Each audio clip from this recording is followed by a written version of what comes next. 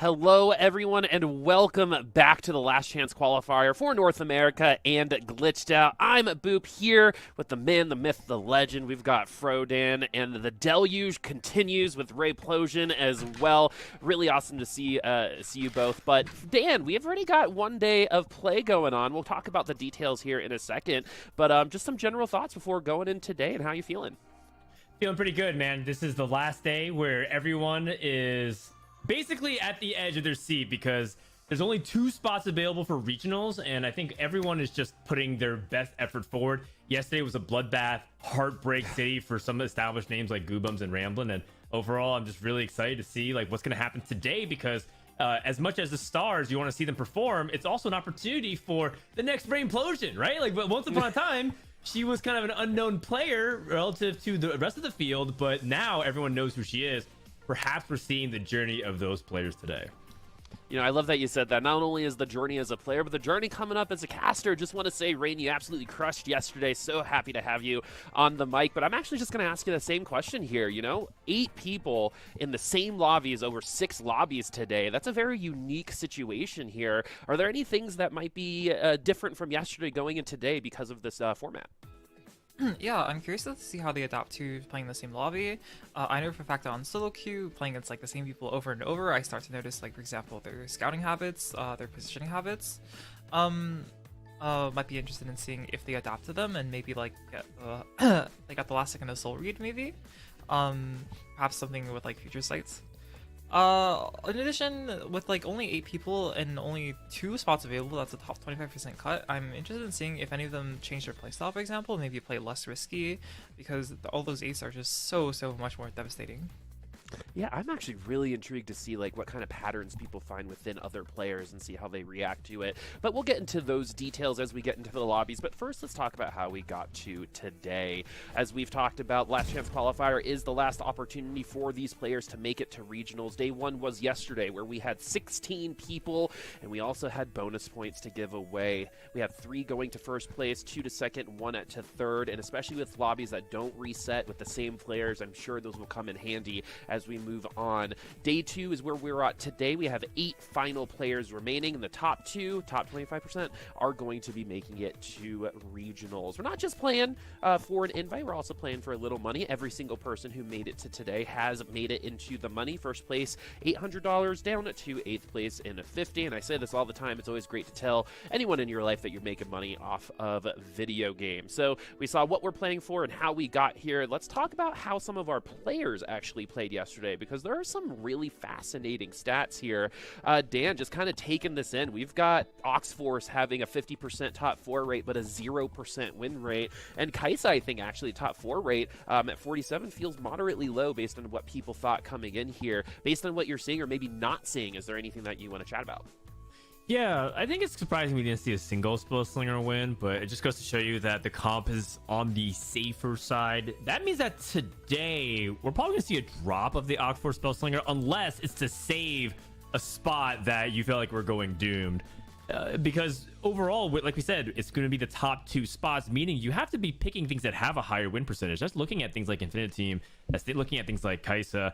I'm surprised also about the Gadgeting stats around Gnar. I think this looks way too low. It should be at least getting top 4 pretty often and winning.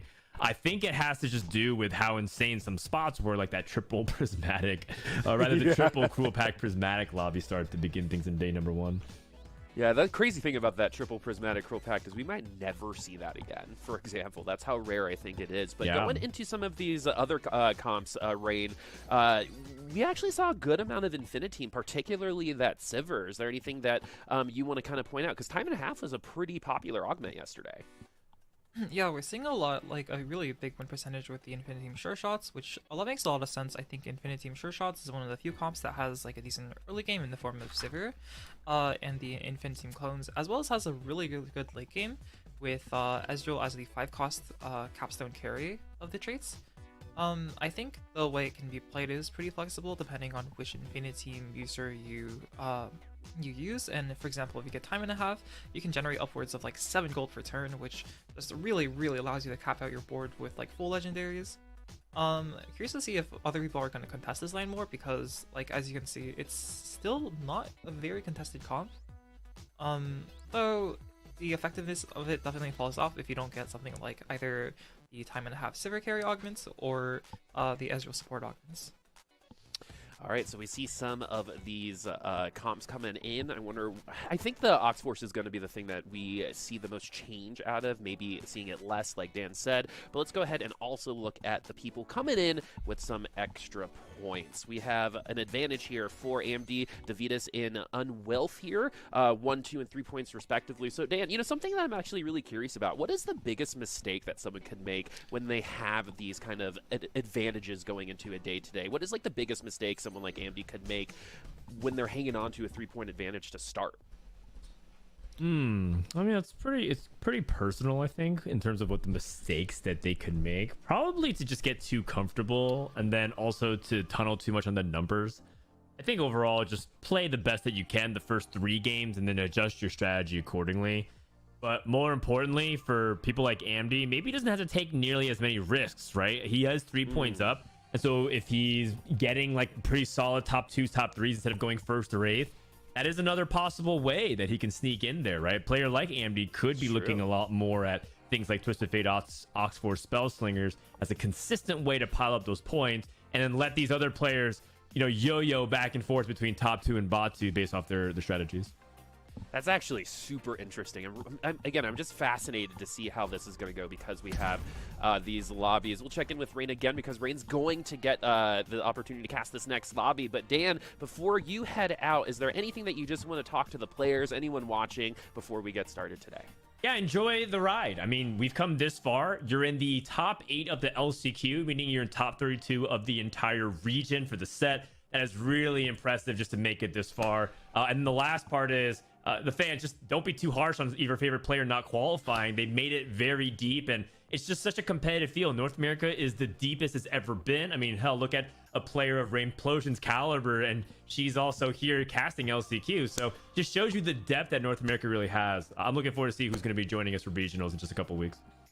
Very well said, Dan. We'll see you for a lobby 2. Thank you so much for joining us here, and we'll see you soon. But let's get started. Lobby 1 is going to be Boop and Rain, myself and Rain here, and I'm really excited to get your perspective on how these players are going to be going through today. We've already talked about the mental, but you've been in their position before. You've had the bonus points as well. So in terms of like specific player thoughts right now, when you're coming into a day like today, you've already talked about comps being maybe a little bit different. Would you as a player, knowing that the format is what it is, play safer or play a little bit more 1st or 8th, knowing kind of the context of what today is? I think that in LCQ specifically, playing it safe isn't really an option, even if you do have the bonus points. To some degree, if you chain together lots of like 2nds and 3rds, you can make it. But the fact that it's a top 25% cut, the fact that only 2 people out of all of these 8 players can make it, means that I think you have to play a little bit risky. Maybe you don't necessarily go play for 1st or 8th, but like you should definitely be playing for at least like a top 2, top 3 every single game. And playing for like the top 4, playing for placements, it'll work if like all your other games are 1st, but if you're not willing to put a little bit of skin in the game, if you're not willing to take a little bit of risks, it's going to be really hard to take the top 2. Yeah, the only time I see that being appropriate is kind of what Dan was talking about with AMD maybe taking the first 2 lobbies a little conservatively, seeing how the rest of the lobby might like feed off of each other, for example. So I definitely see that. Anything that you're particularly really excited to see today? We had some really wild comps yesterday come through, and Kaisa didn't quite win them all either. Do you think that's something that we're going to maybe see more of? Because that could potentially actually push someone like AMD, who played that comp a lot, out of contention because they might be forced to play something that they're not used to or kind of hold hands somewhere. I think whether we see Kaisa not more, given that there's only going to be 6 games, depends a lot about where the hero augment specifically is going to be. Like a 3-2 hero augment really encourages people to play Kaisa, whereas like a stage 2 or a stage 4 hero augment might disincentivize playing Kaisa more so. But I think that Kaisa is still going to be like a relatively stable playing field here, because like if you hit a Kaisa on 2-1 with a Shiv, or if you hit like Rel with with Lux, you're still going to play it.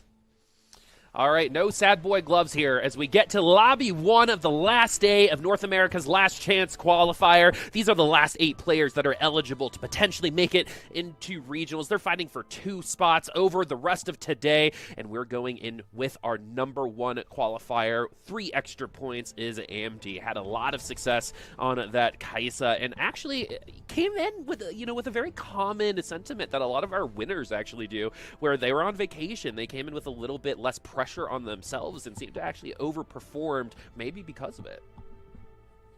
Yeah, we've heard it from a lot of past tournament winners that their strategy before the tournament was actually to not play at all. Perhaps they were distracted by certain video games such as Valorant, or they were on vacation. And looking at Amdy's performance after coming back from Hawaii, I'm starting to think that they might have some merit. Maybe the true strategy to winning a tournament is to just not play. There is a very common idea in like the classical music world where like the day before your recital you just don't play at all because you don't want to waste your good your good one run through not on the day of. And I think that's kind of the same vibe here when it comes to prep. You do all your prep. There's not really much more that you're going to do the day before or even the week before if there's not a new patch. So you just got to go your own way, and maybe that's why the lack of pressure on oneself might actually bring out better results. It happens so often, Rain, that it's something I think that's worth bringing up. But looking at this comp right now, this is not something we saw AMD even touch pretty much over the day yesterday. It was a lot of Kaisa for AMD yesterday, and we're already moving with a Silas 2 in a potential duelist or underground direction. I wonder if this Yasuo augment is going to pop up here. Yeah, he does sell for the Fiora, so it looks like he's not leaning into it too hard, but it seems like he's just playing around a lot of pairs, upgraded units. I'm sure he'd be more than happy to pivot to Kaisa if he finds one soon, but right now it seems like he's just trying to play strongest forward. Okay, all right, we got, so we do actually get the hero augment first. It was kind of a vibe once I saw the Yasuo that it was coming. We actually saw some really good Channel Ferromancy yesterday. Both rel augments working pretty well. We're definitely thinking about it. We still have some rerolls. Anything here that's catching your eye, Rain? So... Oh, it's the catch team. Oh. He goes for the Poppy carry augment, scouts the lobby first. It was really interesting to see how, like, as soon as the second augment screen popped up, Andy just left his board instantly, checked out all the other boards. I think it's a sign of really good play that he's checking to make sure that he's not contested. And we haven't seen channeled Ferromancy much, but it's quite a strong augment, especially if there's not too much shred to decrease the Poppy armor. And I'm excited to see the direction he takes the augment. Yeah, this was bigger, better buckler, I believe. So that ultimate is going to shred the backline. So, the tier 1 Kaisa is not as safe anymore on the basis of this augment here. I remember doing this with Mork during Mecha Cup, and this was actually an augment that he talked about really, really enjoying and feels maybe a little underutilized. And it did do a lot of work in the early to mid game, especially since that Poppy, if we get to the Poppy 3, is just going to become even stronger. We do have another player here with some bonus points, just one, and we have an admin selection coming up here. Yeah, all of them seem to be a little bit admin specific, which means that to make use of the admin, they'd have to actually play Warwick or LeBlanc. Given the 80 items, it'd probably be Warwick. So it looks like he's not gonna keep the admin around for now, given the fact that their items are on Ashe. But it means that Warwick is a late game option for them, depending on the admin that they actually picked. And we saw Warwick 3 yesterday do very, very well, won the lobby.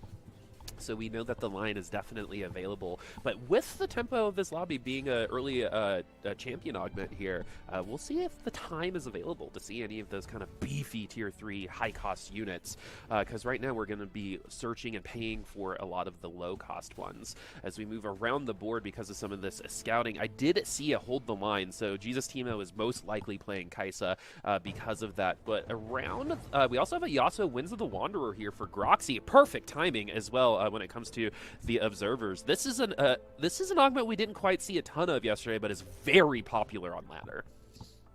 Yeah, on ladder, sometimes when you see like a 2-2-1 or a 2-2-2, you often see 2 or 3 Yasuo carries at the same time. In this lobby, however, it was only a 1-2-2, which means that it's obviously a lot harder to get the specific 2-cost carry augment of your choosing. It's part of the reason why I think we saw a lot of these 1-cost rerolls. We saw the Kale carry augment popping up. We saw Omdi with the Poppy carry augments. So I'm curious to see how these 1-cost carry augments stand up to the 2-cost, because the Yasuo carry augment is definitely on the stronger side. And we'll see if the one cost carry augments can hold up after Proxy inevitably hits.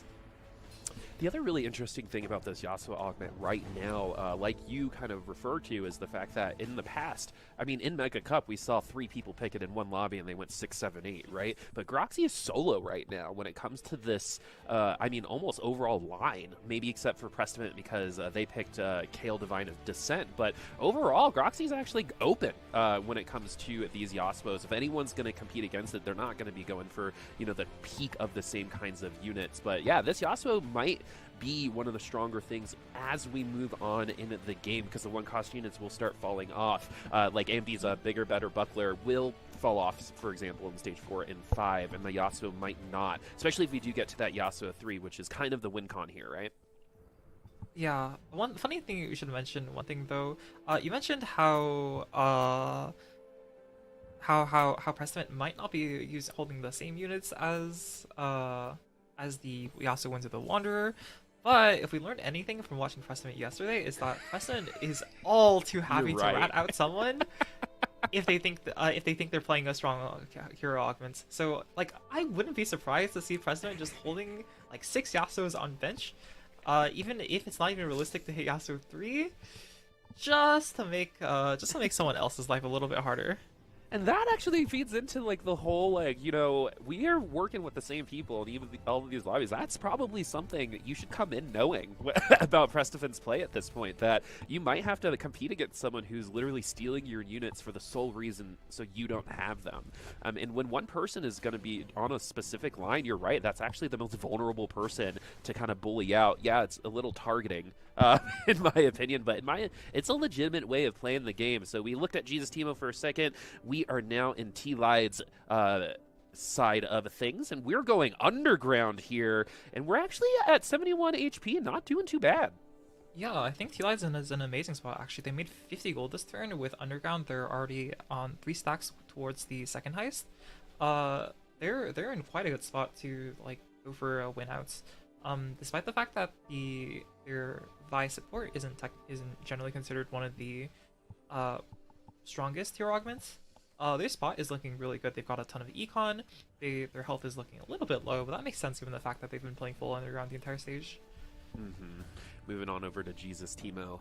Best in slot name, we said, off screen. And so Jesus Timo actually had a wild day yesterday, to be honest with everyone. Played a couple different things. Got second with a Jax comp, a Mecha Jax comp as well. So Jesus Timo definitely open to playing a lot of different directions, which is funny because they're playing the most common one right now. When it comes to hold the line, that Lulu is definitely just holding on for a Kaisa to pop up. And here is P-God or Prestavant with Divine Ascent.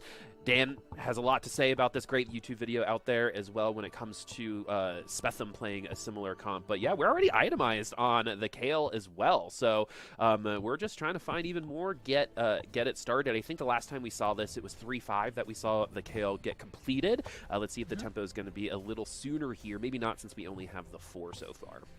The number of kills isn't quite as high as the last game we saw, but it's not like an unreasonable number. We'll see if President can summon up a few kills.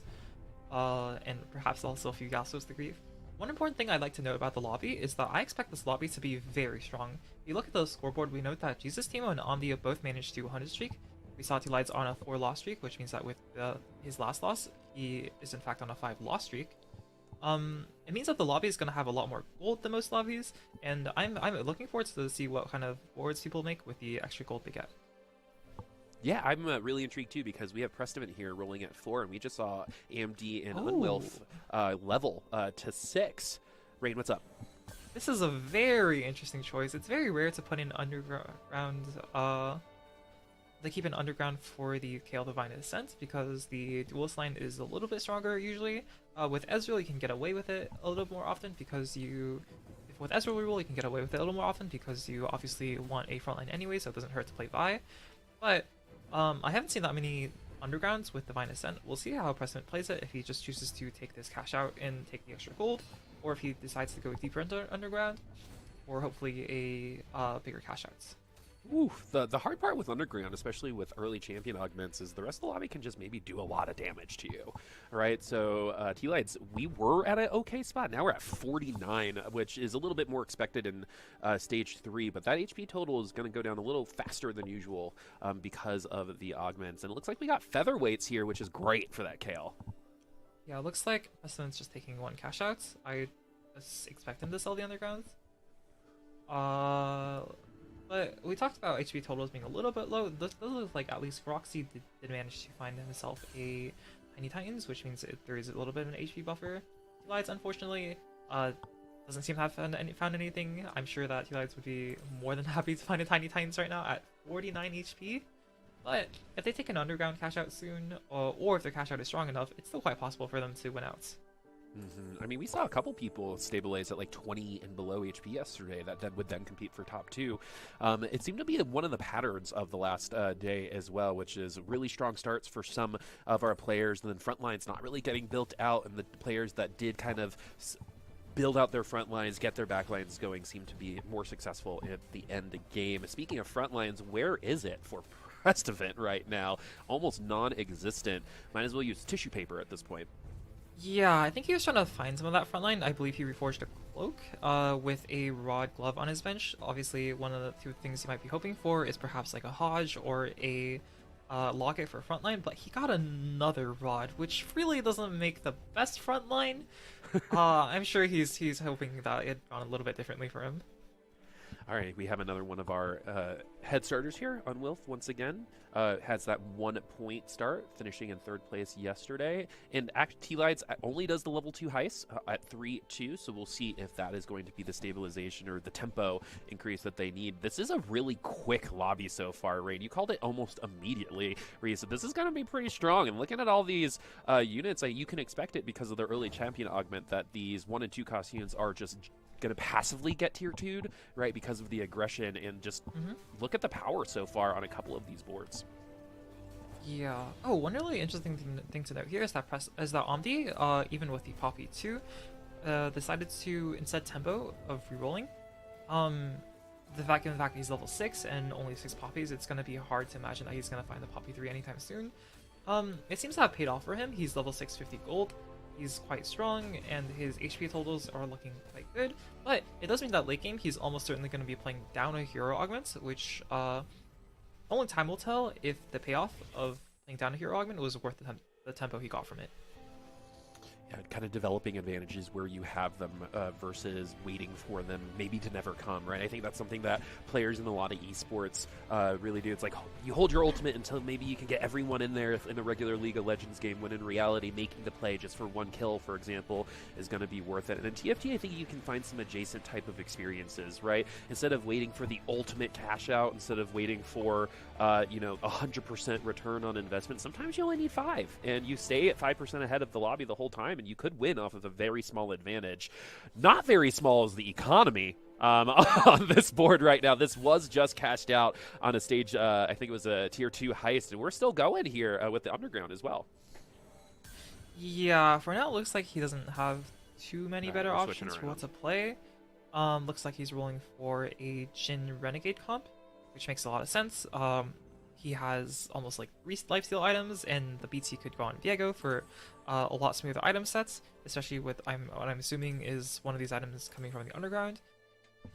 It means that, at least for stage 3, T-Lights has managed to secure himself a very strong board, but his econ is looking a little bit low, and his health is only at 40. Only time will tell if the extra items he's managed to secure himself and the extra tempo from hitting everything so early will manage to get him secure himself a top 4. Yeah, Groxy, unfortunately, not matching the tempo of the lobby so far. I think that Yasuo is still pretty weak, not fully itemized just yet either. And this is what happens when you have those champion augments at first. There's a lot of like 4 or 5 unit wins in stage 3 that really push the lobby, but you have Unwilf at the top of the leaderboard at 98 HP, just a huge advantage so far. But we just saw it. 3-6 is where we're going to see Prestovent have that KL3, so we're hopefully launching off the launch pad here for Prestovent from 8th to a potential top 4. Hyperbolic Time Chamber was the champion augment, and also we have not that much damage on the board either. So while some of these comps are doing quite well, a couple of these players are not finding the tempo that they need to survive this lobby so far. Yeah, there's a few players here who have obviously decided to sack their early game for a stronger late game. Some of them are doing well, some of them are hearts like Yasuo 1, and some of them are really dropping down the HP leaderboards. Preston, despite hitting the KL3, seems to have lost again at 32 HP. That is, I mean, when you hit that KL3, that's kind of like putting the the keys into the engine and revving it up, right? That's when things might change. However, continuing the loss streak might have been fine, especially since we're going into this Wolves round, right? So maybe it was a really awesome way of keeping some economy so we can continue rolling for some other units on that board. I'm sure we'll check it out here in a second. But Channel Ferromancy for Roby Van Knoop, someone that we actually haven't saw a ton of in this particular lobby, but played really well just overall for the day yesterday. Really consistent players. You're seeing one of the higher average placements. But yeah, you mentioned Channel Ferromancy. I also did. When it showed up, it actually performed very well. Do you want to go into any more detail on that augment and how it's helping here? Yeah, so I think Channel Ferromancy is one of Kai'Sa's better augments, the reason being that oftentimes your Kai'Sa is going to be contested, and Hold the Line, while really good for early tempo, starts to fall off late game unless you can secure yourself a Rel 3, which is certainly possible in this lobby. I think there's only 2 people contesting Kai'Sa, if I'm not mistaken, and only one of them has has the Rel augments, which means they're probably going to be going for it. In this case, Channel Ferromancy, I believe, is very good for Kai'Sa. It increases your armor MR every single time you cast.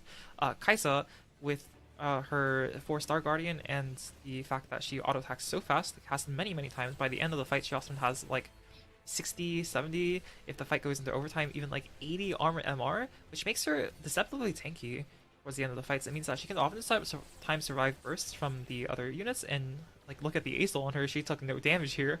And it means that she almost always wins the 1v1s at the end of the fights because she's casting so much. Fascinating. Man, that's the best part about casting with a player like Rain, is just those kinds of really fascinating, just, hey, this is how the game is, right? Here we go. We have a gold augment now to finish things off. Makeshift Arbor's been pretty popular, and it continues to be. And on this particular board, it should actually find a lot of value here, as our carries were already itemized, right? And so we can push our tank a little bit further as we switch over to Davidas now, who has a lot of large rods and a good amount of AP, but let's see where they're going to land here, because that Lucian 1 stuck around almost that whole time. Yeah, seems like they're pivoting into an Ox 4 Spellslinger comp. They're buying the Spellslingers. They got 4 Ox in already. It's quite interesting in this lobby that everyone's been econing early, but I do think it means that around 4-2 is where we're going to see a lot of spikes. There were a couple of win streaks early, there were a couple of loss streaks, which means with the extra econ, 4-2 level 8 is oftentimes a prime time or a reasonable time for them to begin to level and roll. We'll have to take a look at the other boards to be sure, but it could really mean that like this is where the lobby is going to be decided. These next few rounds, especially with people already down at like 28 HP, and some people just almost out of reach of the bot 4 with their high HP totals like Newell. Yeah, I mean, at this point, it's actually really awesome. If you're in the lead right now, like Unwilf, winning these rounds is great, right? Because you can then plan on sacking some HP a little later on to develop economy when every other player continues to roll, right? So Unwilf may be unlocking a huge advantage in the late game because we're still winning through stage 4-3 at 90 HP, almost 30 above second place right now. Davidas is the one that is, it seems like, is on the struggle bus right now the most. Struggles von Fuggles definitely cosplaying right now as Davidas. T-Lights as well seems to be stabilizing, but we do have not a lot of room. I mean, a lot of these players only have 1 or 2 more rounds that they could conceivably lose before they're automatically eliminated based on just HP totals as we move on through these stages. And now we have AMD not playing Kai'Sa here. It's going to be the Bel'Veth, and this is already kind of a difference between how AMD played yesterday and AMD played today. Yeah, one important thing to look at is that AMD has the 6th defender Rammus. You saw just one ult from Rammus to Kaista to almost 30% HP. In addition, the 6th defender also really buffs the Poppy, makes the Poppy ult do a lot more damage. It means that anyone with a carry in a corner is going to be really weak to AMD's board, especially with the Poppy Buckler. We'll have to see how he manages to finish the rest of his board out, because even though 6th Defender can be really strong, there seems to be a lot of AP in the lobby, which means that the 6th Defender doesn't really provide the defenses that you'd expect. Well, and then you've got Chandler Theramancy too in the back line, right? So when that Rel ults, that Kaisa is going to potentially survive a lot more damage than expected once the Sand Slam does get into the backline. We did see a Rammus 3 absolutely destroy a Kaisa yesterday, so things can happen, and they might be going that direction, but as of right now, it's going to struggle, like you said, because not a lot of AD in the lobby. 6 Defender is cool, but it is moderately, not moderately, is lobby dependent in terms of where that AD is going to find, so those rounds are going to feel really good against a comp like this, potentially with the Jhin in the backline, but then you're also dealing with things like the Vex and the Viego, so we'll see how long the 6 defenders can roll. But we also have a Renegade emblem here too, so we are definitely, we're maybe going to push Renegade 5 here in just a second. Where might this emblem go? It's going to go on the Pike. Love that. Yeah, they need to swap the Jhin with the Vex in order to get the Riftwalker to copy the E5 Renegade, but hitting the Leona here means that their board can get really strong. The only problem is that T-Lides is still hard stuck on both Viego 1 and Jhin 1. They seem to be able to beat Roxy here, but I think that's a little bit of a function of the fact that Roxy is still stuck on Yasuo 2. We'll have to see if T-Lides can keep up the and hit their Viego. All right, and it's also really fascinating to see this Twisted Fate right now because, you know, we saw the stats as we do get the Rel 3 for Jesus Teemo. Because of the 0% win rate. That, again, very fascinating. 50% top 4 percentage, 0% win rate. I wonder what other comps in the past have been similar to those kinds of statistics, because there's always one. But yeah, we're going to be moving on over to Jesus Teemo. I like to joke we know who Teemo is, but who's Jesus? Rain. Yeah. Jesus Teemo is really gonna need some resurrection powers if they want to rise from the dead here. But the Rel 3 is a great step towards that. It means a ton of tankiness, but there's stuff like the Poppy 3 on Omni's side. Omni's somehow managed to go for the level 7 Poppy 3 reroll, which is not the most popular strategy. Did you? But he hit. So it turns out that his board is pretty strong now. That bigger, better buckler against the Kaisa, I'm sure there was a lot of empathy that we all experienced just then. A little catharsis, I think, when it comes to seeing those Kaisas. Again, something I also want to mention is we talk about it a lot, and it's definitely one of the best comps, but it isn't hitting as high as, say, the Hacker LeBlancs. And honestly, this patch has been really good and really fun so far. So we're going to be moving on back over to Roby, who still has the Aurelion Soul, which was, I think, maybe the overachieving comp yesterday. And so to see it with the Kaisa is actually pretty interesting. Someone else already has the Rel 3, so we could potentially try to compete for that with the remaining Rels, but that's probably out of the question at this point. Yeah, especially the fact that Roby Van is level 8. Seems like they're either going to be looking for a fast 9 or they're going to be rolling a lot more level 8 to try to upgrade their front line. Their front line's still obviously looking not too strong right now, with only the Garrett 1, the Echo 1. There's a lot of improvements that can be made on this board. And it looks like Rovan has decided to roll down. And I also want to mention to everyone as well, Unwolf's lead almost completely eliminated at this point in time. I think it was 25 or 30 HP that we were ahead, and now we're just 2 ahead of second and third place. Definitely stabilizing has happened. As you said, Rain, this is definitely the point where people on the lower side of the board might actually have stronger comps than some of our leaders, based on the tempo and where they've decided to roll. We now have a Fiora 3 as well on the board here for Groxy. Did the Yasuo also make it? No. The other thing about Yasuo that's super risky is if you go to a high CC against a high CC comp, sometimes you just get stuck. And we're also going to lose by 4 units, which in stage 5 is quite a bit, but it's just enough to stay alive. Prestevent also still around with that KL3 on Elimination Station as well. Yeah, we've got a lot of people at really, really low HP bars, and there's a lot of really strong comps in the lobby, like the 6 defender Rammus 3 and the Poppy Rammus 2 and Poppy 3. Also got the Rel 3 lying around. Oh no. Sorry, Ooh. they rolled past the Jinx too, and I got nervous. Oh, finally! Yeah, they don't have a QSS on this Yasuo, so it's gonna not be as tanky as it could be. I'm a little bit surprised they haven't slammed their Zeeks yet. I'm not sure what they're reading out for. Alright, it seems they've decided to slam it at the end. But, sounds like something they could have done on 5-1, in fact. Since there's not really any other items you can turn exactly 1 belt and 1 sword into. Yeah, so instead of potentially having an extra advantage, maybe more HP coming from the last round, we're just on 6 now, which is an elimination at this point. The Sand Slam into the back line because of the Rammus. Now, the Yasuo has been pretty stuck, and that was not the greatest ultimate from the Yasuo, but our HP totals are always going to get regenerated because of that Hand of Justice, but it's a 1v4 now, 1v3. The Bel'Veth a little bit too much, and the second we locked in that Yasuo 3, it falls, and we haven't really seen a Yasuo comp that successful on streams over the last couple competitions so far.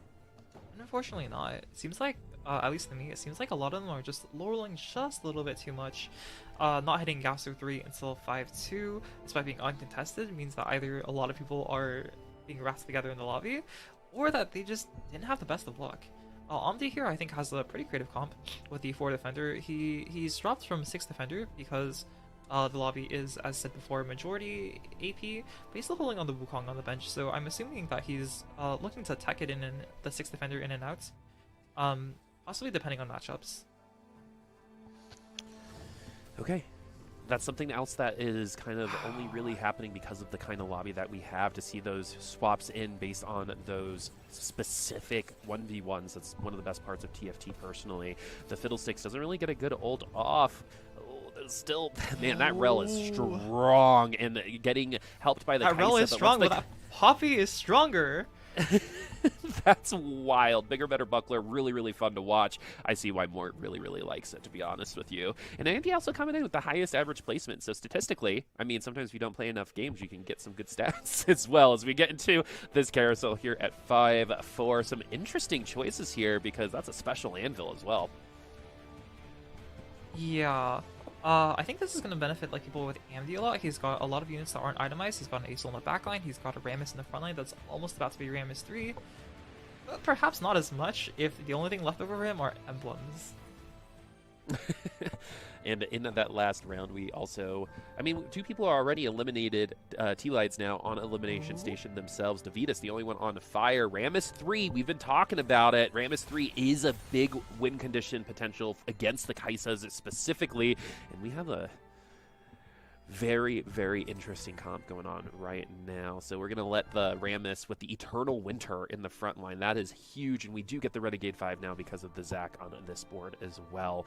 And something that I want to point out too, you said sometimes you don't need to put the tanks in the back, in the front line always, and we actually have the Leono now in the back line to try to help out anyone who might have interference to our carries. Yeah. At least in T-Light's case, there's all the beefy frontline, especially with the Vice supports, buffing up all the units on T-Light's team. It means that the Leon needs to be in the front, but it also looks like his damage isn't quite enough, and this Brawler Aatrox is just too strong. I was a little surprised how quickly that Rammus fell as we move back over to Jesus Teemo. That Rel 3 is on this board. We already have that Garen 2, so most of our front line is set. Anything more is just going to be extra, and that could be the difference between losing out on this round and maybe getting a top 4 a little later. We're going to switch in so we get our 6-star Guardian, so that's going to be a lot of cast for this Rel in the front line to try to help out the rest of the team. And this is the hold the line rel. So this is all about time and giving that time to the Kai'Sa and the Misfortune in the back line. Let's see if they're going to be able to do just that. You know, a plan is a plan until it happens, right? And so let's see if the plan goes accordingly. Yeah, I think Jesus Team has actually found one of the strongest frontline backline comps in the lobby right now. The rel through with hold line and the 35% damage reduction means that it's really, really a monster of a tank. But as you can see from the Kai'Sa HP bars, not all of the fights are front to back, and he's been losing a lot to stuff like the Poppy carry, because if you even if the frontline is almost unkillable, if you just kill the backline first, there's no damage left.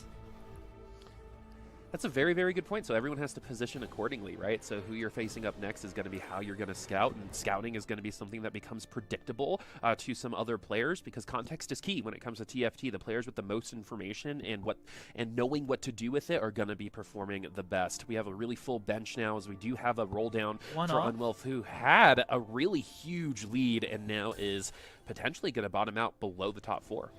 Yeah, Unwelf's been taking a really creative line. I'll certainly admit I haven't seen this line played a lot. Just a lot of brawlers, with a brawler Aatrox as the capstone carry, and Warwick there to add a little bit of damage, and Bel'Veth and other threats for moral supports.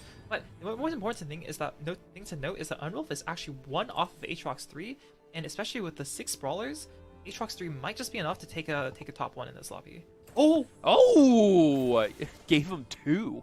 In that fact, you know what? Well, just to make sure you don't roll past it, we're going to give you 2 Aatroxes real quick. If you're one off Aatrox 3, 2 doesn't hurt. I know. Wow, sometimes the game is just like, here you go. Never my games, but definitely this one for Unwelf. And this is exactly the time where it needs to happen. Now, everyone has to react to this Aatrox. If you don't have damage mitigation or damage amplification for HP, whether it be the Last Whisper or the Giant Slayer here, you're probably just going to lose the Syndra, trying to give Davidas a little bit extra time so that Twisted Fate can get through that Aatrox, but you can barely see the HP total because there's so much of it, folks. That isn't black. That is just so much HP bars that it just looks like it. And I don't see a world where that Aatrox loses all of that in this round. Yeah, for those who aren't aware, Aatrox's spell increases his own HP by a percentage of his max HP, which means that if he has a lot of HP items on him, it's like Warmogs, or in this case, a 6 Brawler Crest, it means that his own max HP gets magnified a ton, and he becomes almost certainly unkillable, especially with Declop granting him percent HP max HP regeneration. Sorry about that. It means that the Aatrox is a really huge threat, and I assume the only hope of beating it is to kill everything around the Aatrox and maybe chip down the Aatrox slowly and over time. All kind of like the rel for the hold the line, right? Kind of same vibe. So maybe actually the Poppy might be a really great way of dealing with a team like this. So we're going to see a traditional comp move up against it. Is the Misfortune 2 with the Zonia, so that is going to definitely help get to the second ultimate. But I mean, no one's even getting through. This is the most damage this Aatrox has had, and I believe that Aatrox on that last round ended up with almost 14,000 health. But we're in the back line, and we decided not to ult the Aatrox here. Another ult might be the only way of making this happen. This team's actually sticking around a little bit longer than I think some people might have anticipated, and now it's going to be the Misfortune barely cutting through any of that HP. This is more of a coronation for our Aatrox player here, or is it? Now that if we go to overtime and the ult hits in the right place, it doesn't. And unfortunately for the rest of the lobby, that Aatrox 3 is looking mighty unkillable, especially since AMD also lost that last round. Yeah, that was three full MF ults into the same Aatrox, and it seems to only have taken half its health. Andy might have gotten himself a quite strong board, but I don't know if it's strong enough to beat Aatrox 3. And Robovan seems to have an HP lead, which means Andy's really gonna have to fight or get lucky for that for a top 2 in this lobby. It's got to be frustrating when you've got a comp like this, and you're like, you know what, I would win, 60 to 70% of the lobbies, but probably not this one, based on how everything is going. So Unwelf gets the Ghost, and Amdi and Roby are potentially going to see an elimination as well. I don't see Unwolf getting eliminated on this round, so going to be looking at the AMD Roby side of things. Roby has that ultimate go off for that misfortune. The health is also helping, and the Belviv actually falls right before it gets to the misfortune, and now it's going to be all Poppy. And just like you mentioned, Rain, all these fights are technically front to back at this point, and it seems like the majority of them so far, especially with the units that we're seeing, the augments that we have made the backline substantially more vulnerable than usual as we get to our most likely final carousel. Oh, I think Rovan might have accidentally grabbed the Mecha Crest. Seems like Rovan was going for the Zephyr, hoping that maybe, just maybe, a Zephyr would manage to stall the Aatrox 3 long enough for the Kaisa and MF to kill it, but they missed. They grabbed themselves a Mecha Crest, which really doesn't do that much on their board right now. And unless something drastic changes in the next fight, I'd almost certainly expect Unwolf to take first in this lobby. Yeah, the set 9 would need to be released, I think, if Unwolf was going to lose this lobby. But yeah, the other thing that's just the kind of like a nail in the coffin is the fact that Roby's going to get Zephyred, right? Mm-hmm. Which means that they're going to take potentially the Misfortune or the Kaisa out of the running when it comes to beginning. And when you're already working against the grain, having one less person to help you through it is absolutely brutal, especially since they're going to start on the Aatrox, and the Eternal Winter is already going to be neutering this Kaisa pretty brutally. Is this going to be, I mean, this is going to be a lot of damage going on to Roby here, unless Kaisa can start breaking through, which it does. So this is kind of making it through the rest before we get to the Aatrox. This might have been best case scenario here, but I just don't see a world where Kaisa's even able to break through, and that world is not in this one just yet. 14 HP remaining, and I think Roby, you know, that was almost best case scenario there. Yeah, in order to kill this Aatrox, they're going to need like a Kaisa 3, and maybe a second Kaisa 3, maybe even a third Kaisa 3. Because that Kaisa is not doing enough damage right now. Kaisa is obviously one of the best units in the game at doing single target damage, but the Aatrox, especially with that Declaw and the Eternal Winter, makes that... Oh! And this is going to be even harder to kill! Aatrox 3 and Renekton 3. We talked about how Unwolf was streaking throughout the early game, how their HP was dropping, but it turns out they were just trading their HP for resources like their gold. And with that gold, they managed to hit an Aatrox 3 and a Warwick 3. This is certainly not a comp I've seen often, or honestly, I haven't ever on the ladder, and I'm really impressed by the creativity that Unwolf's managed to pull out in this game. Unwolf, Roby's got a family. Leave them alone. This is too much to handle. My goodness, that is an elimination. Are we going to go through one more stage? Yes, that is going to be an elimination. Unwolf, like I said before, a little bit more of a coronation than a challenge there once the Aatrox 3 came through. But it wasn't just the Aatrox 3. Just to add a little bit of salt to the wound, we also got that Warwick 3. You quickly mentioned that you love the creativity. Anything else that you kind of want to talk about when it comes to that comp specifically and how we got there? Yeah, I do love the creativity, but I do think it was definitely a risk. As you saw, they hit the Aatrox 3. They were actually one life away from elimination. If perhaps a few more people had contested the Aatrox, or if they lowered just a little bit more, they might not have been going first. They might have been going like 5th. But obviously, like to get it first, you obviously have to take some risks in the first place. And I don't begrudge them for taking a risky line, and I'm very happy it paid off for them.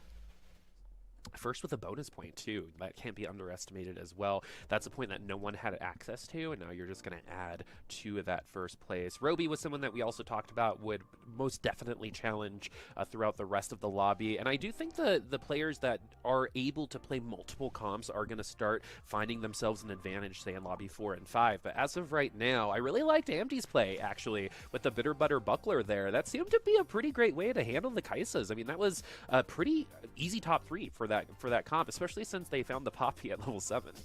Yeah, finding the Poppy at level 7 really helps. I don't commonly play Poppy Rule at level 7, but you know, if it works for AMD, if you can find the Poppy 3 and the Rammus 3, I mean, obviously he's not going to be begrudged the third too much, but it is a testament to how strong the lobby is that even with the Rammus 3 and the Poppy 3, with the bigger, better Buckler, he was only managed to achieve a third. And so, man, I also will probably never forget. One of my favorite things about this set is just how much HP some of these units can get, whether that be a Warwick, whether that be the Aatrox, like we said, where the color goes away and it's just the line separators that you see on the HP totals. We got to see the kind of maximalization of the Aatrox in that sense. And that is something very important to talk about, too, that Unwealth was literally one round away from probably getting 5th, right? And then we actually found the unit, 2 of them in the pack, just for poops and giggles, right? And we're going to be able to make it to that tier 3 and get that win as well. We saw how those lobbies did come out. Any surprises for you? Oh yeah, this lobby was a total surprise for me. A lot of the more well-known names like Prestaman going 8th, in fact. Or well, at least going bot 4. I can't remember his exact placements. And a lot of more unknown names like Unwolf popping up with the almost like 9 streak throughout the stage 2, stage 3 into the Aatrox 3 with Brawler carry. I'm really happy to see all this creativity. I'm really happy to see these new names pop up, and I'm excited to see what we see in the games going forward. Well, what's actually, something actually that literally just popped into my mind, this is where being an unknown is going to be, I think, a significant advantage, right? People kind of know what P-God's coming in with, right? Played Gnar a lot yesterday, pretty easy context to understand. Amdy's kind of same thing. So if you're coming in as a kind of an unknown, that might be a little bit of an advantage throughout the rest of today, because they're still learning about you versus being already to be proactive against you, like someone like P-God might have to deal with. But we do have the final scores for that first lobby, so let's get reminded on how that one came through. Rain already talked about how surprising it is that some of our more well-known names came through, and Amdy gonna be using those extra points to stick around with Unwealth at the top side. So we got 9977, 4321. So man, those bonus points also coming in very important already for this first lobby. Jesus Timo, T-Lides, and Groxy and Prestevent are going to have to do a little bit extra moving forward in order to overcome this first kind of lobby. Getting 8th in this first lobby is absolutely brutal. However, P-God did the same thing yesterday and did make it in. So a player like that, having already done it going in today, it might feel moderately okay at this point, right, Rain? Yeah, I'm really impressed with how yesterday P-God managed to collect his mental after the 8th, listen to some more K-pop songs, and just resets. But today is going to be a lot harder, because while yesterday it was relatively simple enough to just get into the top 8, today there's only 2 spots left up for grabs, which means that going 8th is all the more damaging. You really need to pull it together for the next few games if you want a chance of making top 2 after starting the game, after starting off the day like that. Yeah, we might not need the win right now, but we probably need a couple of them by the end of the day. What an impressive first lobby there. Very much different than I think some of us expected. A lot of access to the back line, and the bigger buckler is continuing to be one of my favorites, that's for sure. But that's only the first lobby. We got 5 more to go. Dan's going to join us for the next one, so definitely stick around, because after the break, lobby 2 is going to be here for you.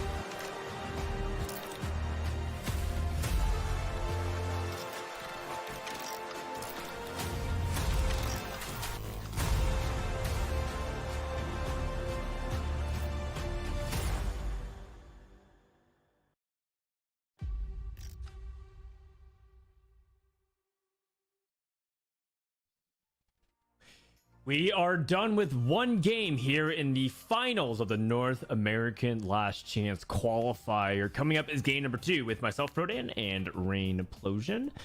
Just after one game, you already set the stage of who is in and who is out, and then that big separation between the bottom. It's basically like do or die at this point for some of these players. Let's see what those who were at the bottom of previous game. You're looking at Prestivan, for example, going to 8th. Obviously, things didn't go his way, Rain, but maybe things can still turn around in game number 2. You've been in this spot many times. What's something that you do to get yourself mentally snapped back in to make sure that you just don't feel mentally defeated? I think one of the most important things you can do is to not dwell on the game. There's a lot of time after going 8th to just sit there and stew and be silent and just think about everything that went wrong, everything you could have done differently, everything that went wrong that game. But in the end, it doesn't really matter. Like, sure, there's some key takeaways you maybe can take away from the game. I think it's much important to just get your mental reset, since like you've already gotten here, you know what it takes to get here. You've got a game plan, and it's better to just stick to your game plan, clear your mind, and be ready for the next game. And make sure that you don't let your last game affect you too negatively. Yeah, 8s happen, and so do firsts if you're able to stick to your game plan, as you mentioned, because all these players are more than capable of taking that LCQ spot. It's about making sure to play as consistently as you can. Now, speaking of consistency, you see the players that got the points all landed in the top 4 or better. Can they continue to compound their lead? Let's go into game number 2 and see what's happening. Standard carousel. Groxy, last one having to pick, ends up going for glove over cloak, and that's not the start Groxy is looking for, because he finished 7th last round. Definitely wants to get off on the right foot, but seems like he's going to be in an uncomfortable spot to begin. Yeah, tier still seems to be the most contested item of the lots. I was wondering if throughout the day we might see some people leaning towards bow start more. But for now, it still seems like tier is contested.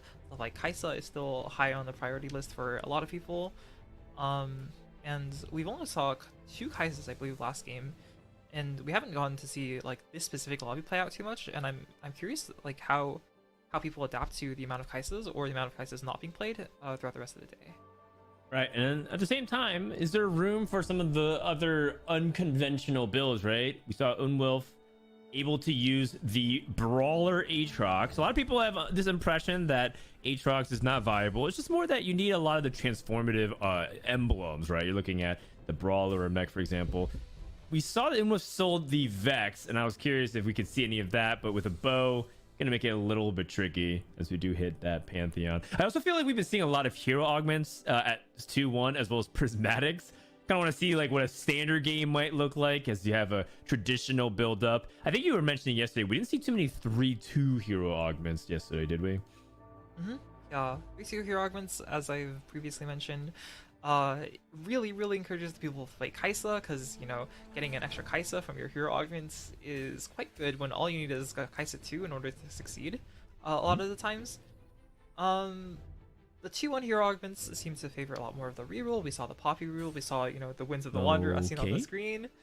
But 2-2-2, one of the most notorious hero augments, because there's so many 2-cost hero augments that are just really, really above the curve. Stuff like Winds of the Wanderer, stuff like Time and a Half Sivir carry, stuff like Hold the Line Rel carry, Channel Ferromancy.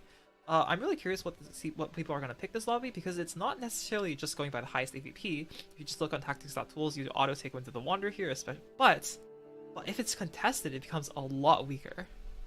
Yeah, and the spot for it also could be a little bit on the awkward side. We do have 2 laser core units, making it an opportunity to pick that Yasuo. It looks like he wants to go instead for I think he wanted to go for a Infinite Team Augment, did not hit it, and now might be forced to take something very awkward and ends up going with your cuts.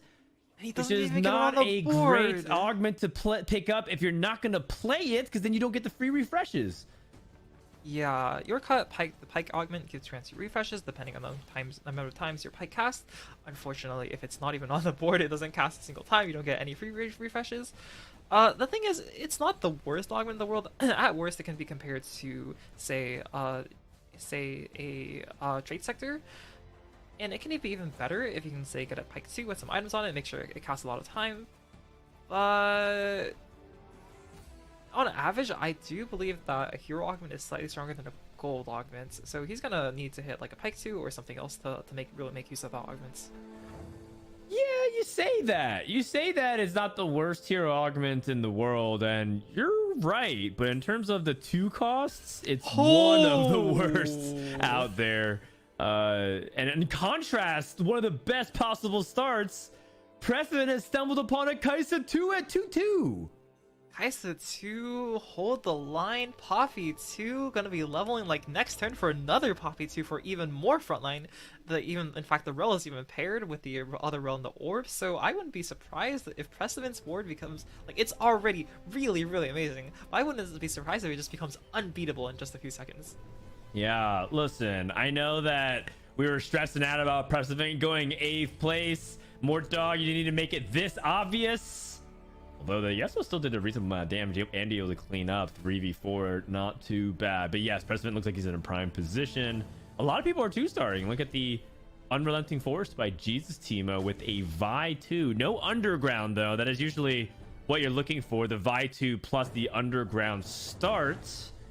And we do have a Draven player. Groxy is going for the League of Draven. What do you think about Draven these days? Well, obviously, it doesn't do well at all if it's contested. Sometimes it depends on the admin if you want to play the hacker version, but I personally have had a lot of trouble getting Draven to work.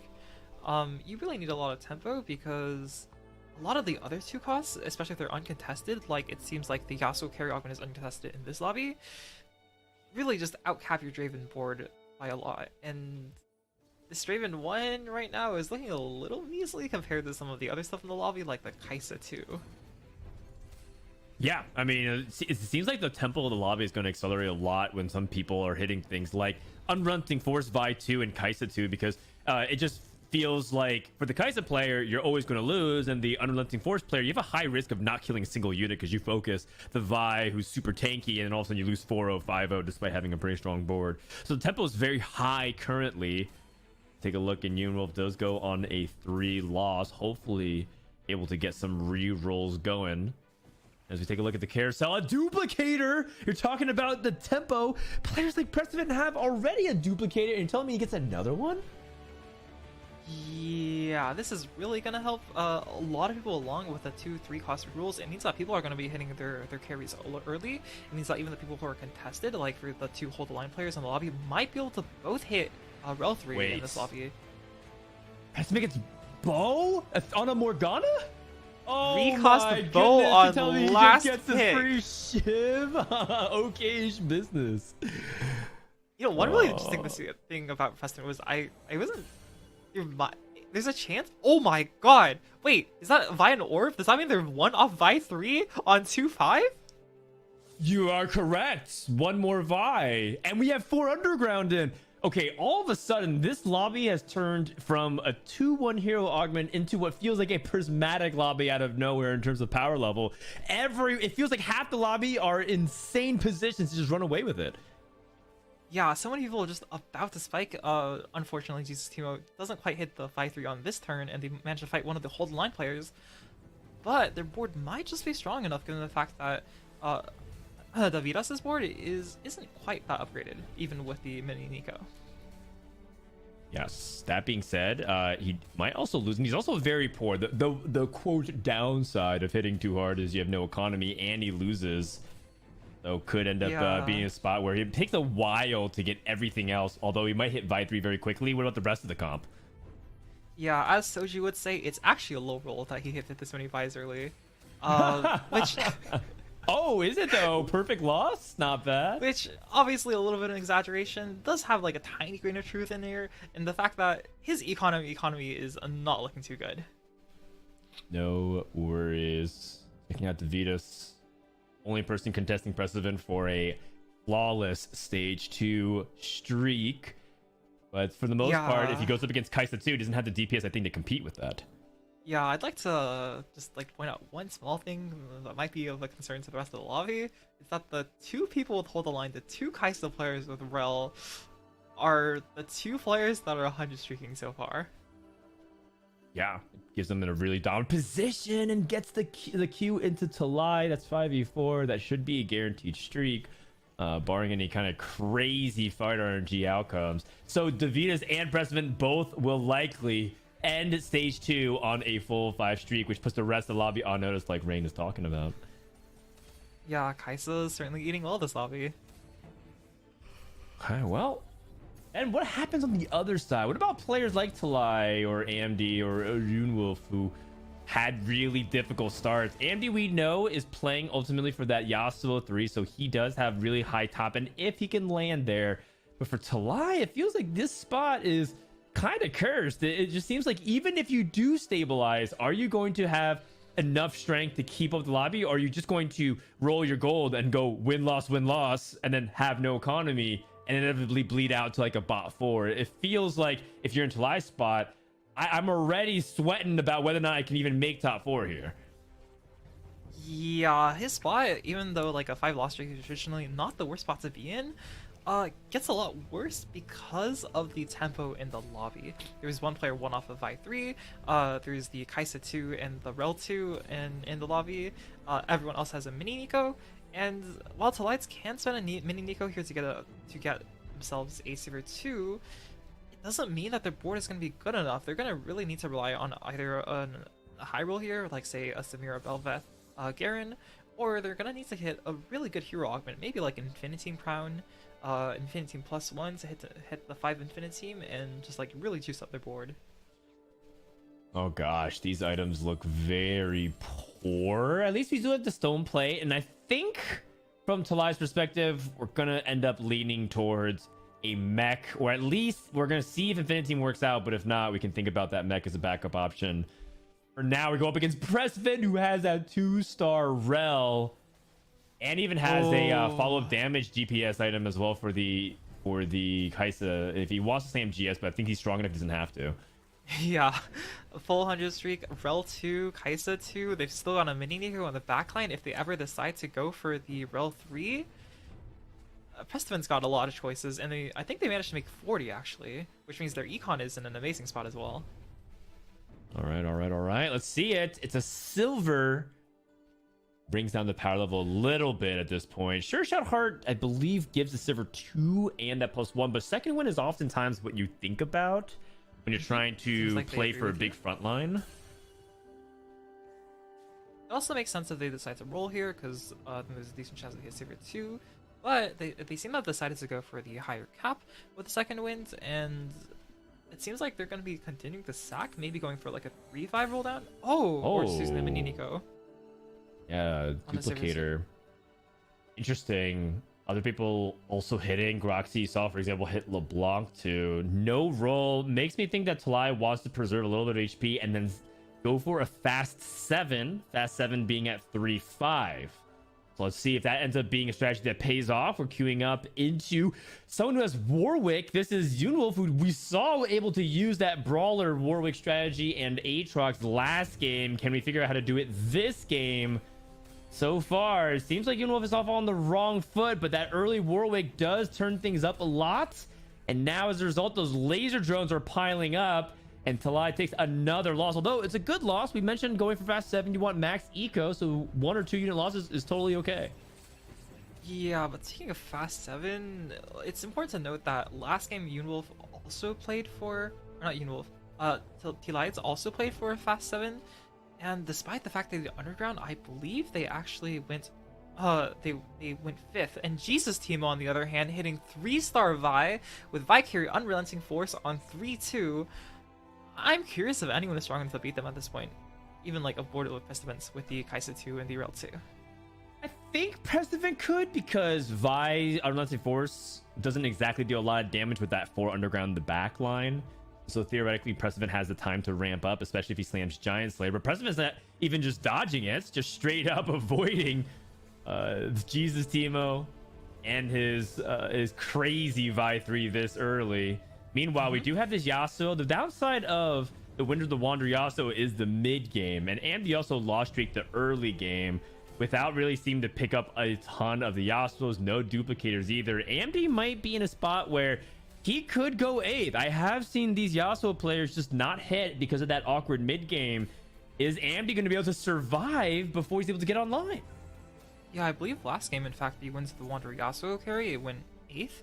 But Andy is, despite the lower spot he's in, is still in a better spot than last game, because last game, I believe Yasuo 2 wasn't even hit until 4-1. Crazy. We did get word, by the way, that Precedent actually did beat the Vi 3, so Jesus Teemo and his Apostles not able to get it done against, well, Mother Nature, known as Rel and Kaisa at this point. So take a look at the carousel. What do you see here, Rain? Well, we talked about how Jesus Teemo lost. It makes sense with the fact that they only have one real item on their Vi, which is the Redemption. Seems like they went for a Declaw, which makes a lot of sense. The Vi is going to be really tanky, as a Vi 3 has a lot of max HP. The percent max health healing makes a lot of difference. And that's an interesting shot. Fast 7. So needs to roll a little bit more if they want to hope of beating like someone like Precedence. Yeah. What if they hit just like one more upgrade? They're in an amazing spot. It feels so tempting in this spot to just keep rolling. This is a spot where I feel compelled to just try to keep going until we're able to stabilize. We even find Aurelian Soul. These are really interesting, tempting 4-cost options, but also quite expensive to hold. So I want to see what Talai chooses to hold onto, which is obviously going to be things like Garen pair, the Samira pair. But also, does he continue to roll? Because these are the important moments of loss streak into a fast 7, is how much can you get away with not rolling? Because I think a lot of times people understand that you want to build a strong board, but people overcommit their resources, and as a result, really hamper their ability to go to level 8 with a lot of gold. Yeah, certainly. Jesus Teemo here we're looking at has a reasonably strong board right now. They have the Vi. Vi 3 with featherweights means the Vi is going to be doing a ton of damage, but their backline's looking a little bit weak. Right now, their damage is, their only damage item is on an Ezreal 1, which means that either they're going to need to hit Ezreal really hard, or they're going to need to pivot off of their carry. Decision time here for Talai. Could end up going for mech, but ends up replacing things like his Infinity, which is giving him even more stats onto the field. So just ends up chilling here, matched up against Precedent already. So Jesus Teemo, Davidas, or Groxy on the other hand. Just crossing our fingers for not Jesus Teemo. I just don't think we have the DPS to compete with that. Almost certainly not, especially with a Rage Blade and a Gunblade. It means the damage item on Lides' board is actually quite low. Davidas, on the other hand, with not the most traditional Kaisa board, there's a lot of side upgrades, such as the Fiora 2, the Annie 2, and the Alistair 2. If I didn't know better, I'd almost expect them to be playing for the Oxlingers, but that is a little bit difficult given the fact that they have Hold the Line. Yeah. The one thing I will say, though, is that with Mana Tempering, that does give you some damage. That is something that is working in favor of Talai, with the front line can give him scaling. Perhaps that Sivir Augment will just continue to ramp up whenever they cast their abilities. Let's take a look at Davidas' board. and see how he handles level 7.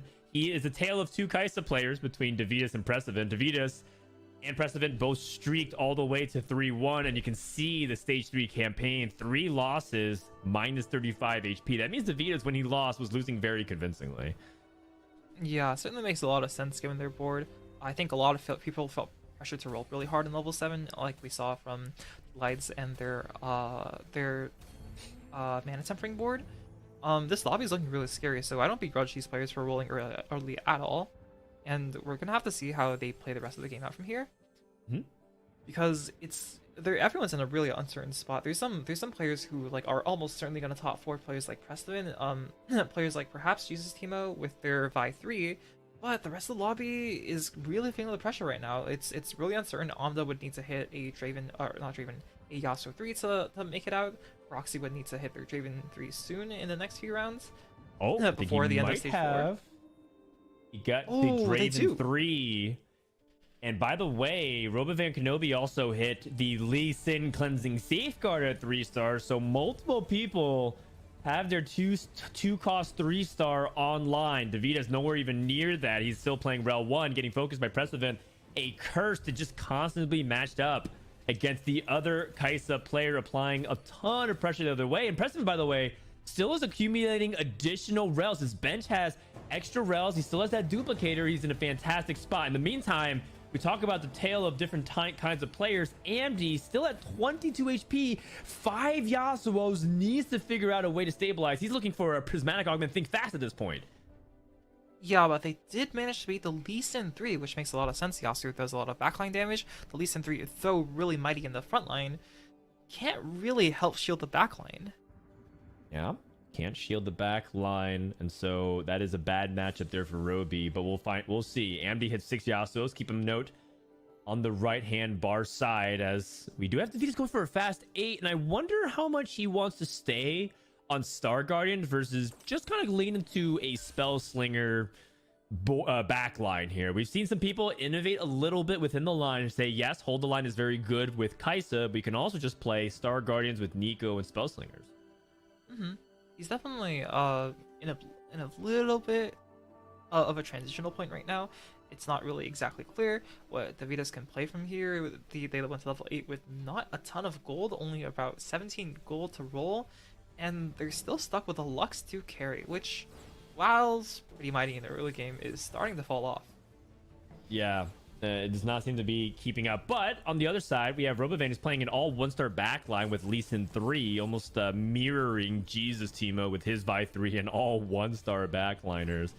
And Lee Sin's doing a good job because this is front to back. In fact, this is one of those situations where you kind of wish Lux randomly targeted, because she might be able to hit that backline, and we just cannot and will not deal damage to this Lee Sin. 30 seconds and overtime, and Davidas barely got that Lee Sin under 95% HP. Yeah, speaking of Robovan has one of the strongest admins, in fact, for the Cleansing Safeguard heart comp, and they've got the every 5 seconds team gain 20 mana, which in a lot of other comps isn't necessarily used to the fullest extent, but with the heart granting so much AP based on the number of casts, the mana really benefits the entire team. Make sure the Lee Sin casts more, shields more, make sure the team itself casts more, generates more mana, generates more AP, and it all synergizes together really well, which means that in front to back comps, the Lee Sin 3 should almost be undefeatable. My gosh. Oh wow. Scope Yasuo weapons, versus Hacker, Warwick. We'll let this guy cook. It's certainly an interesting board, especially because the Yasuo is just like a bowling ball laying into some bowling pins. It gets the ult across the entire backline. Yeah. Rodolfo's positioning is interesting, but it seems to not be too effective against the Windows of Water Yasuo. Yasuo like really got a lot smarter after the buffs, and it's looking kind of scary.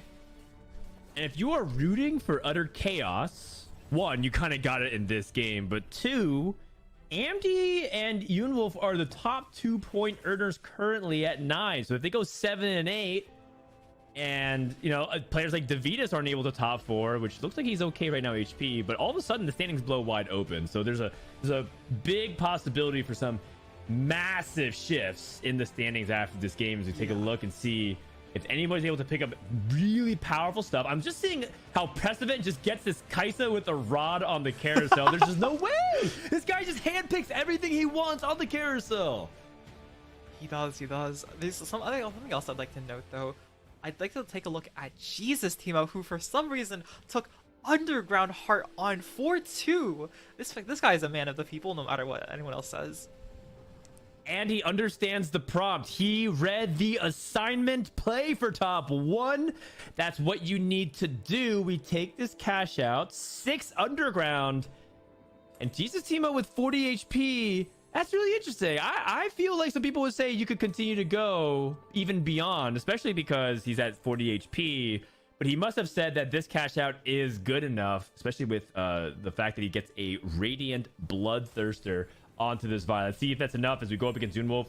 And Warwick is onto the back line, which is good because even if Unwolf loses, likely to clean up a bunch of these units. Yeah, they do have a Morgana though, so Jesus Timo does manage to fend off the Warwick for long enough for the Vi to get back. And with the Warwick, only Warwick 1, I can't imagine it can ever tear through the Vi 3. But perhaps the Warwick can be tanky enough to live till overtime? Oh my god. Amdy died in 8th place, by the way.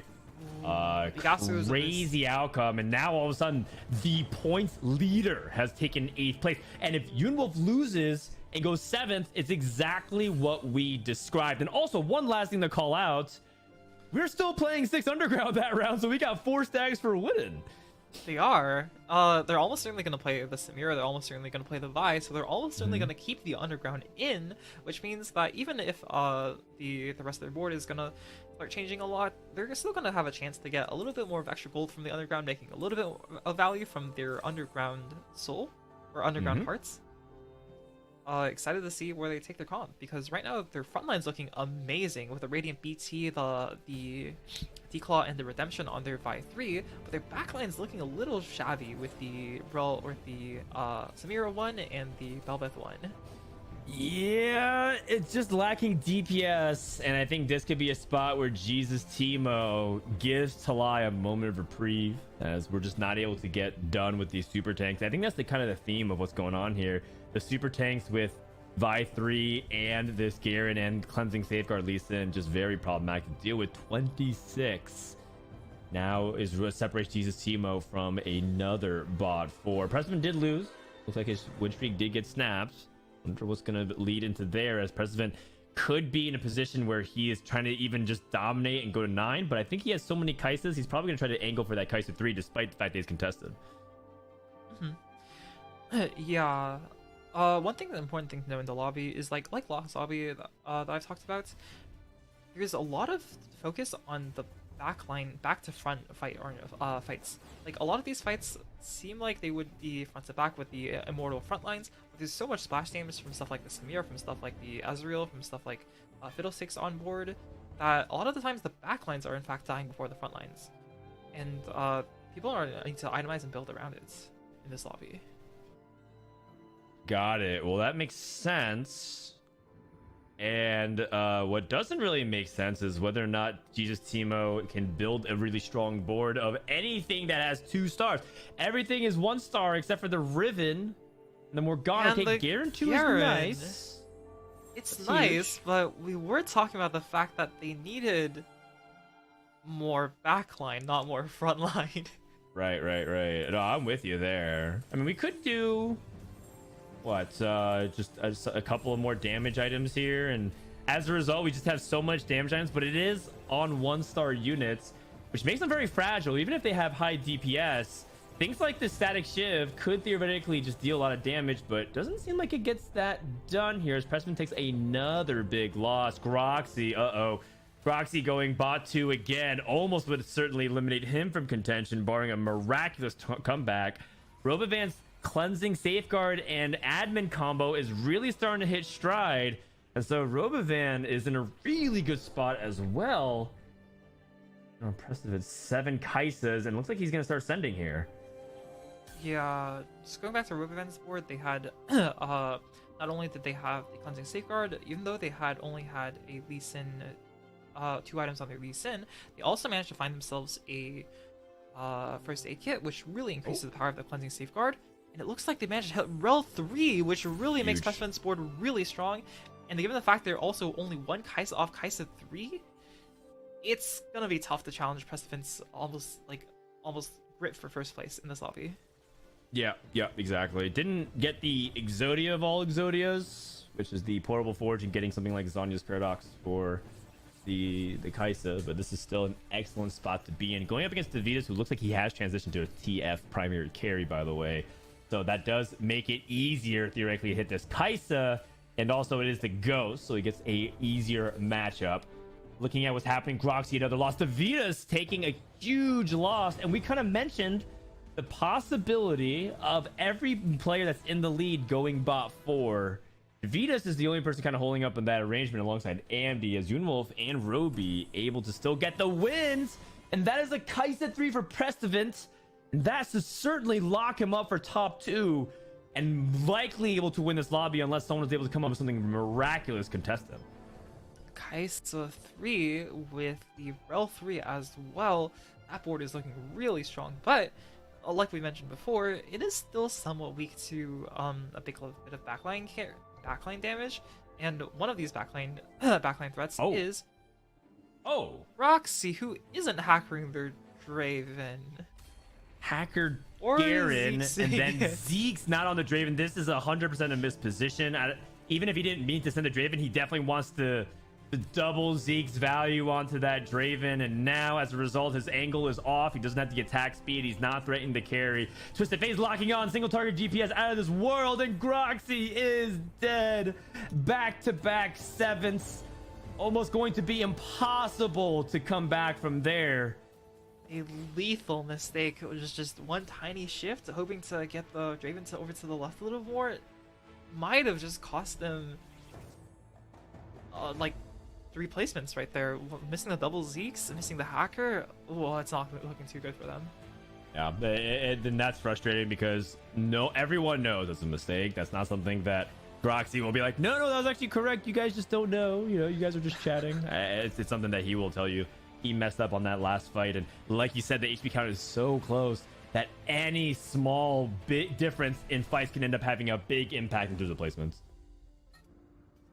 Yeah, also, initially I mentioned that Jesus Teemo was almost certainly a lock for a top 4, but they're in such a precarious spot right now. They took the Underground Heart, obviously. They cashed out something that only benefits their front line, which was already very tanky. There's a lot of stuff in this game that is threatening their backline, but I believe they just hit an ultimate Ezreal 2, which should theoretically increase their damage by a lot.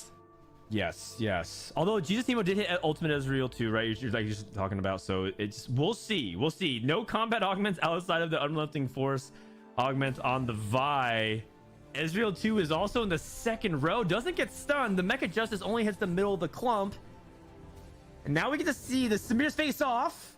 It does seem like Talai does have the Samir focusing onto the back line. And I think Jesus Teemo just doesn't have the DPS. The question of what ifs. 6 underground into an early cash. Jesus is dead. And Yunwolf might go bot 4 as well, which means that we might have our top 4. Talai can make this a miraculous comeback. That would be massive. And on Yunwolf's perspective, I think all things considering, this was still a good 5th. Even if we do bot 4, given how the hero augment panned out. Can he do better though? He's not rolling. He's going to 9? He's greeting. He's gonna bet that he can win this round because even a 1-unit loss would certainly send him 5th here. He's greeting the fact that his board can't get a much stronger right now. They'd have to replace some integral part, and perhaps he thinks that dropping 4 laser core is just not worth it. Yeah. And he fights Prestivant with a Kaisa 3. He is on the misfortune, so we'll have to see if maybe he can somehow eke out a win. Maybe he just doesn't hit the rel until last. Maybe it's the Kaisa next. No, it can't. Even if you lose by 1 unit, which is probably the best case scenario. At this point, you're hoping that Talai takes a massive loss, and Talai's very strong. Doesn't look like Talai ends up losing as it's the V. Oh, hold on. The Twisted Fate ends up getting the damage in. Oh, we will survive though by 1 or 2 units because we're able to preserve HP. Talai sneaks in a top 4. That is an excellent top 4, if I'll say so myself. given the situation we're talking about. Fast 7 can be quite precarious to stabilize, so he has to be happy about that one. Yeah, we talked a lot about how Talides is going to have a lot of trouble maintaining their HP even after hitting because of the strength of the lobby. But he actually managed to outlast a lot of the people who we thought were unbeatable, or at least who I thought was unbeatable, like Jesus Teemo.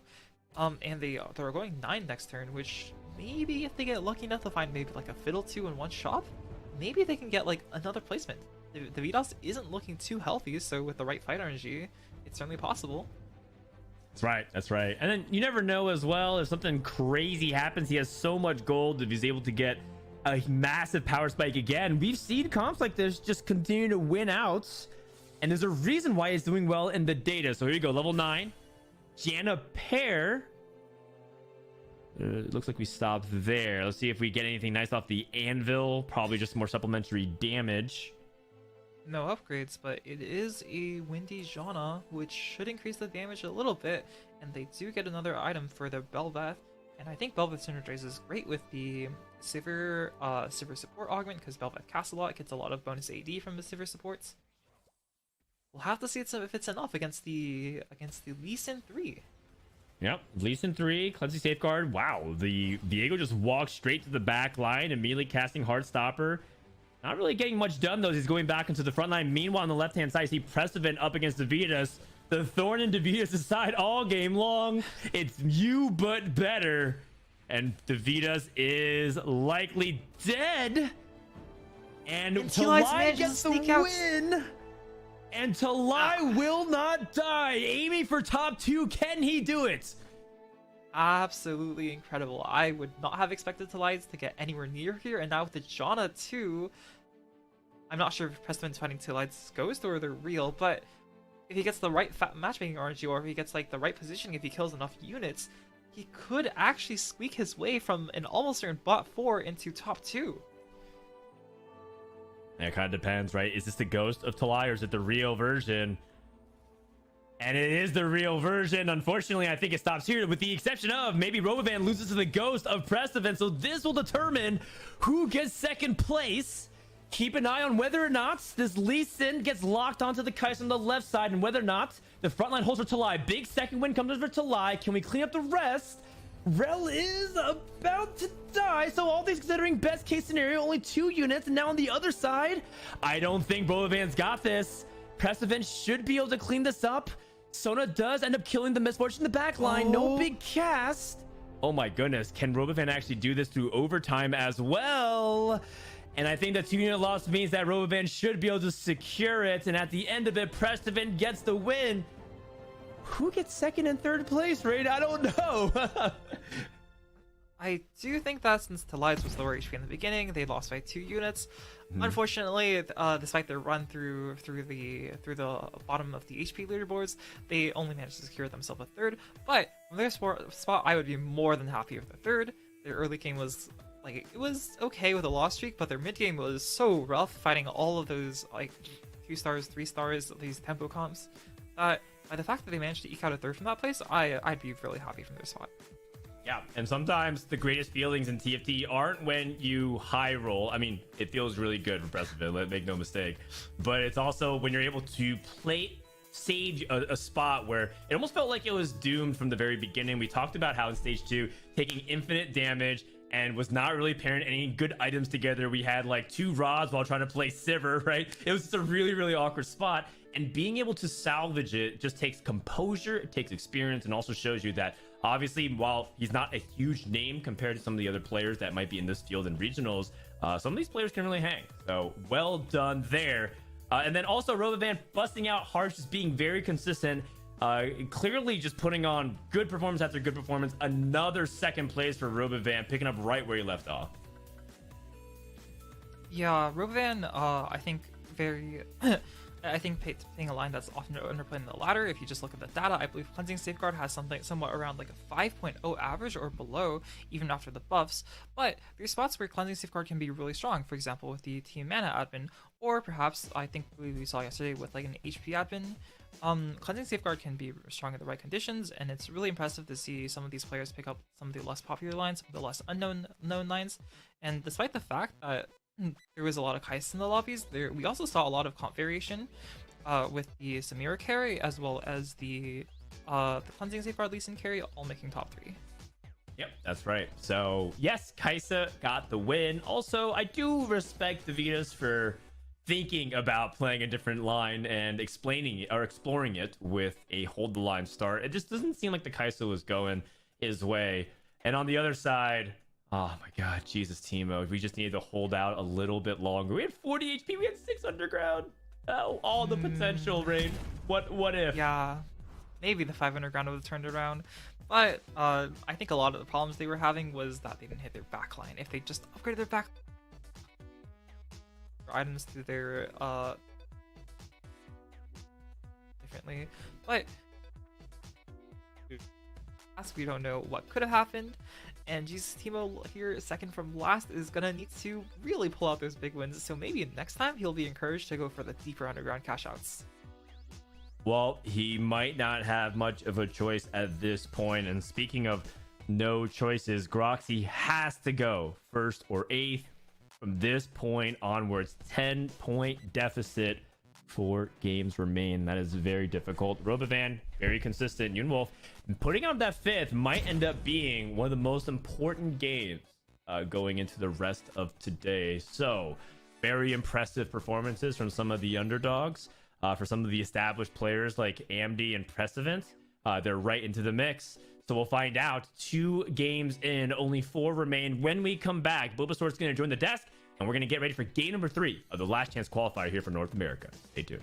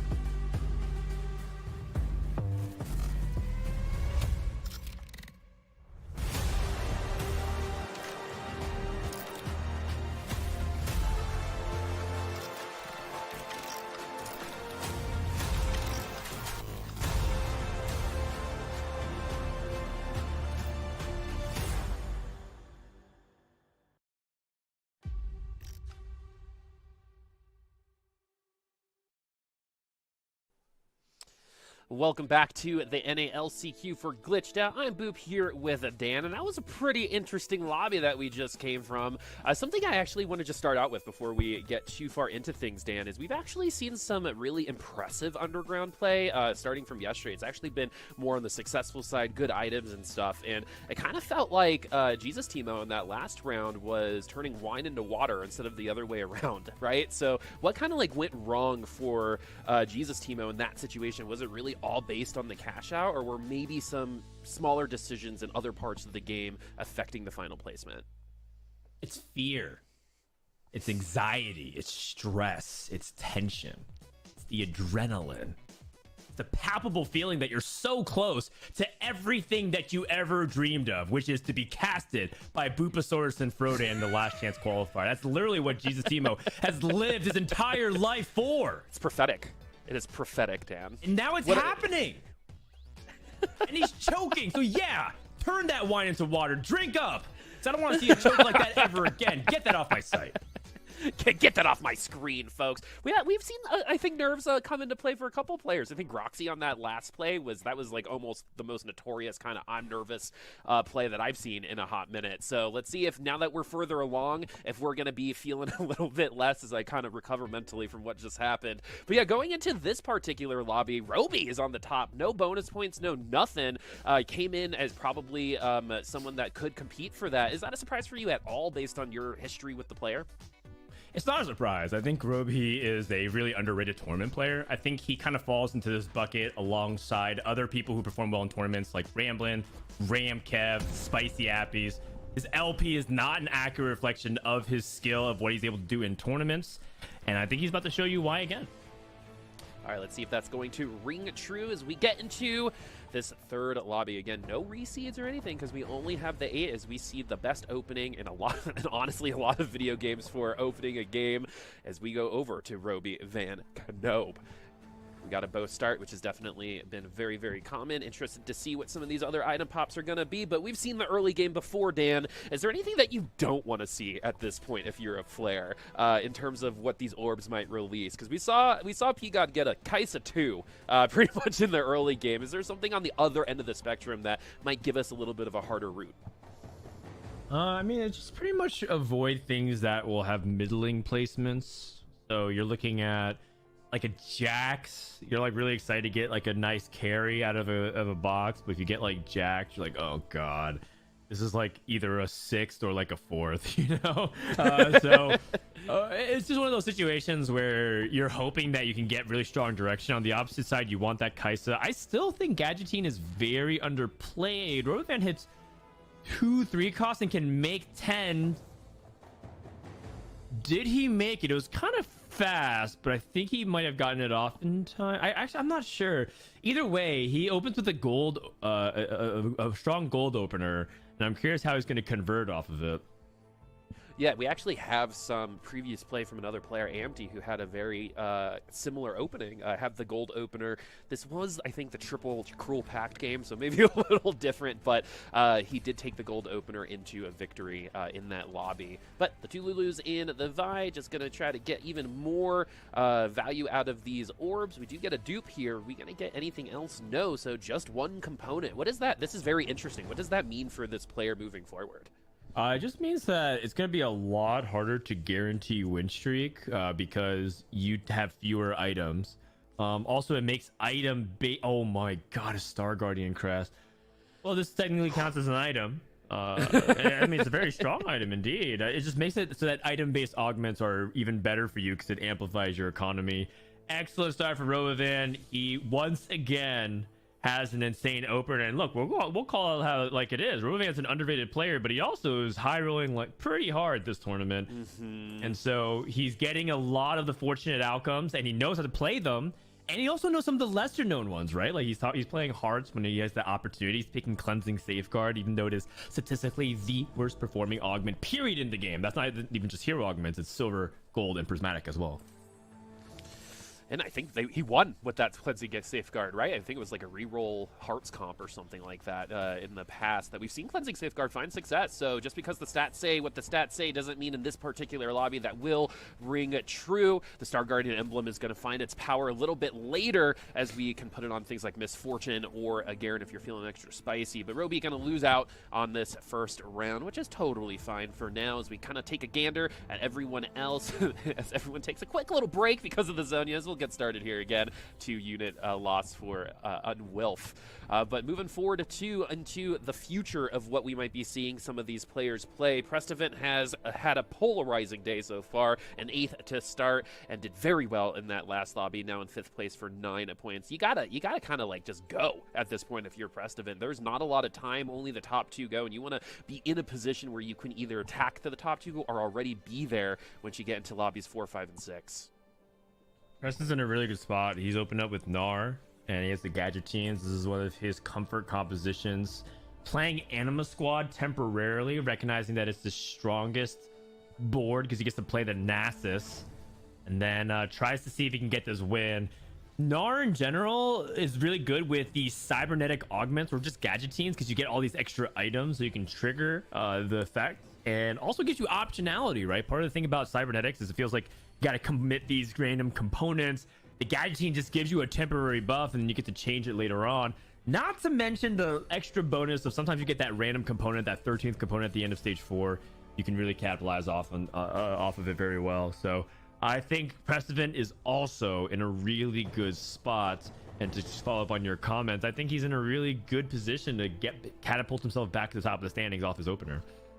All right, Groxy, I'm not going to lie, a little worried about this game based on how the last one ended. I mentioned previously, sometimes how you take the time in between lobbies is actually more important than how the last lobby went, and I think that is very, very true here for Groxy, who had a play at the end that you mentioned. Most people will understand that it was an incorrect play. It's how we come from here. It's almost like mulligan, let's move on, because Groxy's got to keep pushing for it. There are no options for Groxy. We have to win this lobby and see how we're going to go. Rich Get Richer might be a really good way to get there in the late game, but we're not seeing anything on the board right now that is necessarily going to catapult him to the top. We're still finding those particular advantages.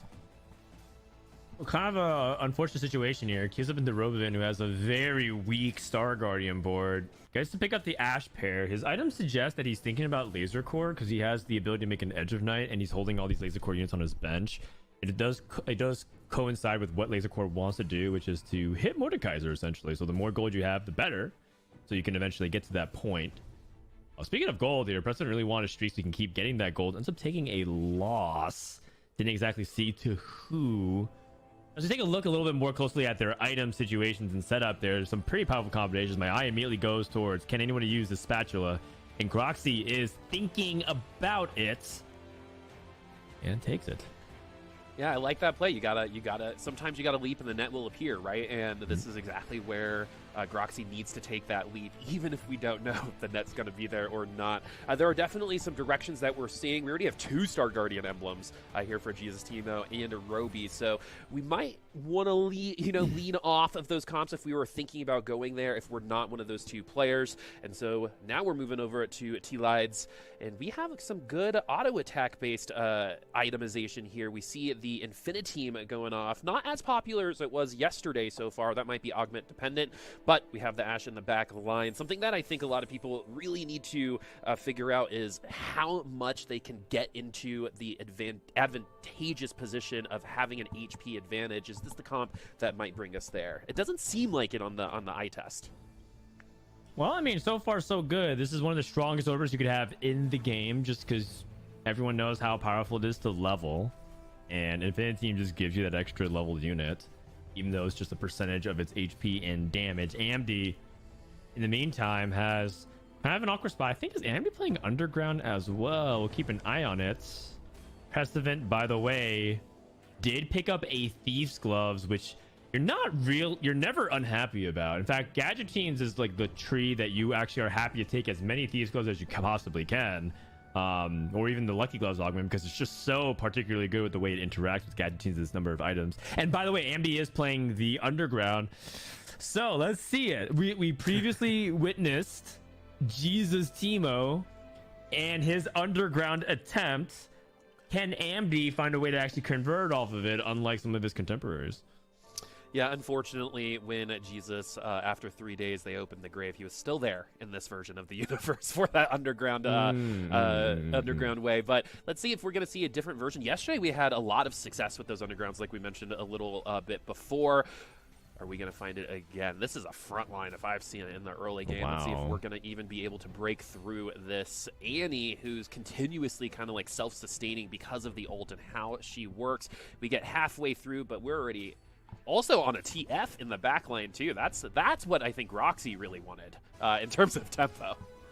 Yeah, that's exactly what caught my eye. The fact that we have a Twisted Fate this early. Twisted Fate is generically understood to be the best forward cost you can hit for DPS early in the game.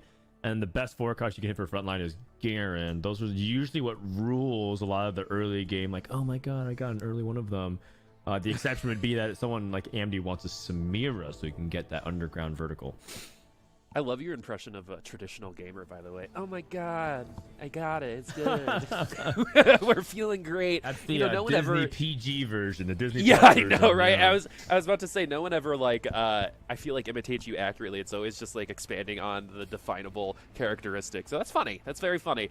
We get a defensive item here. Star Guardian emblem still on that Ezreal. Again, direction pretty obvious on where we're going to go from here. And we are winning rounds with this comp right now, too. So we also get some more AP and a frontline item potentially as well. Robovan with a significantly deep roll down here at 3-1. And I think this is because he wants to tailor his augments. I will say that his augments are already tailored, though. Wow, such an aggressive roll down. I think this is a nod to the fact that he has a duplicator. Yes, he has it, and he has Kai'Sa too. And he wants to roll before other people do. So this is quite a move. I think a lot of people would not try to roll down to 0 around early. They would wait to see the augment react to it.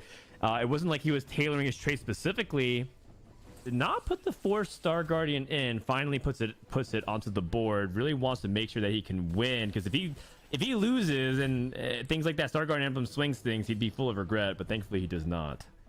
Yeah, that's one of those moves that at the end of the game will either look like a genius situation or the reason why we're not performing well. Maybe the advantage is not quick enough as we get our champion augment here. Channel Pheromancy has actually been picked up kind of a lot. Hold the Line now has been presented. That's been the Kai'Sa augment, even though Rel's in the picture. Yeah, I think so. That makes sense to me. I actually personally prefer Hold the Line to multi-shot. Maybe I'm one of the few.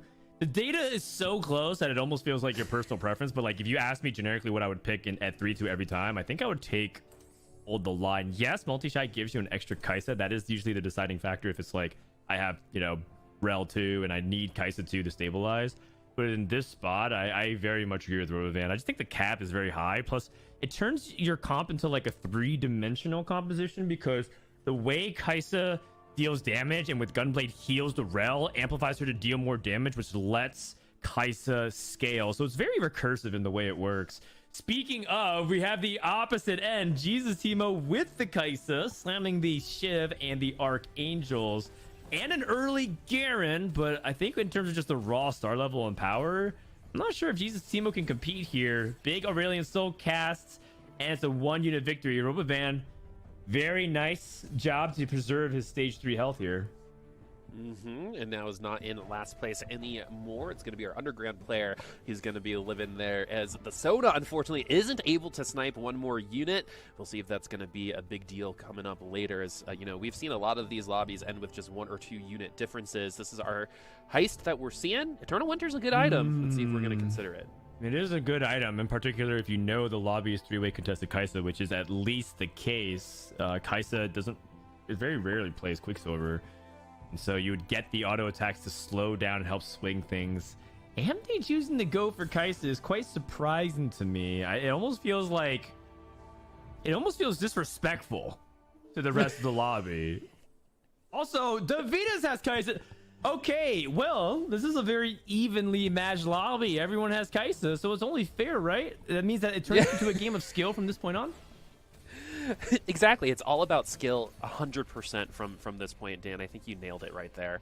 Has nothing to do with anything else for sure. Empty though, it's going to take the L. So this is actually really interesting. We haven't had Kaisa this contested in any of our lobbies over the last 2 days. So at this point, I think I agree with you. Empty should kind of maybe give up on it, but we already picked the augment. We don't want to be down in augment, for example, right? So we're almost forced in a certain way. Is there ever a world where you're kind of like, you know what, I might have picked the augment, maybe I didn't scout, do I just go a different direction now? I'm just not going to participate in this party. It's too late. Amdy's picked he's dug his grave, and now, he's made his bed and dug his grave. I don't think Amdy's in a really good position to do well this game. I think he may have backed himself into a corner unnecessarily.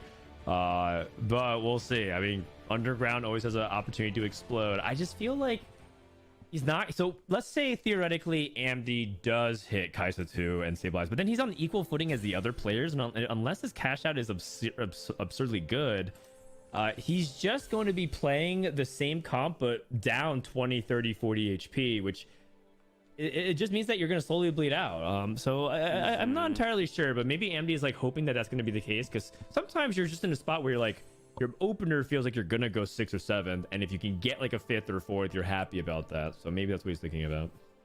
Yeah, you definitely don't want to be the person with lowest HP when you're in a rock, paper, scissors situation. That's a huge disadvantage when everyone else is kind of even in level. But yeah, we're going to see this Sona in the back line try to develop a couple ults because of that Rage Blade. And I also love seeing Pigot on the Gadgetine. That's something that you expected to see a little bit more of as we move forward. But Pigot did have a really rough opening game last night. The 8th that he started with was because we couldn't find Gnar 3. I believe it might have been in the pack after that too. Before he died, he saw the Gnar 3 pop up, watched some High School Musical, and I think won the next lobby. So we'll see if the Gadgetine's going to start up there, because it's not been very popular or very well placed so far. There's like no justice, man. Everyone else has like Kaisa 2, or at least like things that can compensate for it. So in this case, we have like Garen. Prestiven's rolling an uncontested 3 cost and can't hit, and you saw use that level 6 10 gold at 3-5. It's just it's a really frustrating moment for Prestiven, because it just feels like everybody else has more copies of a quadra-way contested carry. That's not true, but that's just how it feels, which has just got to be frustrating.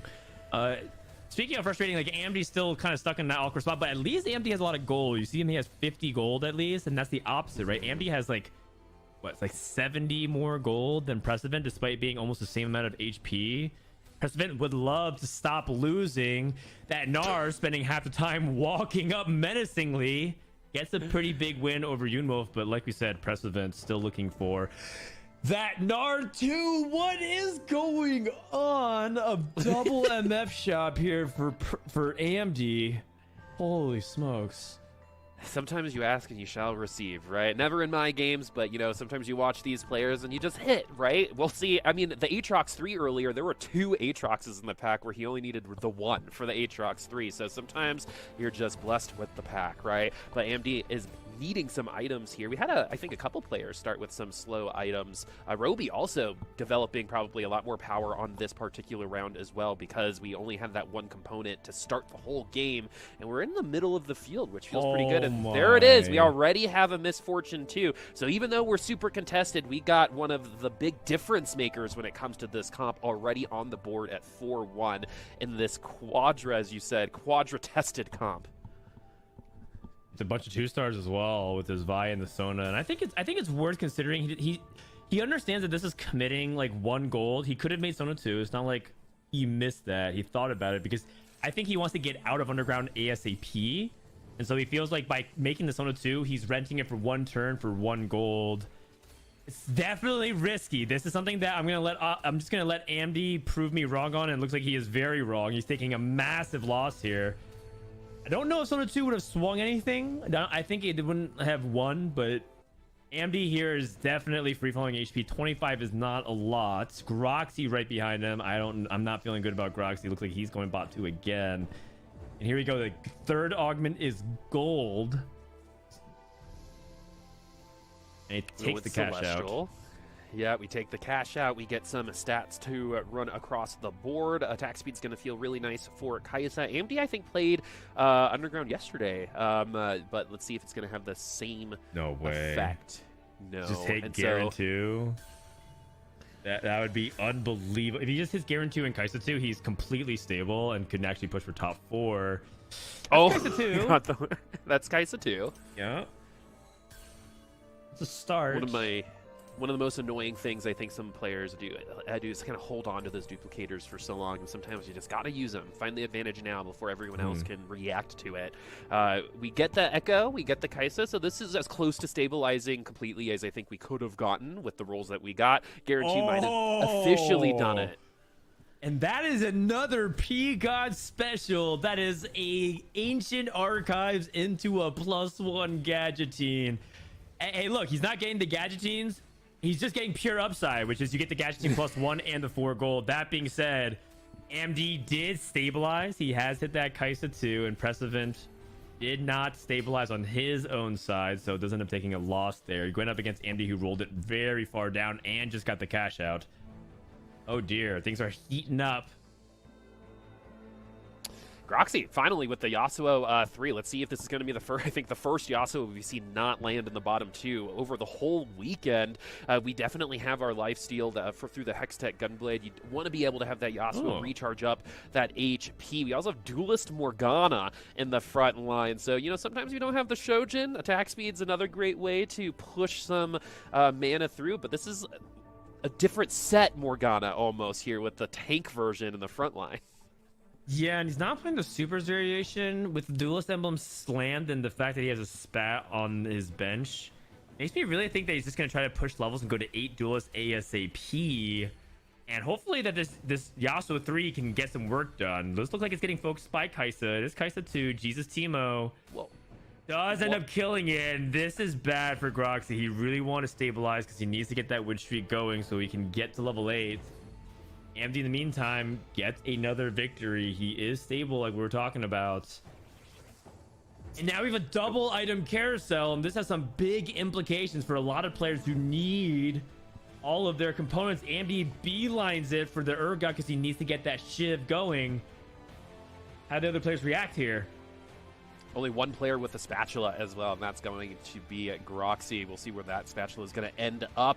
Like you said, we got 2 item components that's going to give some flexibility for our friends who haven't slammed all of their items together. For example, Prestivan is actually probably going to feel really good about this as they have 2 cloaks they have to use in some way. This might have helped them out at the end of the day. We saw an ace crest on the board here too, so this might be moving into the 4 ace direction, or maybe we pick one unit to become that ace, and we have time and a half. I think this is one of the first times we've seen this today, but very popular yesterday. We had a lot of early champion augments yesterday.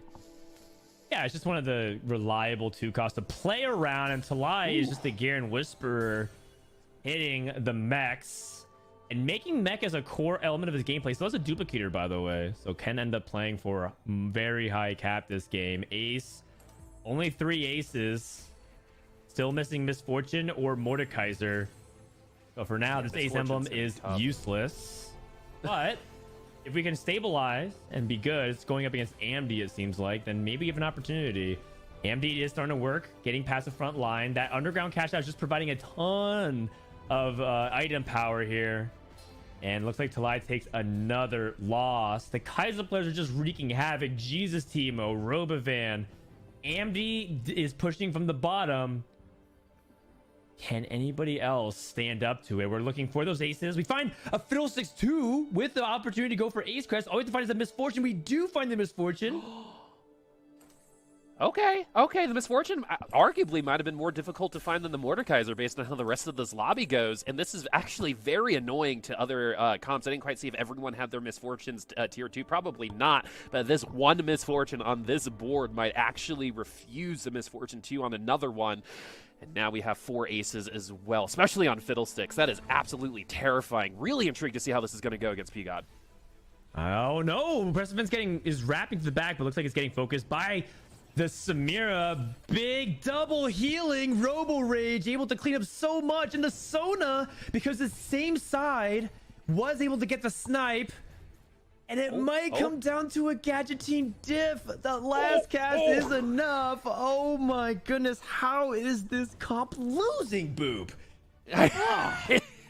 It shouldn't. That is the whole point of it, my friend. And so we're going to be moving on over to more of these gadget teams and losing by a Sona in that kind of situation against a Garen that's literally breathing on your face. It doesn't feel good. I also want to mention some of these ults from some of these other comps have been pretty worthless. Like I was thinking back on Groxy's Yasuo was next to the Kai'Sa, didn't even ult it when it was right next to it. So we have our final opportunity for some of our players to finish out their itemization. We're looking at Groxy in the bottom side of the leaderboard, has that Yasuo, has the 8th place that has to be unavoidable. And unfortunately, I feel like the power level, is kind of where the advantage should be, but the rest of the lobby seems to be matching it quite all right. Couple tiers, we have a Shiv here, so if we were playing Kai'Sa, we would have felt great, but we're going to have to move that into another version of potentially another item. That's huge. If we can 3-star Sona and Gnar, all of a sudden Prestivan goes from a player that might top 4 to one of the favorites to top the lobby. Holding 8 Gnars, and that is Gnar number 9. That is massive. Can put GS as well. Has to rearrange, make sure that he's getting the right setups here.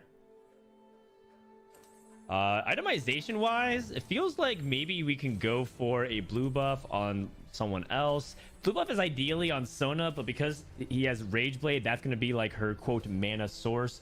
And now all of a sudden it's the Yasuo 3 versus the Gnar 3. A big Morgana Soul. The Dark Binding locks it in place. Groxy takes another L. And Groxy might have to just tap out of this one. If he goes 8th, there is 0% chance for him to come back. And that would mark a back-to-back 8th place performance by Winds of the Wanderer.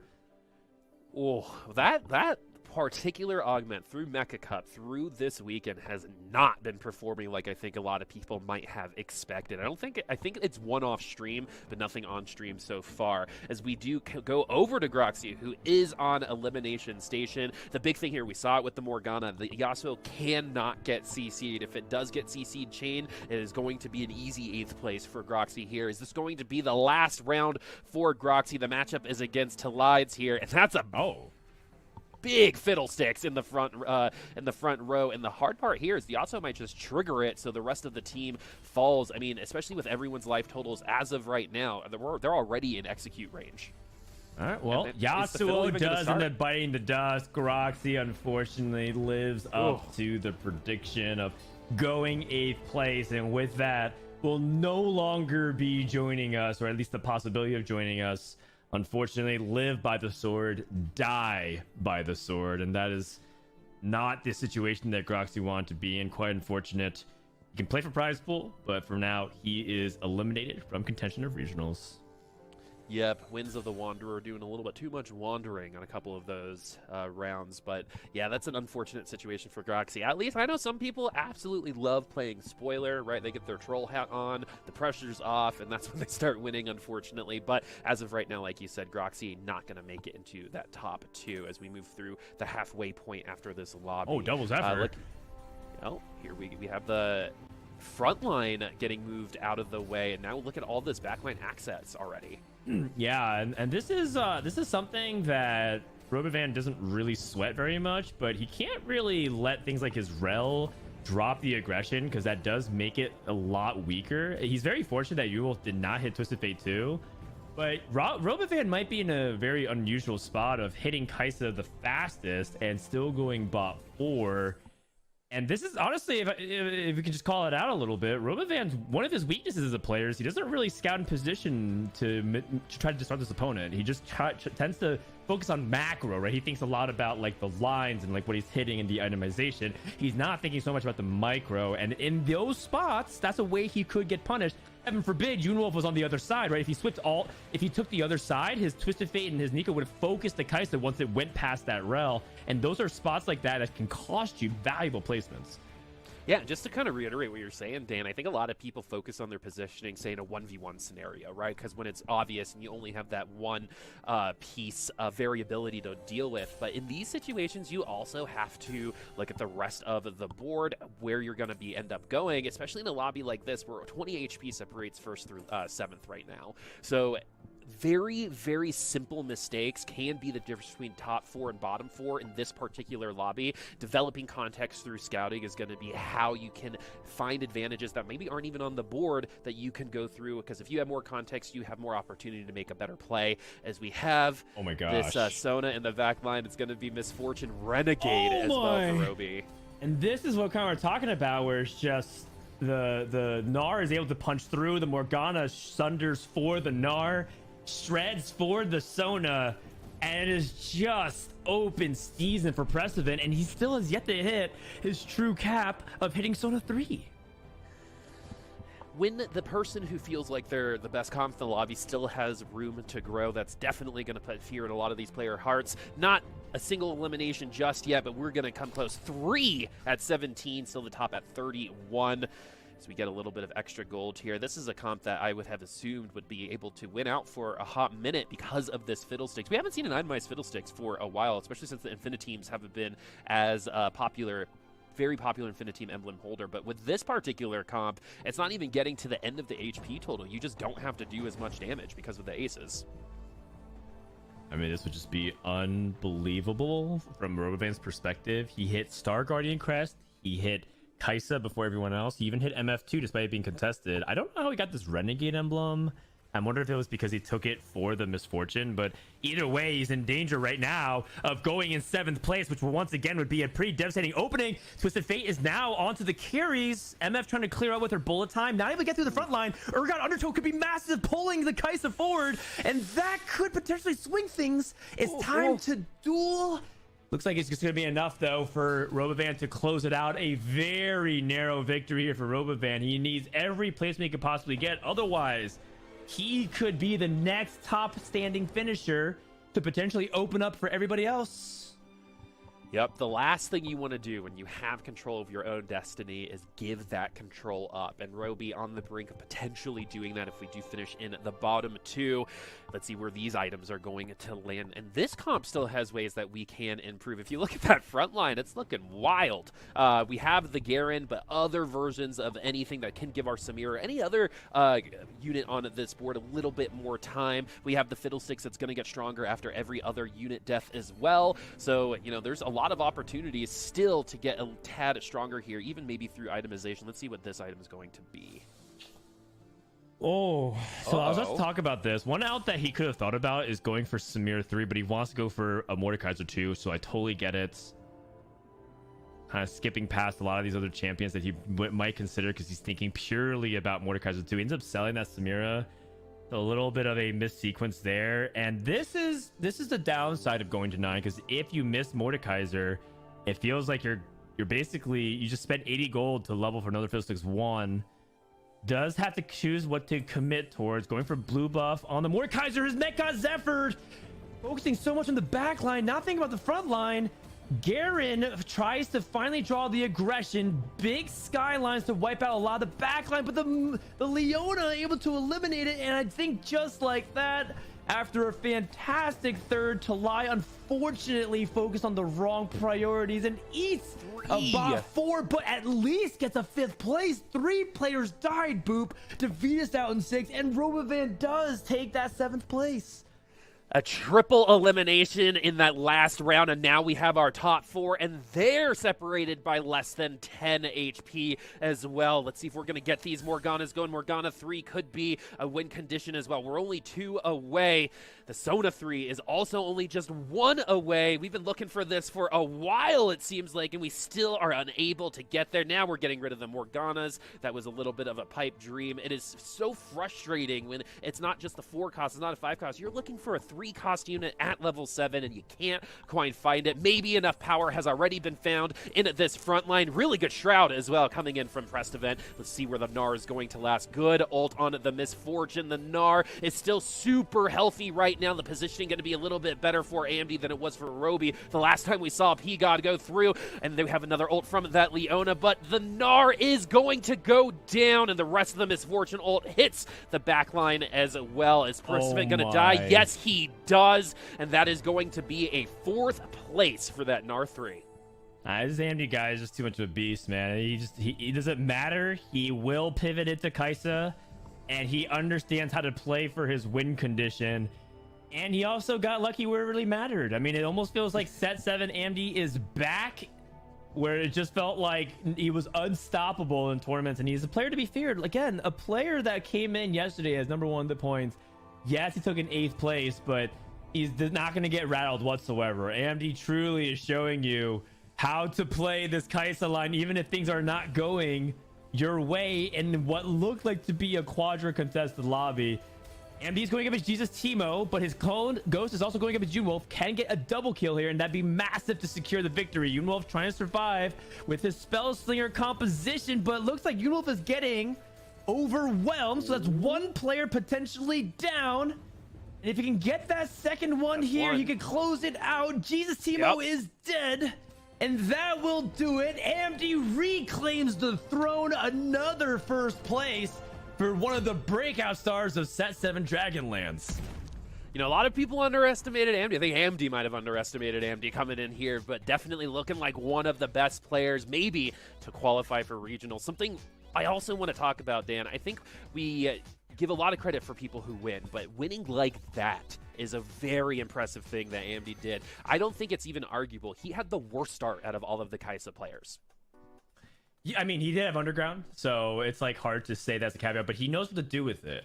And I would say that a lot of players in that spot would not have gone for it the way he did.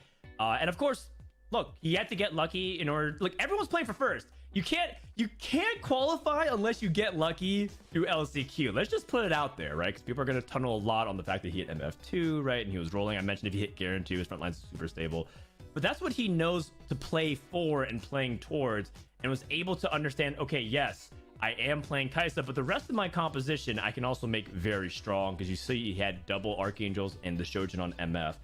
That's what makes players like Andy truly lethal. And just to go to your point, that was a very hard position to play for and get a 1st place. I know it probably makes people roll their eyes because they think, wow, it's not that hard to win a game with Kai'Sa. In that environment, it is. I don't care what anyone tells me.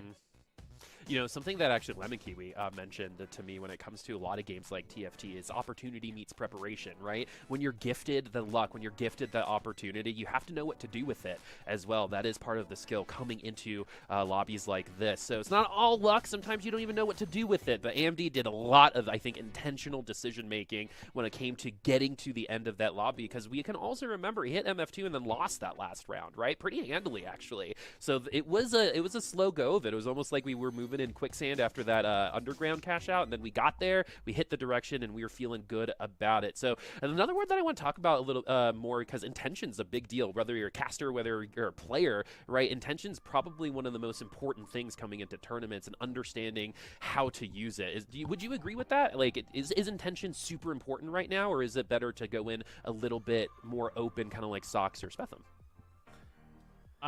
Do you mean intention as in like a prepared game plan to say like 20 out of 20 Kai'Sa? Is that what we're talking about? Yes. Well, I would say that the players that come in prepared and know what they want to do and do it well are scarier than players who just try to wing it. I think, unfortunately, a lot of people have this grandiose idea that TFT is a game where you should just go in with zero prep. You're blind. You just make things up as you go. That's how you can probably get to like a diamond or masters level, but very, very few players can ever get to that to the high end parts of challenger without having some kind of predetermined game plan. It's, you know, the old adage: if you fail to plan, then you plan to fail. And TFT, so much of the game is played before the first carousel, so everyone's got their own meta read and their own preparation. And that's ultimately what sabotages certain elite players, because their preparation is quite poor, because as Rain mentioned, they're not focusing on the game, they're focusing on their raw instincts and intellect, and they're playing other games like Valorant, or they're taking a vacation and relaxing, or they're just getting busy with work. Those are players at a disadvantage. That's what makes Envy so scary, because he's doing this despite the fact that his preparation is quite narrow. Like he watched a ton of TFT, but he actually hadn't had time to play it. It's all theory in his head, and he's able to execute. But that's also what makes TFT a particularly fascinating game to spectate, because yes, there are a lot of people who are always in Twitch chat, Boop, giving out their ideas unsolicited, but there are players that are learning a ton and sometimes can even execute based off that theory at a very high level. So that's what makes TFT so fascinating, because yes, there are backseaters, but sometimes they're right, man, and that's the most infuriating thing about being in the player's seat.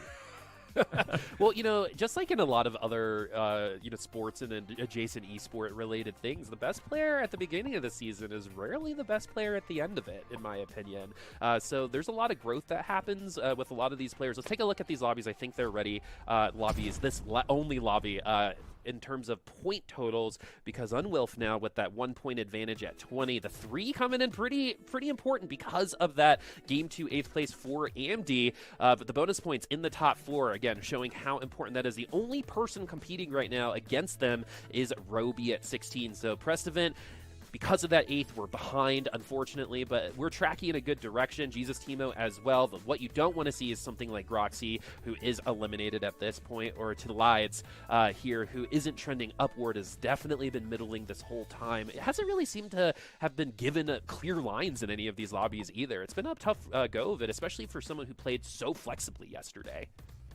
Well, Talai seems to not want to play Kai'Sa, while everyone else is willing to or have played Kai'Sa. So that seems to be the lane that he's trying to take. And for better or for worse, right? He's getting put into situations where it's like, yeah, do I have to do Ace Crest? But do I actually end up getting it? I'm quite surprised that it was a 5th. I think it ends up coming down to, like, Talai had a good board, and it totally could have top forward if things lined up a little bit cleaner. But it's also like, I don't blame him for not focusing on the right things, like getting his Garen, Zephyr, and things like that, because there's just so much going on. And even if he was able to kind of commit to it, because I was talking about a spot where if you have like 85 gold and you have 5 copies of forecast, I think you still have like a 20 to 30% chance of hitting that 4-star Samira, or sorry, 3-star Samira. Could you imagine? Which might have been worth pursuing, because we went to 9 and ultimately missed on the Mordekaiser too. I'm not sure, because again, those are spots that are really tough for me to evaluate. So I'm going to trust him on this one, that going to 9 was correct. But there were other alternative lines, and it just goes to show you that it's really hard. Meanwhile, a lot of other players, their game plan is pretty straightforward, which is like slam Shiv and just play Kai'Sa, and if not, just go to Twisted Fate. And that leads to consistent results as well.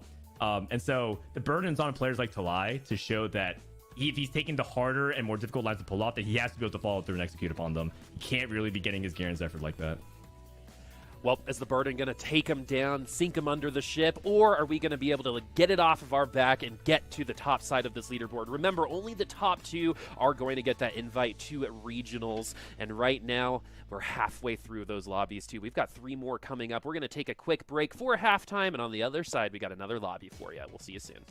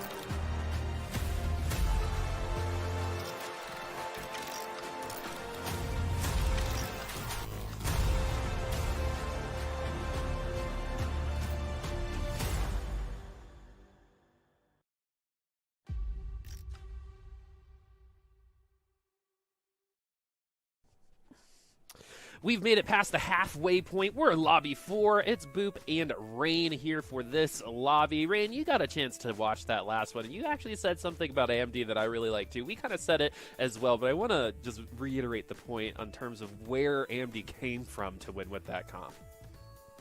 Yeah, I mean, I was just mentioning that AMD is just a Giga Chad for pivoting in 4-way contested. Kaisa takes Kaisa with 0 Kaisas on board or bench.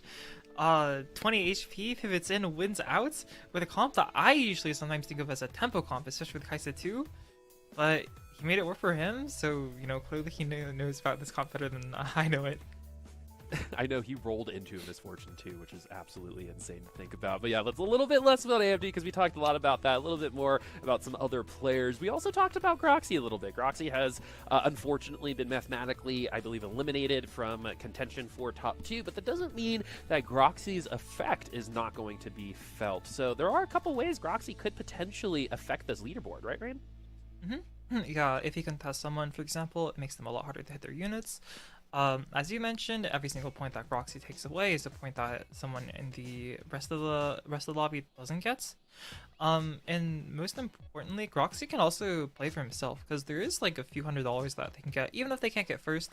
If they claw their way back from 8th to like 4th place, I mean, I'd be more than happy to walk away home with an extra $200. Like, it'd make the sting of not making LCQ a little less. Yeah, and traditionally, this is something that happens all the time. The second a player gets eliminated, they will win one of the next 2 lobbies. It happened with Ramblin yesterday, and it might happen with Groxy this time. And again, those are points that other people aren't going to get, so Groxy can still very much affect the overall leaderboard after a couple of these lobbies. But we are also about halfway through, so even our friends who are in 5th or 4th place, remember, it's just a top 2. That is not enough, and the bonus points are definitely coming into play for our top 3. Again, the only one in the top 4 without bonus points right now is Roby, and so everyone's still kind of playing catch-up, which can happen. I think Prest Event has been playing really well outside of that first lobby. Let's see if that production is going to be the same. But we're going to go through our last lobby winner, who is AMD, sitting in a second place. The only reason why we have that second is we did get an 8th in the lobby 2. But thank goodness for those 3 extra points as we actually open up a Jax. This was actually a comp that appeared twice, I think, yesterday, and it happened in the same round in terms of the lobbies, and I think both Jaxes got second as well. So we'll see if this is going to end up being a gold start, but the Mecha Jax is not something that is a line that people are seeking out from the beginning, right, Rain? Yeah, people have been trying to make Mech Jax work for a long time, and I think there was a brief period where it was kind of working with Hacker, but for the most part, over the course of the set, it's been proven that Mech Jax just isn't the right way to go. If you want to get Mech Jax, play Jax, you'd best probably hope for something like scope weapons to be able to play a ranged Jax. Amde here, getting an econ start, looks like he was choosing to hold him at first, but later decided that it really isn't worth holding on to a Jax. I assume if he got something like a Kaisa, he'd be more than happy to hold on to it. But the Kaisas don't seem to have favored him. On the other hand, though, Unwolf seems to have a double swords, which makes Kaisa pretty hard to fight. So though they did get the premier 3-cost carry of the set, they don't seem to have the right items for it. Yeah, unless a large rod drops right here, right? That I think is the out that we're looking for. So let's see what this orb is going to drop, and they don't get it. So it's going to be a Bloodthirster or a Deathblade here, which is not a start most people want. Built Different is a very interesting choice here. Rich Get Richer and Battle Mage are a little bit more traditional, and we're gonna go that direction. And it That's just fun. instantly justifies the choice, because not only do they hit Built Different, they hit their upgrades, and all of the upgrades don't have any sheer traits. So they get to make a really strong board. They can make whatever items they want, and just like transition off later on into a carry that holds the items better.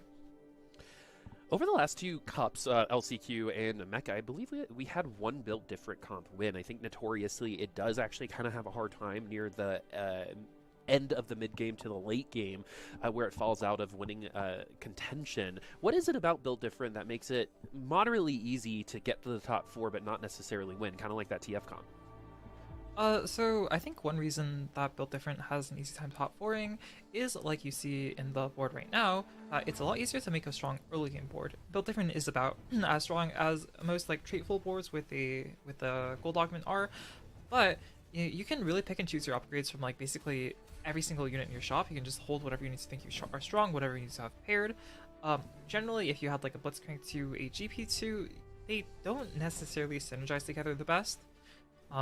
But here with Built Different, you can just stick them all on the same board. If they found like a Silas 2, that generally doesn't go on your board either, but like with Built Different, you can just pop it in, no problem. Late game, however, it becomes harder to cap out. This set, a lot of the trait-less frontlines don't really function amazingly, even though Echo is seen as a splashing unit. You generally really want Star Guardian for Echo to pop off. Garen is the only really good frontline that functions without traits. Which also brings me to another point, which is that I think Built Different isn't optimized. There's a lot you can do with late game Built Different. It isn't as commonly seen, but I think that a mech frontline late game, even with Built Different, can succeed really easily, because getting the Built Different on your backline units is often enough for you to clutch out a win. Well, yeah, it's kind of like, I think a lot of people are obsessed with min-maxing completely, but sometimes getting that splash is going to be a little bit better. It's like not having to use all of Janna's hexes or leaving 1 hex off of a Zeke's user, right? Sometimes that is the best play. We'll see if that's going to ring true. Built Different gets really exciting, especially in the mid-game, in my opinion, especially since the lack of synergy is the synergy. It's one of the coolest things I think that's been added to the game through the dev team. Is we also see another Kale here with the Thrill augment. So champion augments are going to be early on this time around. Let's see what the second augment brings, but we're running another underground start for AMD, which has been quite nice so far for us the last times we've seen AMD play it. Yeah, if you notice, last time Andy was trying to make their board as weak as possible, even though they were level 4. Andy only played 3 units with the underground spat to try to grief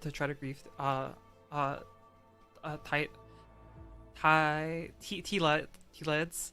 Okay, my bad on the name. T-Lights. But T-Lights with the calculated loss griefed their board even harder. They played three units, but they were playing even weaker units, and they frontlined their backline carry. So Andy unfortunately did not interrupt the calculated loss streak. But given the fact that they hit 4 underground the turn later, and the fact that they had a gold start, so their econ is pretty pumped up even with their extra level, I don't think AMD is too sad.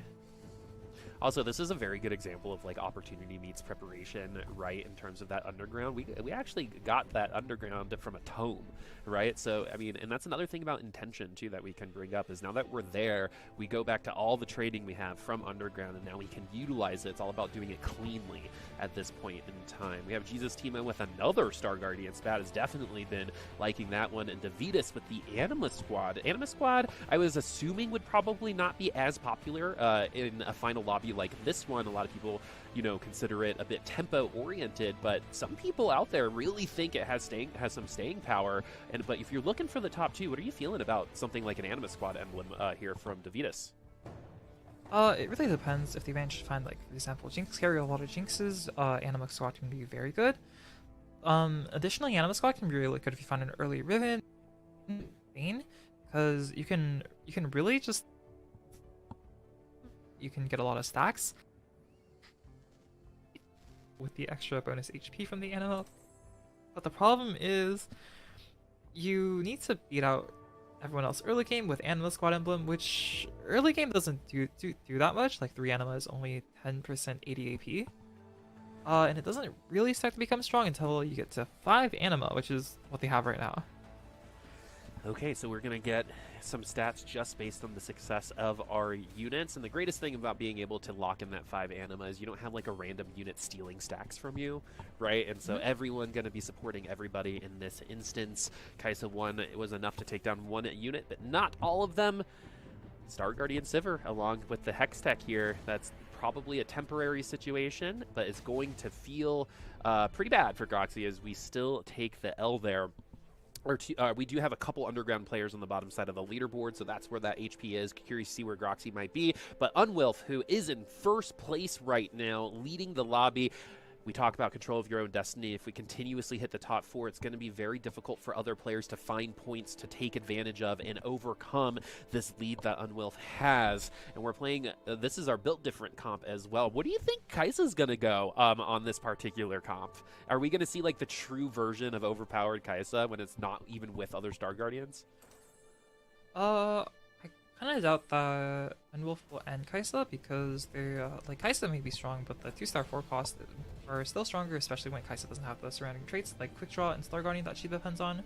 But for a mid game unit, she's quite strong. She's auto attack based, so the build different never hurts, and she can use items like Gunblade pretty well. So I'm expecting Unwolf to keep Kaisa until they find like either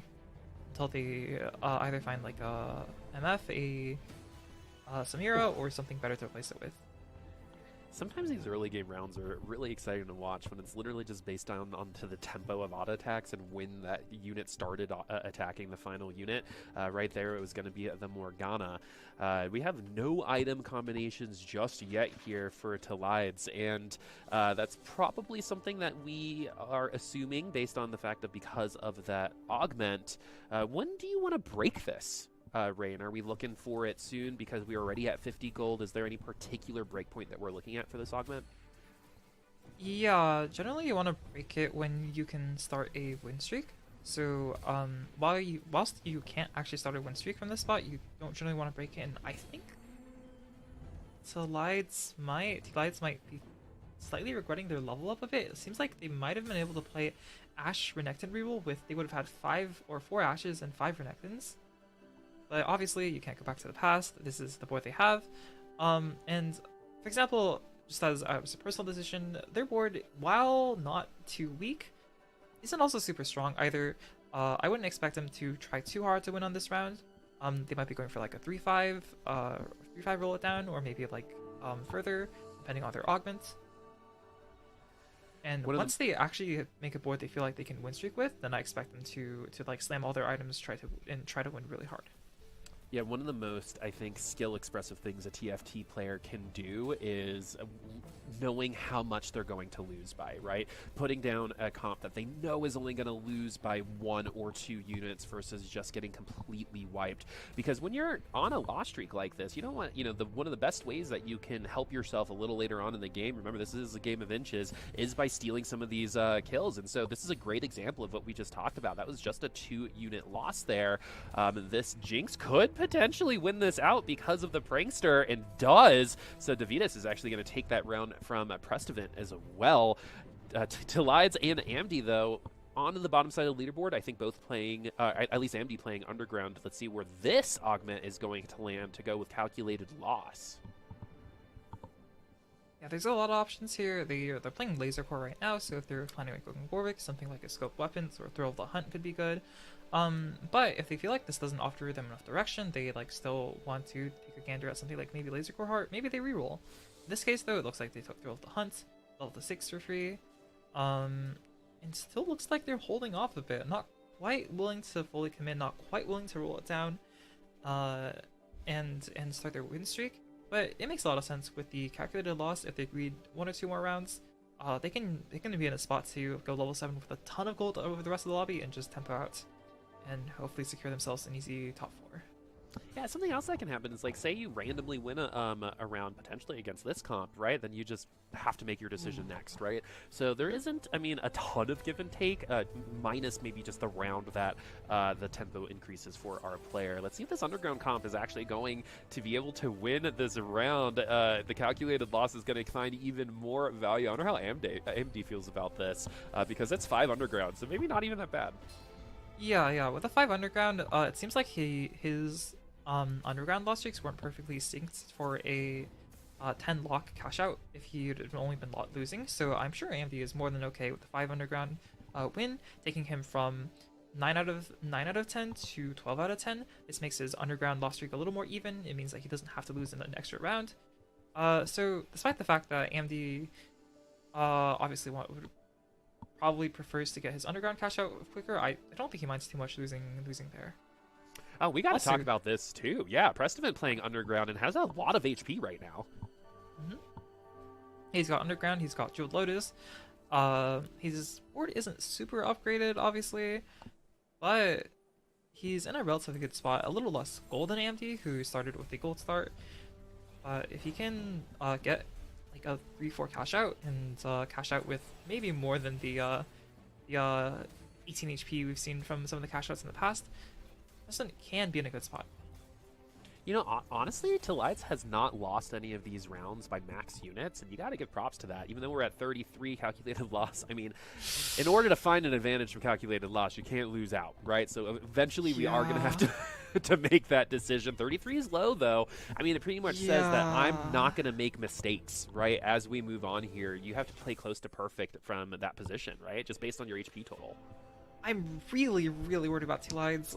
Loose streaking into win out is a viable strategy, and they do pick up an ace-ult pair from the carousel, but it's only a viable strategy if nobody is going to win out harder than you are, and there's 2 Underground players in the lobby, Andy and Preston, who both have a decent HP cushion because someone else has been taking the hard losses, someone else has been making sure that the lobby feels nice and cushy, they don't need to roll too much. And I'm really, really worried if they're going to be win out with 2 other Underground players in the lobby. It's definitely going to be hard, but they are level 7 with a ton of gold, and they do hit their ace 2 immediately. So if they can preserve an HP, if they don't roll too much here, and they can go level 8 quickly enough, maybe the extra level, maybe the extra econ can secure them a top 4, but it's gonna be hard from here. Yeah, calculated loss might be something that Underground players might appreciate at the end of the day here, because like you said, the HP totals, especially for Prestivant playing Underground, are pretty high. AMD a little bit more on the average side, but we have 5 Underground there, so that's exponentially accelerated for AMD. But let's see if this is going to be our first win here. It should. If not, it's going to be a pretty rough go of it. The front line doing quite well so far. We got our good upgrades. We also have a pretty good carry in that Aurelion Soul, but right now damage is actually split. One of the most fun things about Aurelion Soul is that it always seems to be like a last-minute win if it does win, and that was really close. That was really close against Groxy. That was really close. I'm assuming he's gonna need to find himself a Shojin for the Ace Soul. If Telides wants to win out because the Acel isn't casting enough. Ooh. We're going. Let it Andy ride. here deciding to continue on with the heist. That makes sense. They won their last round. And with 5 underground and 49 HP, they're in a decent spot. Only 2 more losses for the next underground cash out, which means they're probably going to be able to cash out with like 20 or more HP, which could be in a decent spot to put them in first. It's very interesting how we talk about, you know, the win streak after Underground versus something like calculated loss, right? It's like we trust AMD almost because that's the whole point of Underground, but with Telides here, it's a very different kind of feeling, right? It almost feels like we maybe missed some opportunities to win out some rounds. Are those kind of like 2 or 3 extra losses going to be the difference, right? When it comes to this lobby, we will see at the end of it, because if Telides literally wins this lobby, they'll look like a genius, right? But unfortunately, our comp is not even good enough to win out these rounds. At least we have 50 HP, and we're down an augment at this point too. Yeah, they're gonna have a really rough time getting out of it, and their spot is looking really rough. But I guess it really depends on their last augment. If they can get a really good augment like My Sword Is Your Shield, they can get one of the Acel augments like like one of the Acel carries or Acel supports. Perhaps there is a chance for them, but their odds aren't looking too good right now. Speaking of someone else who odds aren't looking amazing, Davidas is starting to fall off a little bit. They've been carrying a Jinx too so far, but they're gonna really need to pivot off to a better carry. One thing I really like about what they've been doing is that they've actually only really made frontline items. Their only backline item is a Shojin, which I actually find a really smart move, because the anima comp traditionally has 2 possible carries, either a Misfortune or a spread shot main, and with a Shojin you can flex yourself around playing either.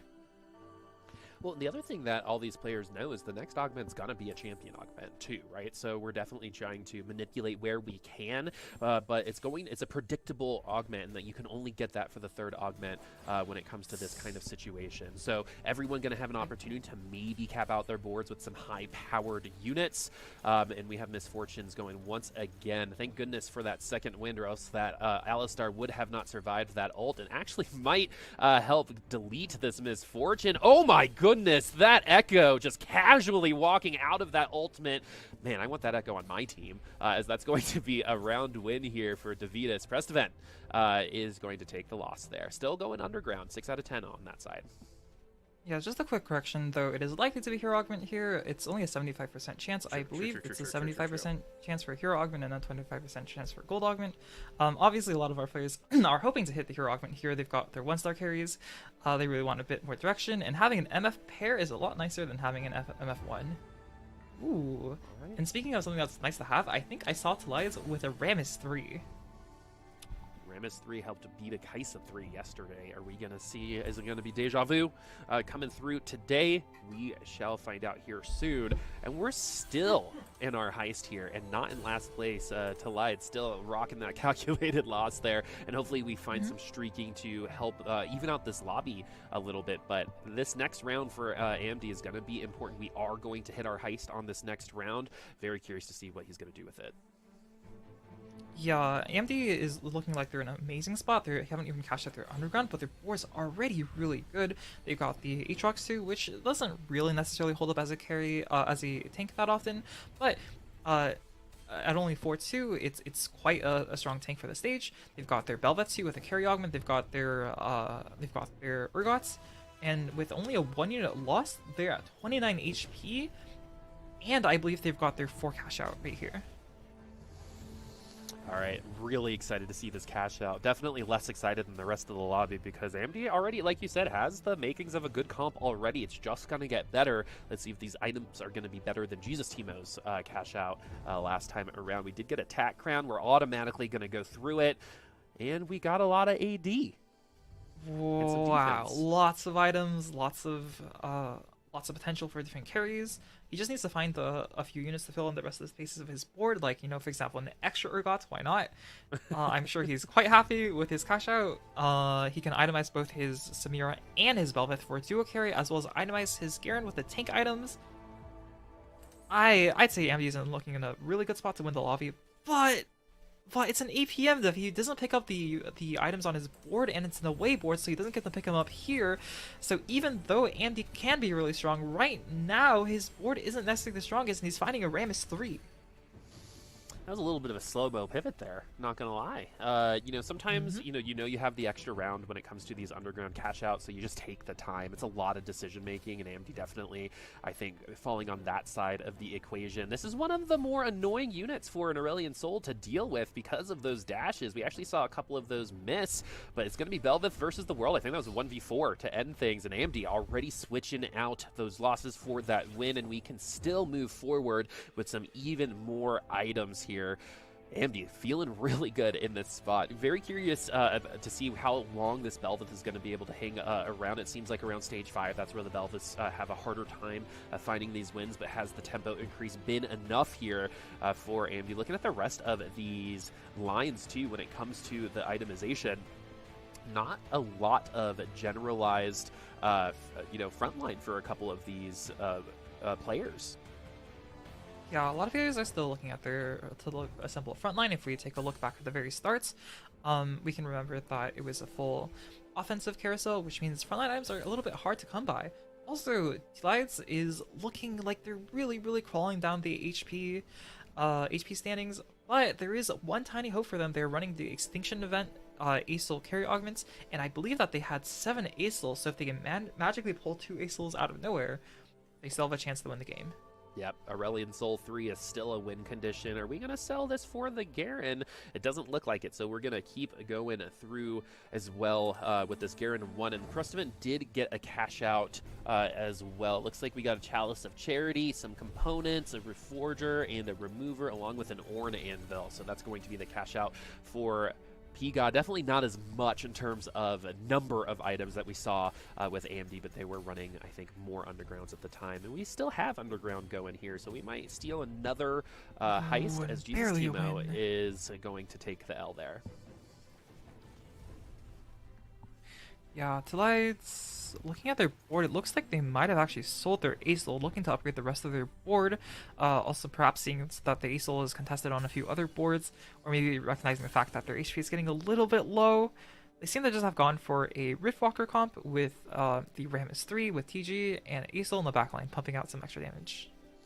Right, and T-Lights is in that position too, where a 7th or 8th here will put you closer to a Groxy situation where you're competing for money versus the invite, right? And that's not where we want to land, especially since it feels like T-Lights has kind of a play style where they hang out on the bottom side of the leaderboard, go into a comp, and then try to maximize from there, get those win streaks going. This is going to be the Rammus 3 in the front line, not helping the rest with the Zeeks at that point in time. Let's see if that's going to cause any difference. Backline, though, getting absolutely deleted by the Aurelion Sol. But speaking of deletion, the Misfortune hitting that delete key a little bit quicker. That's Rammus versus the world. Yeah, not too surprising. Misfortune with the extra Ornn item, the Jeweled Lotus, the Radiant Q-Cone, as well as a Zeke's Herald, makes it really strong. On the other hand, Robovan with the one-off Kaisa 3 with the Zhonya's Hourglass on it means that Robovan is also in a prime spot to play for first, especially with the Zhonya's Hourglass making Kaisa so strong, allowing it to just tank through 2.5 seconds of any kind of damage while it's auto-attacking, pumping out Shiv, and proccing the Kaisa spell.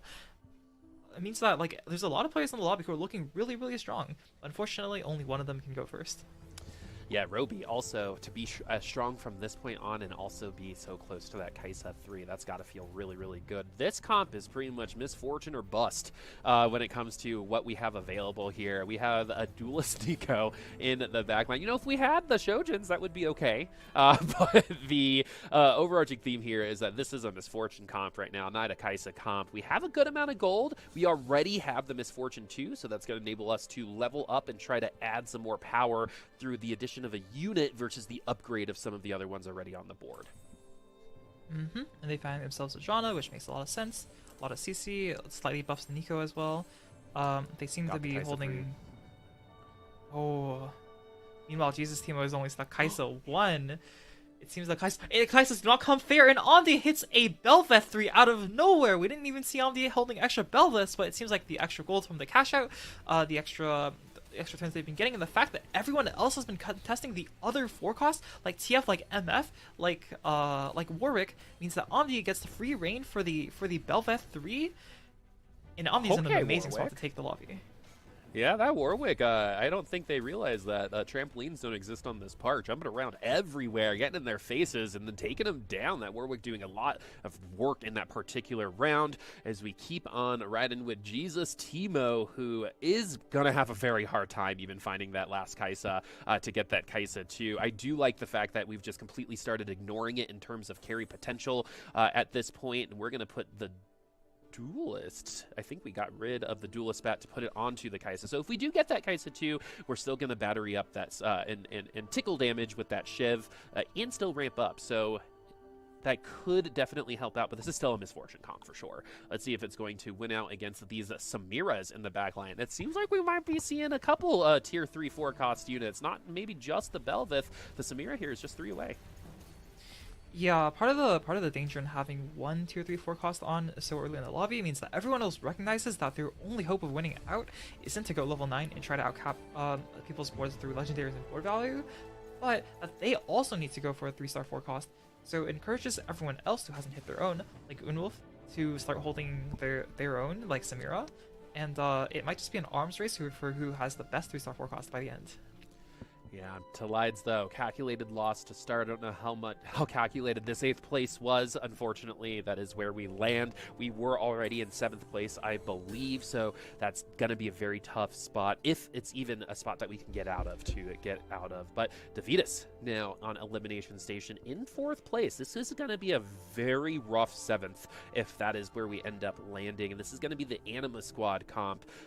You know, we're lacking that front line so much. We actually have the Jinx up there because of the Prankster to maybe add a little bit of a time for this misfortune, but I'm not even sure this is the strongest misfortune on the board just yet. We saw this Warwick absolutely destroy the lobby the last time we saw it, and it's not going to even take that much damage from that misfortune. However, it does walk to the other side. This is best case scenario now for this Anima Squad comp. Is the Warwick going to be able to fight through? The TF is not also going to focus the rest of that misfortune. Misfortune was there the whole time, and the opposing comp just decided to ignore it.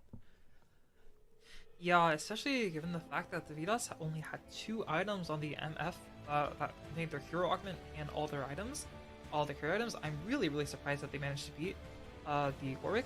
Now they need to hunt for a last item on their MF.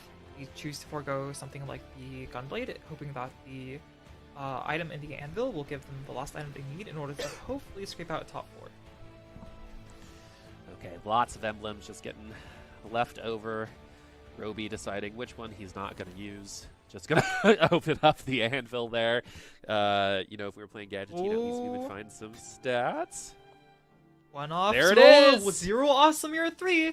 But if they make it this turn, their board is going to look pretty weak. 7 out of 8 with a Lucian 1 on board. They might have hit Samira 3, but I'm still kind of worried about them. If they fight someone like Omdi, who not only has the Bel'Veth 3, but also a fully upgraded board around it, I don't actually favor Unwolf's chances. All right, we avoid it, but we are going to get... Oh, we actually switched for the Zephyr, so the Samir going to be A-OK. The Giant Slayer going to be pretty brutal for things like the Riven. But we have to stay alive. Misfortune can change everything. No changes here. Is that going to... My goodness, going to be an easy elimination.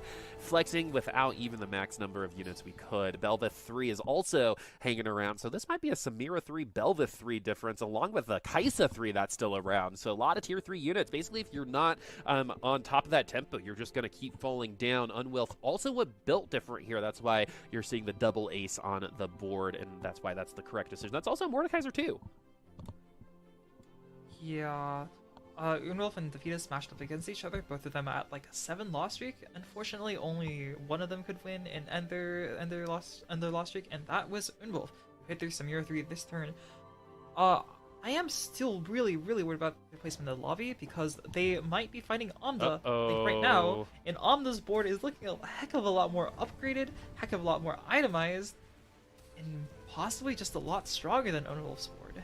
We'll have Are to we see. about to see a Samira 3 lose out? Once that Belveth makes contact with the Samira or the other way around, it's going to be tough, and it's going to be the Belveth taking it down. Not enough, though, to eliminate our built different player, Unwelf, who is currently in first place. The rest of the lobby would have loved an elimination there. That means everyone who finished ahead would have gained points on our point leader. Prestivent now, who is going to be on fire, came from an underground cash out that wasn't as, I think exciting as a cash out that we saw at AMD, but definitely still valuable based on what we're seeing here. We got the regular Cute Cone or the Chalice to go along with that Zeke's to spread the love with the Ezreal. So that Kai'Sa actually pretty strong, even though we only have 2 items on it at this point with the double Cute Cone and the double Chalice and the Zeke's. That Kai'Sa's not just a dead unit.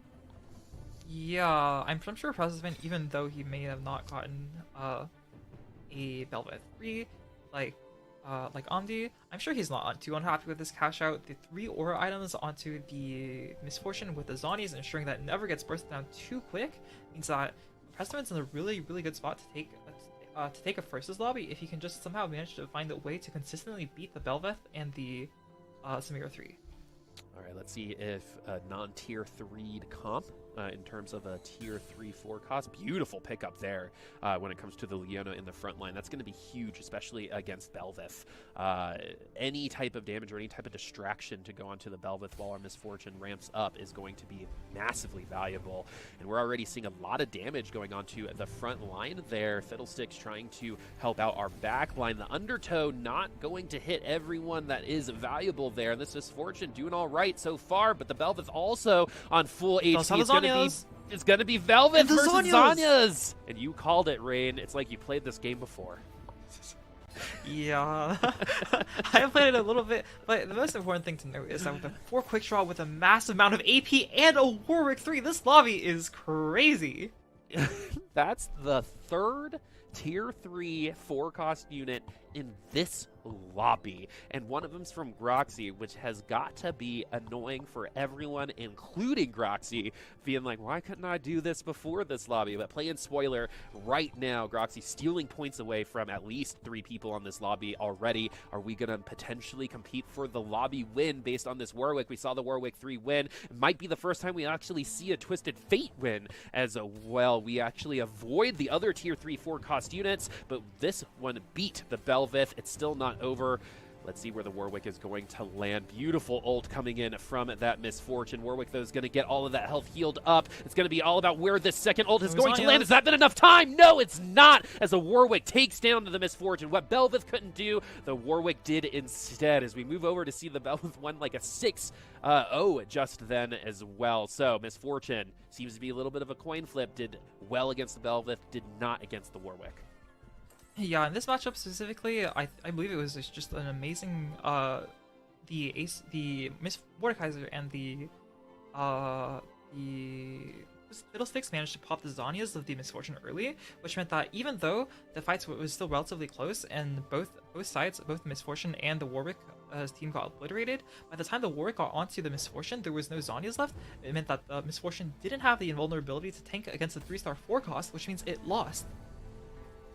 All right, we're going to see the Belveth 3 once again. The last time we hit up Misfortune, it did not go very well for us. We needed to get into the backline a little bit sooner, and the Belveth actually goes down so early. Is this going to be how AMD is going to lose that streak? It definitely looks like it is, and we're potentially going to be losing by a good amount of units. Is that going to be enough to survive? 1 HP and a dream for AMD. Groxy still around, and that's a very close matchup against Roby, and now all of a sudden, top to bottom is just 13 HP, 3 tier 3 4-cost units, and a pretty stacked Misfortune as well. This lobby can still go a bunch of different directions. Usually you see 1 tier 3 4-cost, you're like, we know where this is going to go, but it's still a mystery so far. No one streaking past this carousel.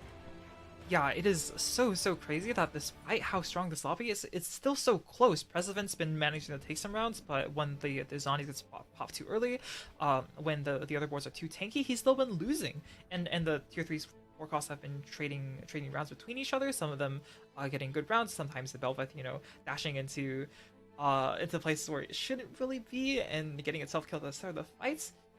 it really, really is just going to come down to the positioning here, coming down to what units they tech in, and also a little bit of fight RNG. Whew, man, this has been a very intense lobby so far. AMD and Groxy on one side, Prestovit and Roby on the other. Everyone could potentially eliminated on this round. We're definitely going to have at least a final two, though. Let's see where the right side will land. The Fiddlesticks does get into the back line. The Kaisa 3 doesn't seem to be having any much of that staying power. That Zonia's is the MVP of this round once again. Was perfect timing. Roby is eliminated as well, so that misfortune is going to surpass expectations, I think, continuously, as it's going to be Prestovent and AMD here. It's going to be the Belveth hanging around. It's good to see some of these non-traditional comps make it through. 1 HP and a Dream did not do well against the Misfortunes, and we're going to be going up against one here. That Zonia is so important, Rain. It's won round at least 2 times since we've seen it.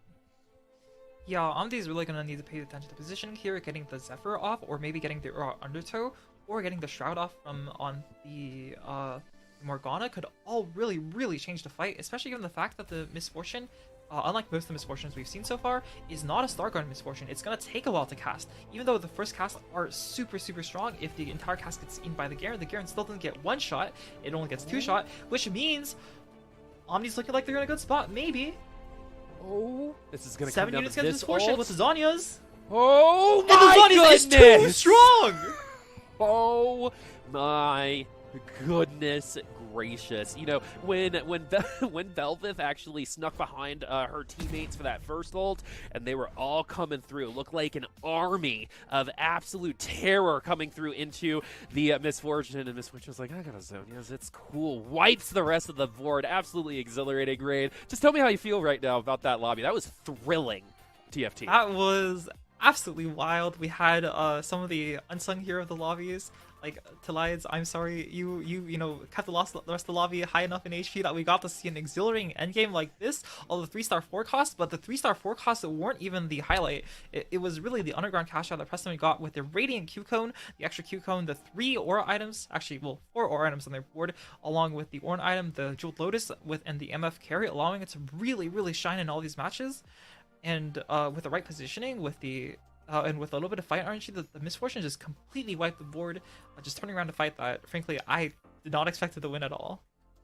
You know what's absolutely wild about games like that, too, is that, like, say that Belveth was 1 hex in front of where that Belveth was when Misfortune was the last unit. That could have totally gone different based on just where these units started that round. So, absolutely insane. I think in terms of a game to look over, in terms of a VOD, that one's a really good one, too, because I think you're right. The calculated loss enabled the rest of the lobby, I think, to get there, because the underground players weren't punished. One of them actually the 2 underground players ended up 1-2 in that lobby. So, maybe it's actually Talides that helped out our lobby winners there. Let's see how the points shake up, though, because AMD should have made up some room on Unwilth, and they do, as they're now 1 point ahead. However, our top 2 now has a 3-point advantage to Prestovent and Roby, but look at Prestovent go right now. 2 lobby wins. That's exactly what you want to see in terms of progress going through the day. We're done with 4 lobbies now. Just 2 remain, and realistically, our top 4 is fighting for that top 2. In terms of people who are eliminated, I don't think, other than Groxy, technically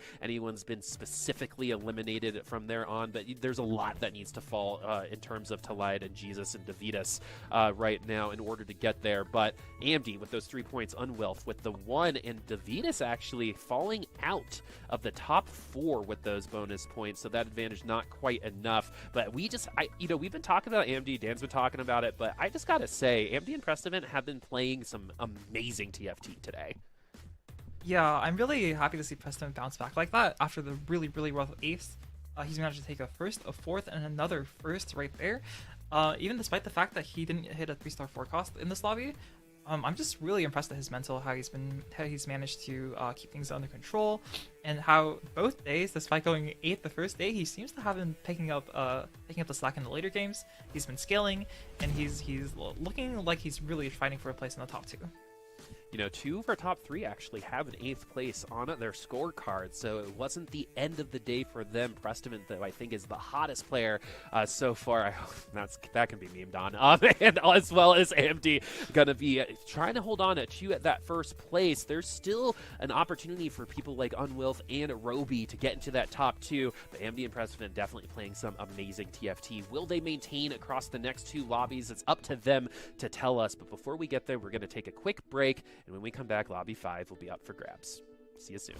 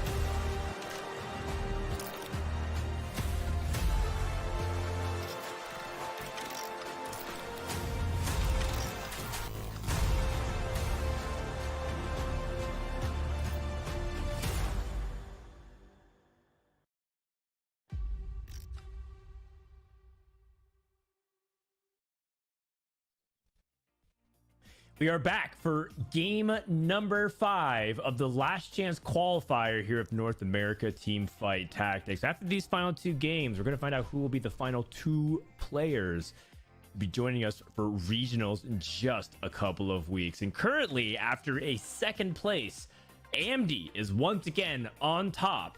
Day number 1 coming in as the number 1 points earner, getting 3 bonus points and now sitting at 25. Unwilf right behind them at 24, and Prestevant and Robovan Kenobi round out our top 4. For the rest of the players, they have to hope for either miraculous series of events, Rain. They're hoping that everyone in the top 4 goes like 5, 6, 7, 8 in the reverse order, and they go 1-1, but that is very unlikely. But hey, some crazy things happen, including 3 people hit, 4 cost 3 stars, and MF2 wins the lobby anyways because of a massive underground cash out. Yep, anything can happen, but in practical terms, it seems like our top 4 and our bot 4 has pretty much been decided, and our top 4 are all fighting to win the lobby, whilst our bot 4 are just really gonna need to either hope for something crazy, or they're gonna need to start playing for placements. They're gonna need to start playing for just the extra prize money, because they've got a long road ahead of them if they want to actually make it to the top 2.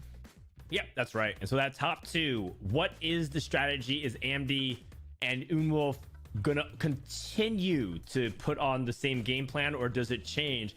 We'll find out. No more stalling. Let's get into it. Game number 5. And once more, it is a carousel. Nothing too crazy. It is an offensive based carousel though, now that I'm looking at it. A lot of swords, rods, and bows. If you can't get bow, I'm assuming you're kind of a bow starter, Rainplosion. Do you prefer rod or sword?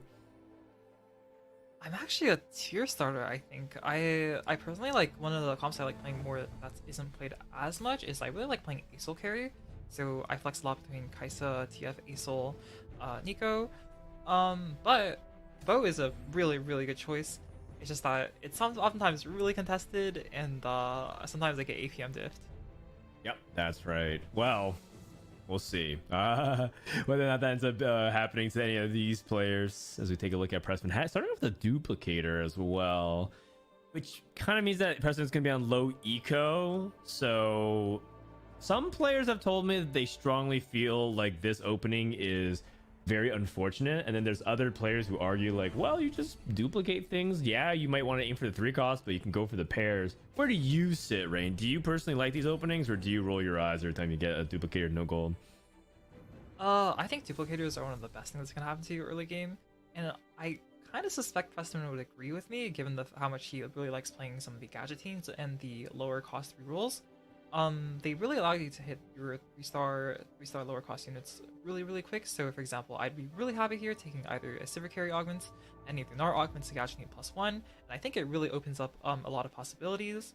In worst case scenario, all the mini Nico does is replaces 3 gold. If you're really that sad about having lost 3 gold, just like duplicate something with that's worth 3 gold and sell it. Fair enough. That is the argument. Oh my goodness. 2-2-2. Once more, it is back to 2-2-2, and Prestivan hits hold the line. I don't think he was considering Raider spoils. Hold the line is the vast superior option if you choose to play the Kaisa. The Raider spoils does give you a different option to pivot out of it if you don't want to play Ezreal, although it's highly recommend you do anyways. Oh my. Oh, time and a half. Gosh. And with the mini Nico just was talking about, he instantly gets a Sivir 2. Wow. And because he has Sivir 2, he gets all that gold. Pressivant, the Giga Chad roll ends up hitting exactly what he wants. And there you have it. And you saw how he stalled as well. I wonder how many other players are taking things like hold the line. Yeah, I'm assuming that Prestevant was more than happy to take hold of the line. He was pausing on that screen for so long. But obviously, you don't want to contest Kaista that many times, even though Kaista can support 4 or so players. Only 4 players total can bot 4. And even though Kaista is really strong, if someone else in the lobby, for example, Prestevant, hits a Sivir 2, one of those top 4 places is probably not going to be a Kaisa. Oh, well, I mean, yeah, he's going to have to leverage this gold.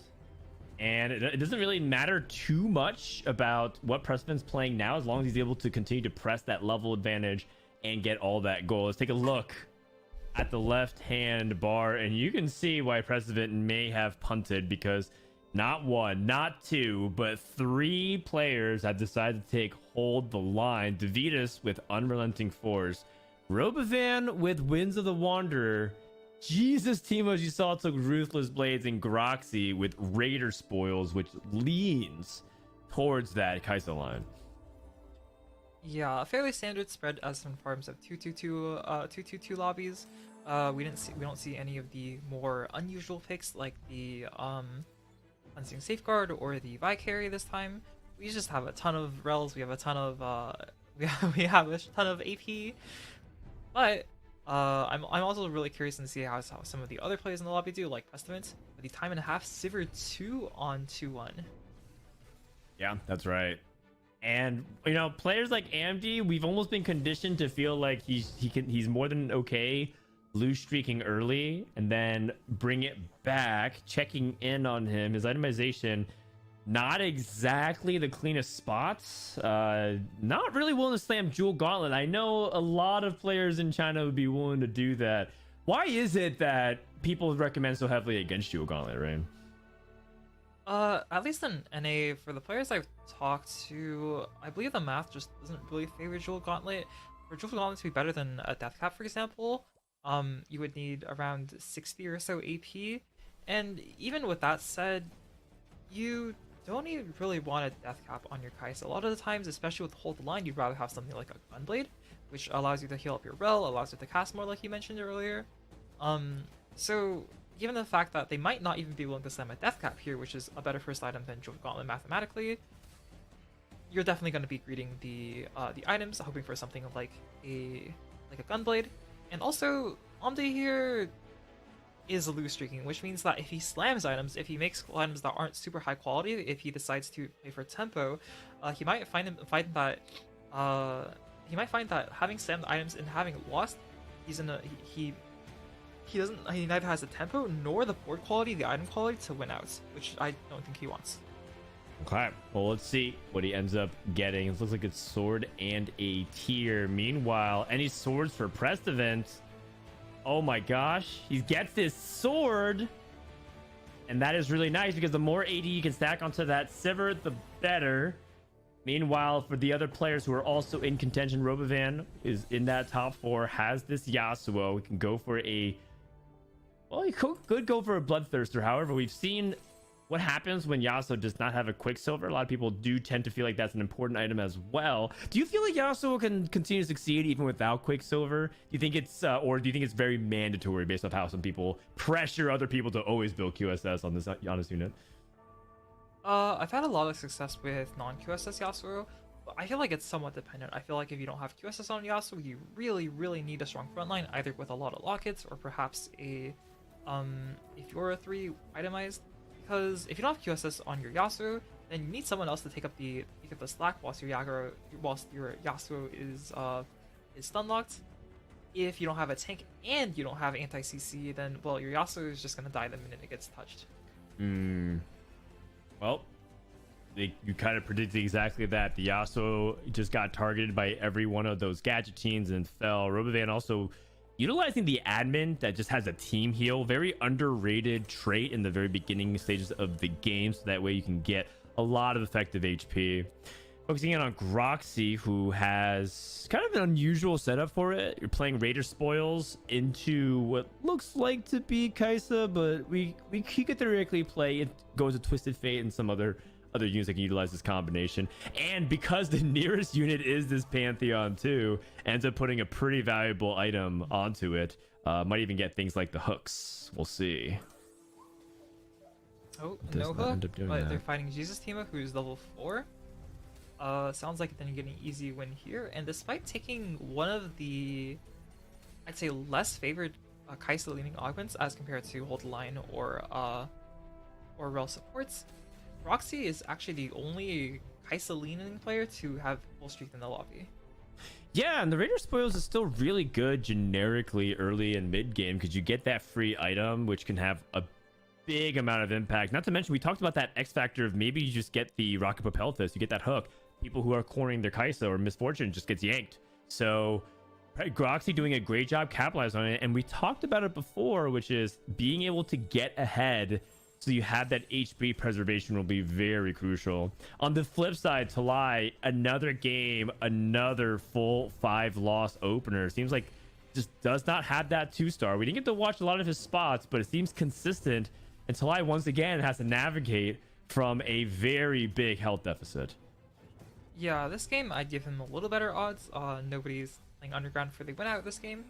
Also, I believe they had a full gold opener. It looked like they only had 3 item components when they were going to neutrals, which implies that with the 2 items they got off Carousel, they might just be able to like fully out everyone else with their econ. They're at 80 gold right now. If they sell the rest of their bench. Yeah, no kidding. This might be the most amount of gold you ever see that isn't consistency start. In terms like that isn't something that's just direct econ, like a windfall. An incredible amount of gold available for Talai, and I kind of wonder, does that mean that he wants to go for a massive 6 roll down, or does he want to skip 6 entirely? I feel like rolling on 6 is more profitable because of the accessibility to rel, but with so many people trying to play this line, I really wonder what Talai's game plan is here. Yeah, it's definitely a hard choice to make because rolling on 6 obviously gets you a rel. You got Alka dots for Kaisa from Morgana, which is what he seems like he's going to do in the middle of the round. Yeah. Oh my god, Misfortune hit the lock. Oh my gosh, Jeweled Lotus, insta pick. He also over leveled. You can see that he went 8 out of 36, so he went way over by accident. So a little bit of nerves coming in, I think, just not actually getting the clean amount of resource expenditure here. Yeah, it looked like a lot like Lides was kind of stuck between 2 different options. He wasn't sure if he wanted to go fast 6 or fast 7. Ended up going level 6 after the round had started. Also interesting that Lides doesn't roll for the rel 2, doesn't pick up the rel 2 in the orb, but instead rolls for it, maybe hoping out for a rel 3. But yeah, I think a little bit of nerves coming into play, a little bit of unsurety of what they want to do with the rest of their board. Meaning that I think a little bit more gold is spent than is strictly necessary. Yeah, a little jittery, but it happens. Here comes another Raider spoils. It's going to be Randuin's, and the way Groxy has positioned does make that kind of suboptimal, but doesn't really have much of a choice if he wants to keep his backline spread like that. And Groxy going up against someone who rolled it to 0 with a lot of gold. Granted, like we said, Talai, again, you can see kind of the punishment of it. He can't really make 10 gold easily without selling some units that he wants to hold, and that could have been a way he could have made gold instead. So don't over level if you don't have to, and hopefully Talai doesn't get punished too hard for that. Oh, there is an underground player. Speaking of underground, it turns out I was wrong. There is an underground player in the lobby who's a little bit on the weak side, but they do have their 5 underground in it from the tome on 3-2, which means the Vidas is probably going for one of those super big cash outs. Yeah, and I think that makes sense, right? Because in the tournament macro perspective, he's at 5th place, 17. He needs to go 1-1 and hope that everybody else above him in the standings takes some really bad finishes. Basically, a lot has to go right in these last 2 games, and even then, it might even come down to some of those tiebreaker scenarios, so we'll see. In the meantime, Underground is one of the ways to do it. He went for it with the Tome. Takes another loss. This is a pretty hefty loss. Queues up into Talai, who did roll a lot of gold. And I think for Devious' perspective, you even chase things like that Samira off the carousel. This is so difficult of a spot for Devious. Yeah. I do think the Vitas... Oh, there is Samira with a tear off carousel, which I suspect is the item he wants. Oh, He's gonna yes! go for it. All right. Yeah, the Vitas with the Ezreal 2, the 4 Vi's, and the Vi carry. I suspect the Vitas is probably going to go some variation of an Ezreal carry, or perhaps, if he doesn't find the Ezreal 3, an MF carry. So this tier, along with the Samira for the possible 6 underground, could be exactly what he needs to get himself back in the game. Maybe take a little bit of better losses with the Samira Ace executes. And maybe this helps him find the items he needs to get his game plan online. Yeah, by the way, Pressman did pick up the spatula. That's really nice for the Infinite Team +1. So if he's able to get multiple swords, I mean, with this setup with time and a half, he wants as many swords as possible. Add that to the count of many things that he is seeking. Let's look upon Unwolf's board and seems to be gearing up for the Kaisa, but open to spell slingers as well, given the current setup. Playing Lulu carry with no hearts, no gadgetines. Oh, going up against Jesus Timo, who is here to tax people's backlines if they are not prepared for it. Hacker Draven is right back in the action. Yeah, I'm a little bit surprised at how healthy Jesus Timo has managed to maintain themselves, especially since I saw that they started the game after Carousel with 2 rods while playing Draven. It's not an easy spot to be in, but they managed to preserve the HP. They got the IE Last Whisper with the Draven support, giving their Draven a ton of crit chance, which overconverts into crit damage. And it seems like they're doing well for themselves. They're in a decently healthy spot, despite the fact that their augment doesn't provide them any immediate combat strength in the form of Last Stand. And we'll just have to see how things go from there. 6 underground. Going for the 10 underground cash outs, 10 loss streak. Oh my God, he's at 20 HP though. And he's not 2-starring any of these other backliners like I guess he does have Ezreal 2-star, but everything else just seems so sus. And he's trying to get to a Vi 3. Kind of surprised he's not slamming any other items. I feel like at this point I'm interested in preserving HP, so I would consider something like Archangel Staff on a Sona, for example, but he might be trying to go for max cap and greed his full items and see what happens at the end. I think Davidas though might be like at least right now on the edge of his seat, maybe mentally feeling frantic at this point, because this looks like another loss. This is just so hard to get past the hold the line Rel, and that's part of the difficulties with these crazy strong front line. This is Rel 1. She's taking so much damage. Now, granted, Davidas is still playing 6 underground, so it's not like his board is insane, but we couldn't kill this Rel and took a 5-unit loss. Davidas is down to 8 HP at 3-6. 8 HP, but underground cash out right now. 2 Vi's in shop. He's not cashing out. He's going for it. He knows that's not good enough.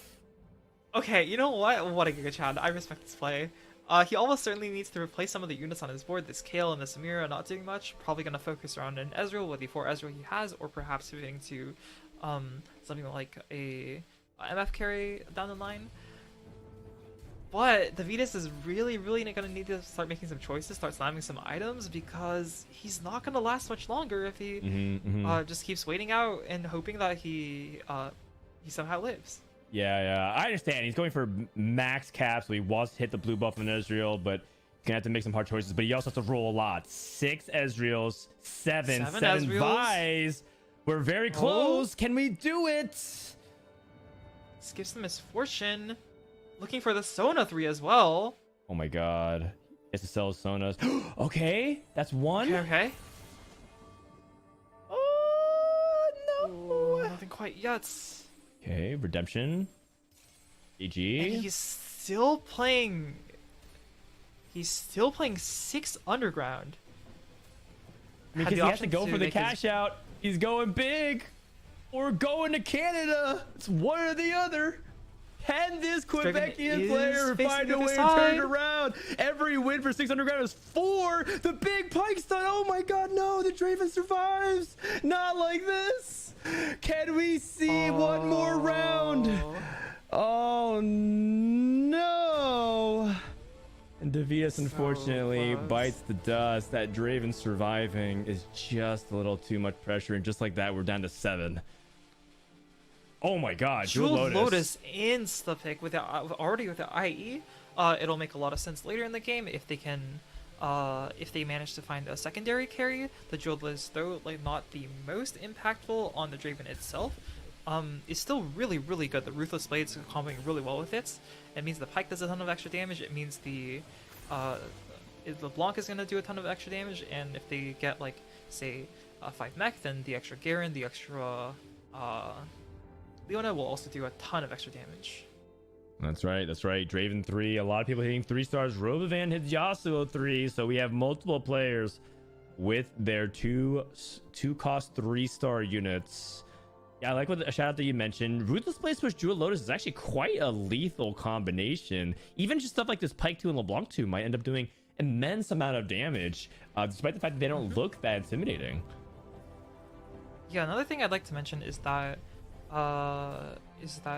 Jesus Timo has been positioning really well. God. Every single time we've seen a fight with Jesus Timo, he's been mostly on the side of the carry with a Draven, which means that even in fights like this where there's like Morgana in the backline against the reasonably tanky team, a lot of things get killed. Yeah, unfortunately, it just kind of got wrecked by the front line that the Draven started targeting it. And then by the time it focused Kai'Sa, just took way too much DPS. But Jesus Timo is online and cooking. Don't show dish soap. He might freak out. There it is. Still people playing hacker Dravens in 2023. I wasn't aware of this. Did Bishop have a problem with the hacker Draven recently? Oh, I will let you do all the searching on twitter.com. Still a free app, at least for now. As we take a look and see the Q cone giving some AP to the backlines. They are 1-star units. Gonna be a little bit on the trickier side to deal with here because it's such a strong front line with exiles, and that thrill of the hunt might keep things like that relatively able to get that kill. And that ramping from a 3-item Kai'Sa head-to-head does give the opponent the edge. Amdi does not look like he has that strong of a board, and if Amdi goes 7th here, it could be disastrous. Yeah, I will say Amdi's board did do a really reasonable job of everything, for given the fact that Amdi is running 1-star carries across the board, but he's gonna need to upgrade his carries if he wants any hope of going anything but 7th. Taking some inventory about what's going on here. Taking a look at Amdi goes for that rod, needs to continue to finish those items on Kai'Sa, plus ends up picking up a misfortune. Pressman finds that very important sword, and I wonder if that means that Pressman has 7 Infinity Team right now, but I don't think so. He needs to hit that Ezreal, and it looks like he is losing a lot so far, because you see the 5 Infinity Team on the left, the 3 losses on the top of the middle bar. Pressman is going to try to find that Ezreal as fast as he can. He does have it! He hit Ezreal on 7! Oh my goodness gracious. Instantly just gets the 7 Infinity Team. No backline hexes, unfortunately, so no chances to dupe the Sivir 3, which is a little bit of a low roll. But if they manage to find a Garen 2, a Fiddlesticks 2 or a Garen 2, it should make the board a lot more manageable. One small negative I do have to note is that Preston never managed to find enough swords to make a Deathblade. The first carousel, the only sword item giving him another bow, which means his gold, even with his early Sivir 3, isn't that high. It's not that high. Oh my goodness gracious. And now Draven's not focused on the Morgana, but the Shen! The Shen able to deflect most of that DPS. Oh my goodness gracious. What patch is it? Shen coming up clutch and denying that Morgana 1 to be fallen. Well done by Pressman. I'm not entirely sure how intentional that was, but that was incredible fortunate situation here for Pressman. Yeah, the Shen really helping out. 2 Shens duplicated by the 7 Infinity Team with a ton of extra tankiness, a ton of extra items. Really helps the overall strength of this team, even though the team itself isn't looking super impressive. Ton of 1-stars across the board, and like the Sivir without the best items you've ever seen, it still ends up being quite good. Also, Robovan taking a really interesting direction. I haven't seen Laser Core reroll being played with the Yasuo carry augment too often. Mostly I've seen either Super reroll or Vertical Duelist, but it does seem to be working out for them. And I do think they are one of the few Yasuo players that aren't going bot 2 in the tourney. Yeah, and it could just be the nuance, the fact that he's playing high tempo with laser, but this Yasuo does seem to lack damage. There's just no oomph. He has the Axiom arc, so by all means, the augments look good, but it's not getting the big wipe. Instead, it's relying upon a team effort. Okay, so you start to see how Robovan was able to preserve HP in this case. He's not all in on the Yasuo basket. He is doing a team concerted effort. Yes, Yasuo's a carry, but the sum of the parts is also quite strong. Yeah, the laser core from the Ashe, which is only an Ashe 2, the rest of his team falling around it, allows the Yasuo to just do a ton of CC, do a ton of damage, but at the end of the day, it's actually the Ashe with like the full laser core stacks that manages to pick everything up and win out. It's a really interesting team that's been constructed.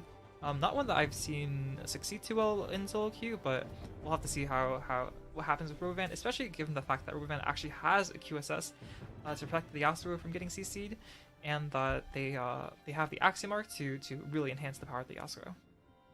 Yeah, I believe, if my memory serves correctly, that the very top end of laser core 6, like 5 to 6 laser core, is comparable to duelist in terms of how the data, but supers, and you're able to get that high ceiling of big bonus damage, caps way higher for obvious reasons because you get that Yasuo to one-shot everything. So, but the problem is Robovan missed on his tome, right? He got an Aegis emblem, so I'm really curious where he ends up landing. Is it like kind of a top 4? Is he able to close it out? Speaking of, can this Jesus Teemo make that comeback once more? Draven comes in, starts targeting Misfortune, can potentially start targeting down to the Nico, but the longer we take, oh my god, the Echo Taunt, the longer we take to get focused onto this Kai'Sa, the lower chance we have of winning this fight. And another Syndra stun because the target is the closest unit. This Draven is just not able to clean up in time, and Jesus Teemo takes another loss. He does. The Kai'Sa is so good in these single target situations, especially when the Draven's not jumping on the same side as the Kai'Sa. Means that Draven is so weak and so vulnerable if it's not jumped to the correct side. In this case though, Jesus Teemo does have some hope. They finally hit their Pike 3, which should do some massive damage with both the Draven Ruthless Blade augments as well as the Jeweled Lotus, and they also have Last Stand, which means that once they get to 1 HP, they might just get even stronger. That's true. I mean, that is true. We're seeing all of this under the guise of Draven hasn't yet even hit his final form. He is yet to achieve that Last Stand. And if, heaven forbid, he's able to get to that 5 mech and just have that big double bonus, that could be huge. Killing the Syndra first, which is really nice. This ended up being a much better positioning for Jesus Teemo this time around. Now focusing on the Kai'Sa way earlier. Pike with the Phantom, able to get that stun, and now all the DPS is gone for Talai, ends up getting that win. And there's an interesting dynamic happening when there's like these Dravens and these Kaisas. It does seem like Jesus Teemo, when he does wins by only 1 unit, so he's basically slowly applying pressure as opposed to these ginormous big victories. Pressman, on the other hand, doesn't seem to be winning at all. Even though they have the Sivir 3, their items are a little bit scuffed with the double GS Rudons. Not generally the items you'd want most on Sivir. The lack of the Shred is helped a lot by the Morgana, which I think is a fine unit to play right now in the lobby, especially with the Hacker Draven. But with Sivir as their only carry without a backline Infinity Hex, I'm assuming that Preston is just lacking the damage in a lot of these fights. Yeah, and I hope that this Yasuo aims at the opposite direction. Looks like it's away from Sivir. Oh my goodness gracious. And because it is just target right in front of it. Wait, oh no, never mind. The Axiom Arc is way too strong. Prestivan takes another loss. And after it's all said and done, looks like it was a great spot for Prestivan, but he is right now likely to go 6. Jesus Teemo activates Last Stand, and Prestivan going 6 might functionally eliminate him unless... There's not one, but there's 2 Infinity Team spats here. Also, talking about for Jesus Teemo, there's a Leona with a mech spat. Oh my god, the caps of some of these comps might just hit another tier. Jesus Teemo almost certainly gonna hit 5 mech instantly with the Leona as well. The Last Stand really helping the Leona with the extra tankiness as well as as well as the lifesteal. It should help everyone on the board a lot. Preston getting to replace one of his less useful units like Lucian with maybe something like a Janna or maybe a Samira too for the extra sure shot, the extra damage. I think a lot can change because of this carousel. Yeah, and you're starting to kind of realize too, because he has double Infinity Emblem, but he only has 1. He doesn't have any backline hex for the Sivir 3. That's part of what makes it really strong. You hit that Sivir 3, you're copying Sivir 3 very early into the game. That is such a difficult spot to be, tucking away into C1 copy. Oh no! Just as we got into the 7 Infinity with the emblem, we're queuing up once again to Draven. Everything's lined up perfectly. Does end up targeting the ZZ like a Rocks. ball, but it does walk up. Okay, huge. Although the cast is good. Oh no! And Sivir dies, and Prestivan's hopes of qualifying for regionals, I think, goes with it. Jesus Teemo is going to deny Prestivan a top 4. And I think with the 6th place means that he, unless other players ahead of him also struggling, he needs Yunwolf to also go bot 4 here from that spot. I feel like Precedent's going to have a hard uphill climb to try to get to it the last game here. Almost certainly.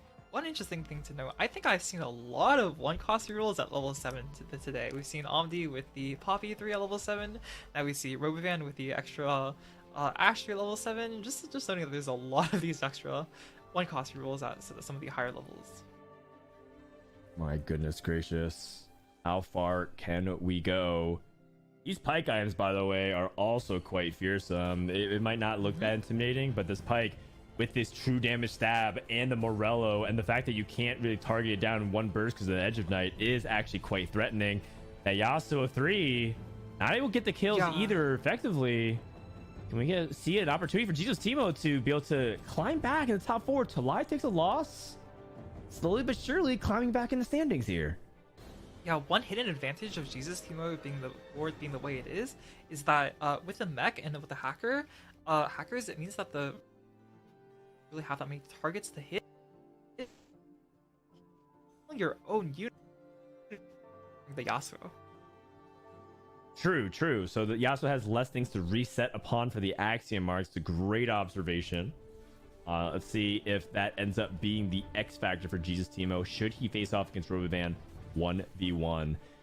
Look at Talai functionally eliminated as well at 7th place, 14 points. Can he find a way to fight for some glory and stay alive in this competition? His Anvil gives him what he wants to be a 3rd MF item. Doesn't really land it, so he's going to go for a Shroud, a very safe choice.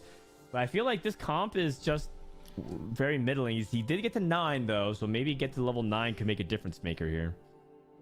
Yeah, he puts in the Aegis. I presume that scouting his matchups are all AP. Has a Shroud on bench, and he does have Jeweled Lotus, which really does increase the damage of both the Kai'Sa and the EMF by a significant amount. But the problem is, this comp doesn't look anything stand out, but maybe it doesn't need to be, especially against Unwolf's comp. Okay, just get the Shroud onto the Syndra, try to stall the amount of units being thrown in, and that will be a potential difference maker. You see the Misfortune about to cast. Here comes the first bullet time. The front line drops while Ars continues to survive. Talai is pressuring Unwolf, and again, Unwolf is one of these players in the top 4 which can upend the standings if he goes bot 4. Robovan takes another loss. All of a sudden, you might see if Unwolf and Robovan go 4th and 5th, there's a possibility that all of a sudden the standings still remain very close. Yeah, Unwolf is gonna need to hit the Kai'Sa 3 on this turn, really, in order to have a real shot. And they can't really sell their Fiddlesticks either, because if they hit a Kai'Sa 3, then there's almost nothing to throw in. And it looks like they're playing against Groxy, which isn't good, because we're looking at Groxy upgrading units across their board. Echo 2, Garen 2. I can only wonder how the fight's gonna play out with 3 Q cones! My goodness, Hook! Oh! Oh my god, we did not play around that possibility. An utter disaster for Unwolf. 2nd in points, surely going to take a loss here. Misfortune did miss though. Somehow this Kai'Sa survived a whole 15 seconds. Is that enough to potentially swing things? It is not. Unwolf is dead. Jesus Timo also dead, and somehow gives Unwolf that very crucial top 4.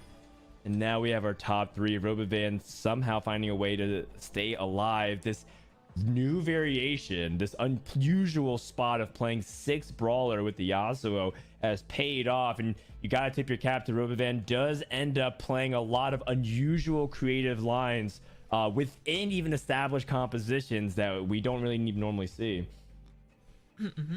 Yeah, he's really using the healing from the admins who have taken him through the early game, increases the taking this comp with the laser core. It's not the most traditional Yasuo comp, but it's successful, and honestly, that's all that matters. That's right. And for him, the name of the game is to just get a solid placement. If he does get 3rd, which kind of depends on whether or not this Yasuo can get onto the back line. Oh my god, the 180 shotgun by Misfortune. One more time, this Yasuo is absolutely insane. Deals critical damage to Groxy, but Talai does end up living as well, so we have ourselves a good old mono E mono. A Shroud is on Talai's side. Is there any way for Robovan to counter? Well, certainly not. The they do have the choice of the remaining items on carousel. That is right. Taking a look at what ends up happening as we're rolling. We do hit a Mordekaiser. Does that end up changing the equation? We could replace Garen, for example. Yes, we do. Oh, it definitely does. I believe they're playing vertical laser core, so hitting the Mordekaiser here gets them the 5 laser core. With the tankiness of their team, the 6 brawler, it's definitely going to make a difference in these fights. Looks like it's 4 laser core, unless I'm missing something. But that still gets the lasers on all the champions, which is the most important aspect. It just scales the damage beyond that. A Shroud moving the other way, gets it onto the Misfortune. Shroud does end up hitting on the Mordekaiser as well. No one has an optimal setup here based off the opening Shrouds. Here comes the first cast, no execute. Yasuo trying to go for the back line. Somehow misses, but the second cast is good. Getting targeted by the Kai'Sa. Kai'Sa trying to finish off what her rest of her team couldn't do. Yasuo is down. Can Warwick get it done here? Edge of Night does go for the cleanse. And here we go. The big resets. Is the 6 brawler HP enough? And it looks like it is. Robovan gets a big victory, but the job is not finished. Yeah, rest of the lobby obviously cheering on for Talides here. Robovan getting extra placements would make it very, very hard for them to sneak out the spot into the top 2. Also, correct me if I'm wrong on this, but didn't Robovan have an Ashe 3 somewhere? I don't... Well, he doesn't anymore. That's for sure. It doesn't seem like the Ashe is here in play. Instead, we have a Vi 3, and maybe that tankiness will be enough. Will we be able to land the crucial shrouds? Down the middle we go. Last time he got the really crucial shroud on MF, and this time he's dodging it almost completely. The Yasuo is getting targeted immediately by the Kai'Sa, though. Will that change the outcome to fight? Yasuo with the 180 corner to corner, coast to coast. Can this Yasuo do it one more time, wiping the back line? Kai'Sa at just 2-star is not able to get it done, and Robovan Kenobi is going to close it out, and with that put himself in contention to not only qualify regionals but to win this tournament. Yeah, the untraditional comp, I got confirmation they did in fact have an Ashe 3. Selling the Ashe 3 at level 7 turns out to have won them out in the end, and the Aegis from the tome we mentioned it might have been a miss on Laser Core turned out to actually been quite a fine augment for them. Managed to, especially given the fact that the other top 3 were all AP, helped them beef up their tankiness a lot with the extra 6 brawler. Means that their team was unkillable whilst the Yasuo was just ulting coast to coast with the extra Axiom Arc resets, and secures himself a top 1 in the lobby. That's right. Really well done by Robovan, and really clutch as well, because that first place puts him at 30 points, and I believe should put him in the lead of the entire tournament. And that would mean that Robovan is in the prime position, of course, to like do well, but I wonder where everyone else falls, right? I think Yunvo might be right behind them at 29, and then we have to see where players like Prestivan and AMD with 2 bot 4 performances there, how much damage has been dealt. Yeah, the lobbies are definitely getting shaped up towards the end. We've only got 1 game left ahead of us, and the last game is really going to decide everything. A lot of players are already knocked out. There's only a couple players left who can really fight for those top 2 spots, and Robovan has set himself up in an amazing spot for the last game. We'll have to see how he does. All right, let's take a look and see the damage report as we take a look at what has transpired. Robovan number 1 at 30 points. Unwolf right behind him at 20 now, so we have that accurate. AMD still hanging in there at 27. Oh, Prestivan 5 points behind. And so with this, the count has turned down to 4. Yunwolf has to go for a top 4 finish, and if so, or actually has to do better than AMD. Prestivan has to go first and get a +4 average placement to close that gap. But for Talai and everyone below, they are 100% guaranteed eliminated. Hell of an effort from all of them, but at this point, they're just playing for that prize money. Yep, prize money not bad, but only 3 or really 4 people, maybe if Prestivan gets a first, in contention for the last game. It's really good, just the 3-horse race now. Seeing which amongst them can manage to secure themselves that top 4, or maybe like for the lower placements, maybe a top 1. Yeah, it's gonna be an exciting last game, and I'm sad I won't be there to see it, but I'm happy I got to cast until now. Yeah, that's right. Ray Implosion, thank you so much for joining us on your debut casting appearance. Can you give us some final words before we send off the break and welcome back in Boop? I'm so happy to have gotten the opportunity to cast here. I think I've gotten some amazing games with like the 3 full pack game from the first day, as well as the 3-star forecast game from today. Some of these most amazing games that I've ever seen throughout like all my time playing. I'm happy to have gotten the chance to cast them, and I'm really, really grateful to my fellow co-casters of Frodan and Pupasaurus, who've been really amazing and really helpful, like setting me up, just covering for me when I have like a fumble or something. And I'm glad to have been here to cast for all of you. Great. I'm more than happy to give you one, because if I need to help in the player department, I'm sure you got me covered. So that'll do it for us here in game number 5. When we come back, the finale, the conclusion, who will join us in the North American Regional Finals in just a couple of weeks? The answer is right after this.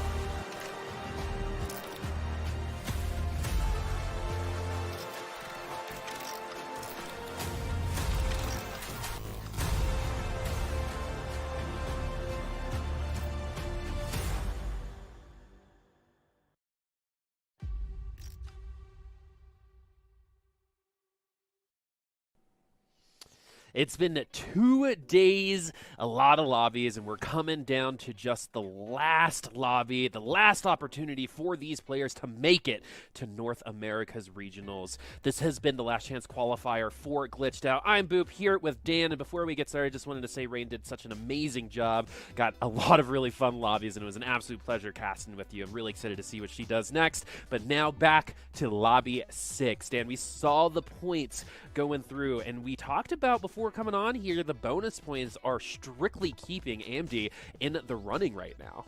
Yeah, MD is thanking the stars that he popped off as hard as he did in day number 1, because with those 3 bonus points, keeps him right in it. Otherwise, he'd be behind Precedent, who started off with 0 of them today. Same thing with Yunwolf, right? That extra point might end up being a difference maker. So we'll just have to see. This last lobby is going to be very exciting. And on the other end, you know, the players that are playing for pride and prize money, they also get to play spoiler. It's almost like this weird like 4v4 in some kind of dynamic, but we'll see what ends up happening. I'm also like kind of waiting to see like what kind of lobby is it. Is it going to be like one of those triple prismatics to end the game? Everyone starts off with like a tactician's crown. Like, you know, the lobby itself, sometimes when the deck is stacked this high, some crazy stuff happens. Well, and some of these players have to take those risks, right? Playing traditionally is not going to be enough for someone like Prestovent, who needs a 4-point advantage on everyone else in the top 2. This is it, folks. This is the last lobby for the North America's Last Chance qualifier. After this, we will know every single person who will be participating in regionals and who might represent North America for Worlds. As we're going to go through, again, the best board in the game. Stylistically, maybe for Roby, it will end as the best board in the game as well. Currently in first place, this is actually a player who might just want to play top 4 at this point in time, but we get 2 3-cost units. Gnar, one of them, that does give us a little bit of direction if we want to take it. Oh my god, Roby is just blessed today. You just cannot miss. Like every game has kind of given him strong direction immediately, and good on him to be able to convert off of it. I mean, you see a lot of players fail to convert off of good openings. Robovan is not missing today when he's given those opportunities, and that's ultimately what the good players have to do. In TFT, it's not just about like the skill that's expressed of like trying to turn around low rolls. It's about being able to play from every position and be strong no matter what kind of opener you're given. In this case, having Morgana and Gnar and a Lulu pair pretty much plays itself. The only caveat to it is that Robovan doesn't have to create his item opener. Oh my, you gotta be kidding me, man. His Lulu too, and it's the Annie. This guy is unstoppable today. Oh my goodness, sometimes you're just never punished. There are people that we probably know personally, not even involved in esports, that just have this vibe, right? They wake up and like they win $100 for some reason, right? They're the one that is always the 9th caller in the radio that wins the prize. Right now, Roby is the one who, you know, luck is just the first step, but definitely being blessed with good opportunities to then attempt to convert off of, and those attempts have been successful so far. And so we're not gonna drop any of those gadgeting items on just yet. We get a basic silver augment right now as well. Oh my god, he actually rerolls his first augment. That's actually quite surprising to me, because I think preparation is quite strong with the gadgeting line in particular, because you get a bunch of stats, and ultimately, yeah, you end up losing some, you know, HP early game, but ends up being quite good. Also, not to mention, when you're playing a gadgeting line, the value of holding your reroll is really high, because you can roll for a +1 gadgeting after you've tailored your traits. I think this is actually quite a significant error from Robovan, which makes me wonder if he's actually going to commit to this line. Maybe he's just probably going to not play gadgetines, but if he does end up not like playing gadgeting and then something goes wrong in this game, somehow gets off the rails, I think he's going to look back at that decision and have a lot of regrets. I think this is one of the really good example of a player who is aware of gadgeting but might not know the ins and outs of it, for example, and to how we could have gotten that start to finish off on the comp. So we'll see if that is going to be the case here. Roby cannot bottom out, and this is, you know, a position where you're in potentially playing a comp that you're not familiar with. You might make decisions that you might normally not make, because, you know, if anyone is potentially more nervous than some of these other players, it's Roby, who has to just finish things out, right? If everything goes according to plan, Roby will probably get this top 2, but in TFT, that's not always the case. The plan sometimes can go off the rails as we go over to second place right now. 1 bonus point, 29 points. Unwolf again, another player who cannot get a 7th or 8th here. It opens up an opening for Prestivent, for example, if that does happen. We have all of the augments on the side as well, looking through all of the context, looking through all of the information here. Prestivent also having a fun augment to start out with, like an Unwolf's board. How are we feeling about this so far in terms of a start for someone who needs to finish well? Well, it's a good economy because we start off 2 items and our board's not that bad. It does lack damage, so oh my gosh, we're going up exiles with 2 star units, so we might not kill a unit here. If we might get fortunate enough to maybe kill this this Nasus, but Yunolf is just in the middle of preserving HP and hoping that the carousel can give a lot of direction. Maybe he'll pick up 2-star lasers and then find, you know, some kind of way to capitalize off the mid game, but for now it's totally okay. Does have an outside chance of playing Locket and Duelist, but I think that's very, very unlikely given that Duelist tends to play from ahead with tempo. So I'd be very surprised if he ends up committing to the Duelist line from there. Speaking of potentially playing Duelists from ahead, we could get our 2 Duelists on line right now, but we're actually playing with Vayne, a unit that seems to be very unpopular on today's lobbies so far. Not a lot of tier 3 Vaynes, just overall over the weekend. We saw a couple yesterday. That was mostly, I think, Showtime playing the Anima squad. So this looks potentially more like a best on board situation. We did get our double Duelist there. Again, don't know how long this Vayne's going to stick around, and we're coming up on a 5-unit board for Roby as well. I'm pretty sure AMD's just going to send it for Kaisa. I just don't think that and this is just not Flame, but I don't think he has the range, the knowledge of being able to play anything besides that from his spot. And it's actually corroborated by the fact that he's not playing things like Anima Squad, not trying to get his stacks in. And AMD is also a player that I think gets his edge from understanding like what actually makes Kaisa tick and like what are the conditions of being able to top 4 from a spot that a lot of other people don't really know how to do, at least not as well. So I think AMD gets his edge by contesting players, and it reminds me a lot of like some other players like Kiyun, for example. When Kiyun first broke out into the TFT scene, he was a player that was unafraid to be contested because he knows how to optimize the line cleaner and play from a bunch of different positions. And those are the scariest players to go up in tournament, as AMD has proven in the past couple days. You know, especially the advantage is playing a comp better that you know other people are going to play. That's a big confidence builder as well. I mean, it's like any sort of competition, even if it's a cooking competition. You might make good cakes, but there's always someone out there who knows how to make them better, is what it feels like. So AMD definitely trying to be that primary person that everyone almost like reacts to versus can be proactive against. That was a good amount of gold coming through because of our augment with our AFK. Let's see what moves Prestivent is going to make. We have a lot of gold choices here. That's pretty difficult, which is to like try to sell this Sona, and the thing is he wants to like make sure his economy continues to flourish.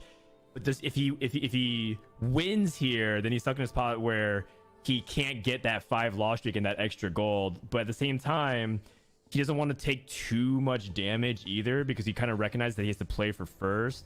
And it's kind of a weird spot, so he's just gonna see what this round ends up what ends up happening and maybe react to it. Goes against Yunwolf, who's also the other level 4 player. That second win comes up huge for Yunwolf, which is good for Prestivent if he wants to continue lose streaking. And in his mind, everything is going according to plan. His Wukong is just kind of messing around attacking this target dummy, and Prestivent wants to kill like, you know, as many units as he can. He might be able to kill actually both the Renekton and the Vi, and if he does, that's a massive loss here for Prestivent. One more cast. Oh my god, the perfect loss. That is huge for Prestivent. We actually, you know, Rain and I got an opportunity to talk about this, but in my opinion, one of the best skill expressions in the game is being able to lose by 1 unit. This board is starting to also take some shape as well, Dan. Oh my god, it's a Warwick. Pretty fast choice. I didn't really see what he selected, but just given the context clues of like what he did, or like what he did, which is sold the Warwick right after, seems to be okay. Robovan also is broke as a joke. Oh my god, he's level 5, 10 gold. Eggs are expensive, dude. The unit he played is quite poor to Yasuo in terms of like what it's offered synergy wise, but puts it in the right position so you can get the shroud. That's actually a really nice heads up play by Robovan. is that going to make a difference? If he loses here, it is an utter disaster because he is so broke. And Jesus Timo is coming for this Annie, and he's almost at a DPS.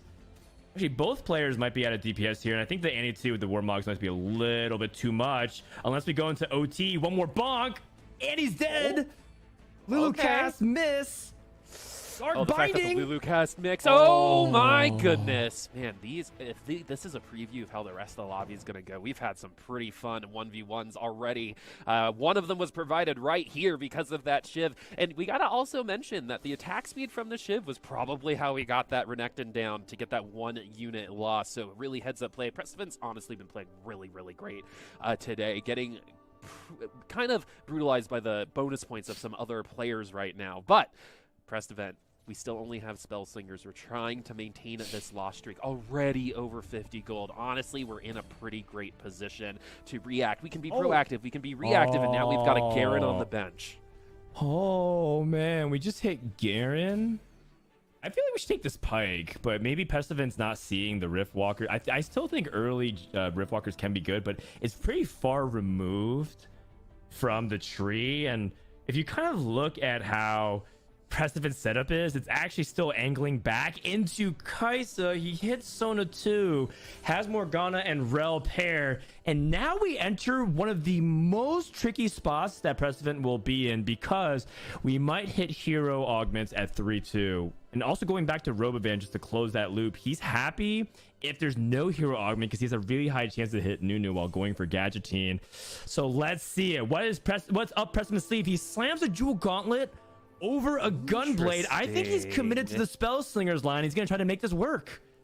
This actually was a line that we saw win a lobby, both by the same person, once in Mecha Cup and once in LCQ. It was Ramblin'. They had some really good admins to help out too, but let's see if this is going to be enough. The re-roll Spell Slingers along with some hearts as well, that is going to continue providing the battery to make this Sona do some damage, and hopefully eventually in the future the Viego pops in as well. But we've got a lot of Morganas on the board. It seems like a lot of us got them really early. Let's see if they're going to be able to lock up these front lines, and once again it is going to be this Lulu Morgana backline barely winning out. 1 unit win there.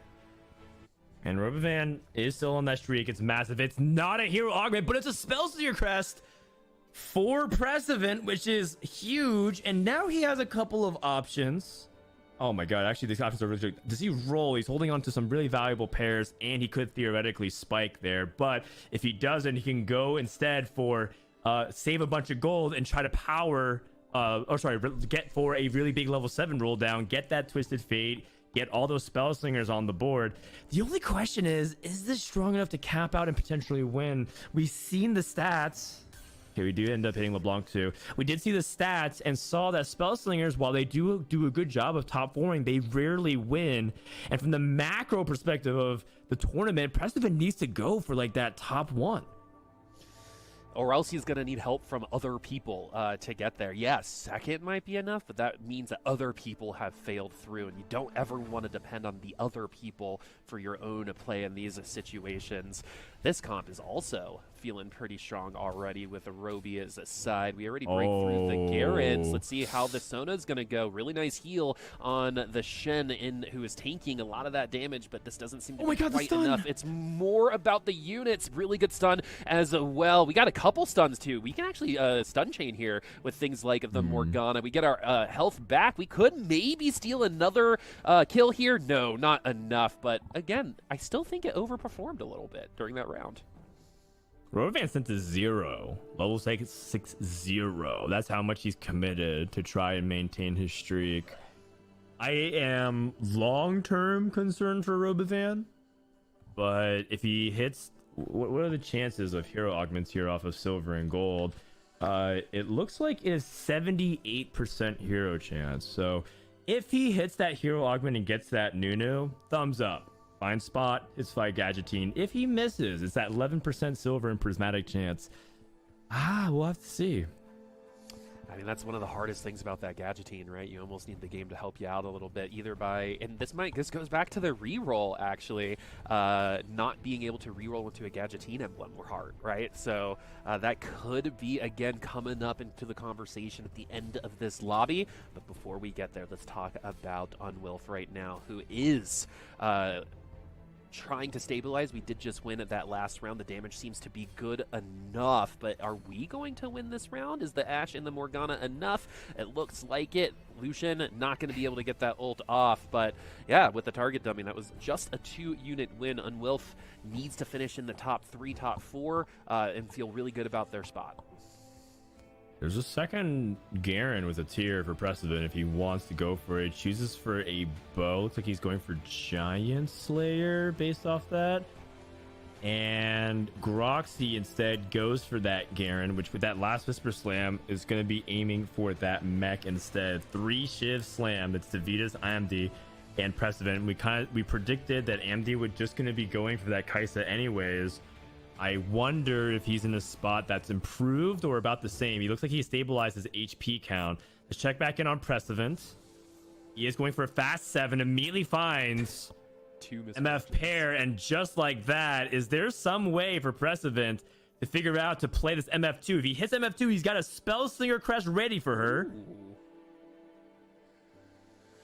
All right, just watching this roll down right now. I mean, the direction is there. We just got to hit it at this point. Gets the MF2! Enormous. We literally just saw a Misfortune 2. I think it was Prestevent's Misfortune 2 beat 3 tier 3 4-cost units in that lobby. So now all of a sudden we go from just a top 4 comp to a potential lobby decider at this point. Okay, I'm really excited for Precedent. He hit that. He didn't get the Kaisa in, so he's not really like leaning 100% into it. I do wonder if long term he's going to regret slamming this Giant Slayer. It's not a bad slam now. It's just that he doesn't have the ability to go for like a Shojin off of MF unless he gets Easy Being Green, the hero augment, and then everything is tied together because that gives you the free Shojin. All right, Mortdog, one time, if Precedent truly is your son, you know what to do. The button. Just push the button. If not, we totally understand you don't want to play favorites. If there's any time to push the button, right, it's definitely right now. What a story that would be, going from not knowing Mort's first name to potentially going into regionals. We're just one lobby away from finding out if that is the case. And we've seen this comp, right, a couple times. It feels like it overperforms, especially in the mid game, but that Sona helps heal us up. It gets our CC going as well. Oh my goodness, this is very, very intense. We've got a lot of CC on the board with the Garen as well. So that we can get locked up. Things like the Belveth might start feeling a little less powerful against comps like this. And it didn't win a single round against the Misfortune either. So once this Misfortune gets to that ultimate, we'll see it where it goes. It looks like it's going to hit a huge group. Oh my god, it cleared everything. He got clears. Although the Dark Binding. Oh my god, not before the Sona gets the heal off with her Crescendo. And now P-God wins again. Huge dub for Precedent. And Unwolf, by the way, playing Brawlers Belveth. If Unwolf doesn't qualify, if this ends up being the reason because we played kind of that B tier, A tier composition, my heart breaks for Unwolf because I think that they've been playing a wide range of comps today and definitely has showed that he belongs in this group of players. But at the same time, putting in the faith of Belveth plus Brawlers is very sketchy. I wonder if he's going to pivot off instead and try to go for mech. That seems to be what he's angling for, but that's not going to be easy at all because a lot of Garens are out of the pool, Boob. And Belveth 3 already lost to a Misfortune earlier today. Yeah, there are a lot of other things going around it, but the Belveth seems to be kind of like living in the Jhin world, where if you get it early, it's going to work out great, but once everyone catches up, those advantages can be harder to find. Belveth really likes a good amount of time and a good amount of enabling, and at the end of the rounds, especially in stage 5 and 6, that time just doesn't specifically last out for you, because unlike Kaisa, there's no internal way of increasing that attack speed and catching up to some other carries that should maybe be stronger than us at that moment in time. We have Exiles as well. This is going to be a very common, albeit potentially predictable way of spreading out our units at this point. So if anyone gets the Zephyr, this might be where we see a lot of positioning going as well. It's not a good spot for Amdi. He didn't hit Kaisa too. In fact, he doesn't even have Kaisa pair. He's hoping that this last augment doesn't make everyone else spike while he just stays still, because let's say it's a situation where he could even pick Kaisa theoretically as a hero augment. He doesn't even have that 2-star guaranteed. If he can get wins though, which it looks like he will get this dub, very nicely done. His straight up augment power is higher with the +1 item plus the exiles over Talai. And it is 3-3-4. No 5-cost hero augments. And Ambi's gonna roll. Okay. Oh, easy being green. Just the wrong board. He missed multi-shot. Oh my goodness. All of a sudden, the tailoring does not favor him. He's going to go instead for Make It Rain. Oh. And the advantage of Make It Rain is you get so much economy, but when he's so contested like this, it's going to be very difficult to hit. He's still stuck on a single Kaisa. Oh, we hit Kaisa pair. If we can hit Kaisa 2, MF2, maybe? Which is going to be tough because there's already a Misfortune 2 on Prestiven's board. We have some Kaisa 2s already elsewhere. But if there is a player that has shown today that they can get out of it, they can. Oh, he found the Kaisa? I was looking at Prestiven's name there. Oh no, I was looking at Prestiven. He hit the easy being green off the Nico, and now all of a sudden that Shojin is quite fearsome onto the Misfortune. And yes, this is a scenario you want Jewel Gauntlet onto that Misfortune long term. And Prestiven may have found himself at least a ticket to top 4, but we know Prestiven needs to do more than that. Top 4 seems to be on the table. Can we go even further beyond and ascend to become a top 1 winner and potentially steal one of these regional spots? Prestiven needs everything that you said could go wrong with Roby to go wrong. Unwilf also not running away with any sort of tempo, and Roby still poor, as you said, broke as a joke right now. Long term is where you you mentioned that this comp could struggle, and now is going to be about that break point, right? Looking at the itemization, looking at some of these other boards, this board doesn't look as impressive anymore. I mean, the job's been done for Robovan. The whole point of the playstyle of which he implemented was to preserve HP and bleed out, because he's in first place in the tournament standings. If you could hit Annie 3, adds to his cause, and of course he might get lucky, spike things like the Nunu on 7. If any of those things happen and he locks up a top 4, Robovan's joining us at regionals, and a worthy person to do so indeed. Does end up going against Precedent. Misfortune aiming away from the Gnar, and perhaps a positioning situation here for Precedent might cost him his streak. MF casts one more time, and Gnar does drop. Does Sona get the heal? Oh, it's not on the cast rotation. And I think that might be a win for Robovan again. Okay. Nicely Those done. are some of the worst Misfortune ults I think we've seen as well, unfortunately. I mean, the Misfortunes seem like they've been Grandmaster players coming, you know, referring back to some previous lobbies, but that's always a risk when it comes to Misfortune. Her eyes get crossed, and unfortunately the ult doesn't quite go to where you need it to be. Looking at this board, something that you mentioned as well, where the spat might land. Might not land anywhere. Looking closely to these items, it seems like a lot of people have committed to some of this itemization. No more than 2 components, I think, across the board. People like Unwolf also no components right now. Spatula being left on the carousel. Nobody wants it. Not even Precedent, who could use it for Oxforce, but instead goes for the Tears. Needs to find a replacement for this Sona. If you think about Aurelion Soul, these are really powerful options. Janna pair? Oh my god, this Acel pair. Do it more, dog. Make our day. Let's see it. Rainy my Janna, eyes by the are way, is peeled. a really big deal too, just to help amplify a lot of that damage burst. All right, we're gonna see a Kaisa comp on the other side. T-Lides right now might be lying down at the end of this fight, but the Misfortune is not quite ulting. That's a much better ult that you want to see if you're a Precedent fan. When it comes to that Misfortune, the Bloodthirster did already proc for that front line. Another ult coming through has to hit the Kaisa, in my opinion.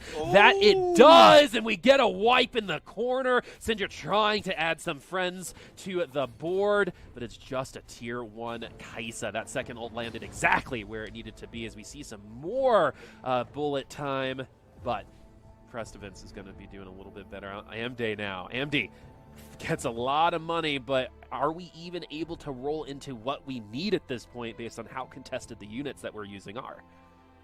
Well, he's done a good job so far, and he has gold to potentially move up to level 8. He's done a good job preserving his HP.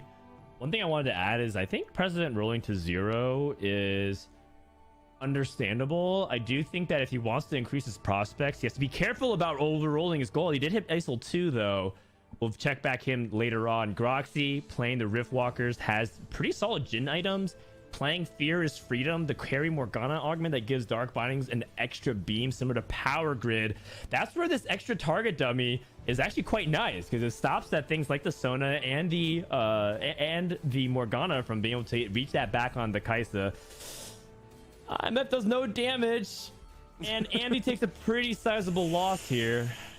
Oh man, Prestovant is probably one of the more excited people about seeing those losses, and Roby took a huge loss onto that one. That lead slowly but surely being taken down by the rest of the lobby. It seems like our top 2 comps also seem to be losing some tempo, except for Prestovant, who is positioned, I think, perfectly for this lobby right now. Unwilf doing exactly what Prestovant needs, and we keep talking about Prestovant because the lobby seems to be shaken out in his favor at the moment, but will it be enough? That's always the question at the end of the day. We did get that Aurelion Soul 2 on that board, but we're now riding along with who is in second place right now, and just like you, Dan, has played I agree, has played a wide variety of comps, which is always impressive in my opinion, and has played them well. That's why they're in second place, but sometimes one lobby is all it takes to take you down, especially when it's just a top 2 and not a top 4, and Unwilf definitely on a little bit of a break point right now. Okay, so Protector's Vow, Last Whisper, no Garen. Oh, there it is. And we're playing Grandmaster's Training, which is you want to sacrifice this Jax as soon as possible. Garen pair. If we hit Garen 2, Belvet 2, oh my goodness. That is a huge set of power spikes here for Unwilf, and now as an opportunity to play for top 4. I was kind of talking about macro situations where Unwilf's the only player in the top 4 standings that's not in the top 4, going against Robovan, a player that he wants to make direct gains against. This is a perfect matchup. Robovan still stuck on 8 Annies, 7 Nars. Robovan's aggressive rolling has not resulted in the 3-star because he is poorer than usual. And now Robovan's going to start bleeding out because he knows that other people are starting to catch up. But the problem is of how hard his opponents hit. This is a 6-unit loss. If he takes 2 or 3 more losses like that, all of a sudden Robovan might be taking way too much damage. He can't take losses like that. The top 5 separated by 10 HP, a little bit less now, 11 HP, which is absolutely insane based on how far ahead Roby was at the beginning of this round. Oh. There it is, Nar 3. I wonder if we should have placed the Gadgeting item onto the Nar, because I'm pretty sure this Gadgeting item, the Titans version of it, is basically Radiant Titans. It's actually quite OP, especially with something on Nar. All good. I think this Nar spike should be good enough, and Nar is not on the same side as the carry, doesn't get shrouded either, so let's see if this is good enough for Roby. Yep, we have a Twisted Fate on the other side of the board.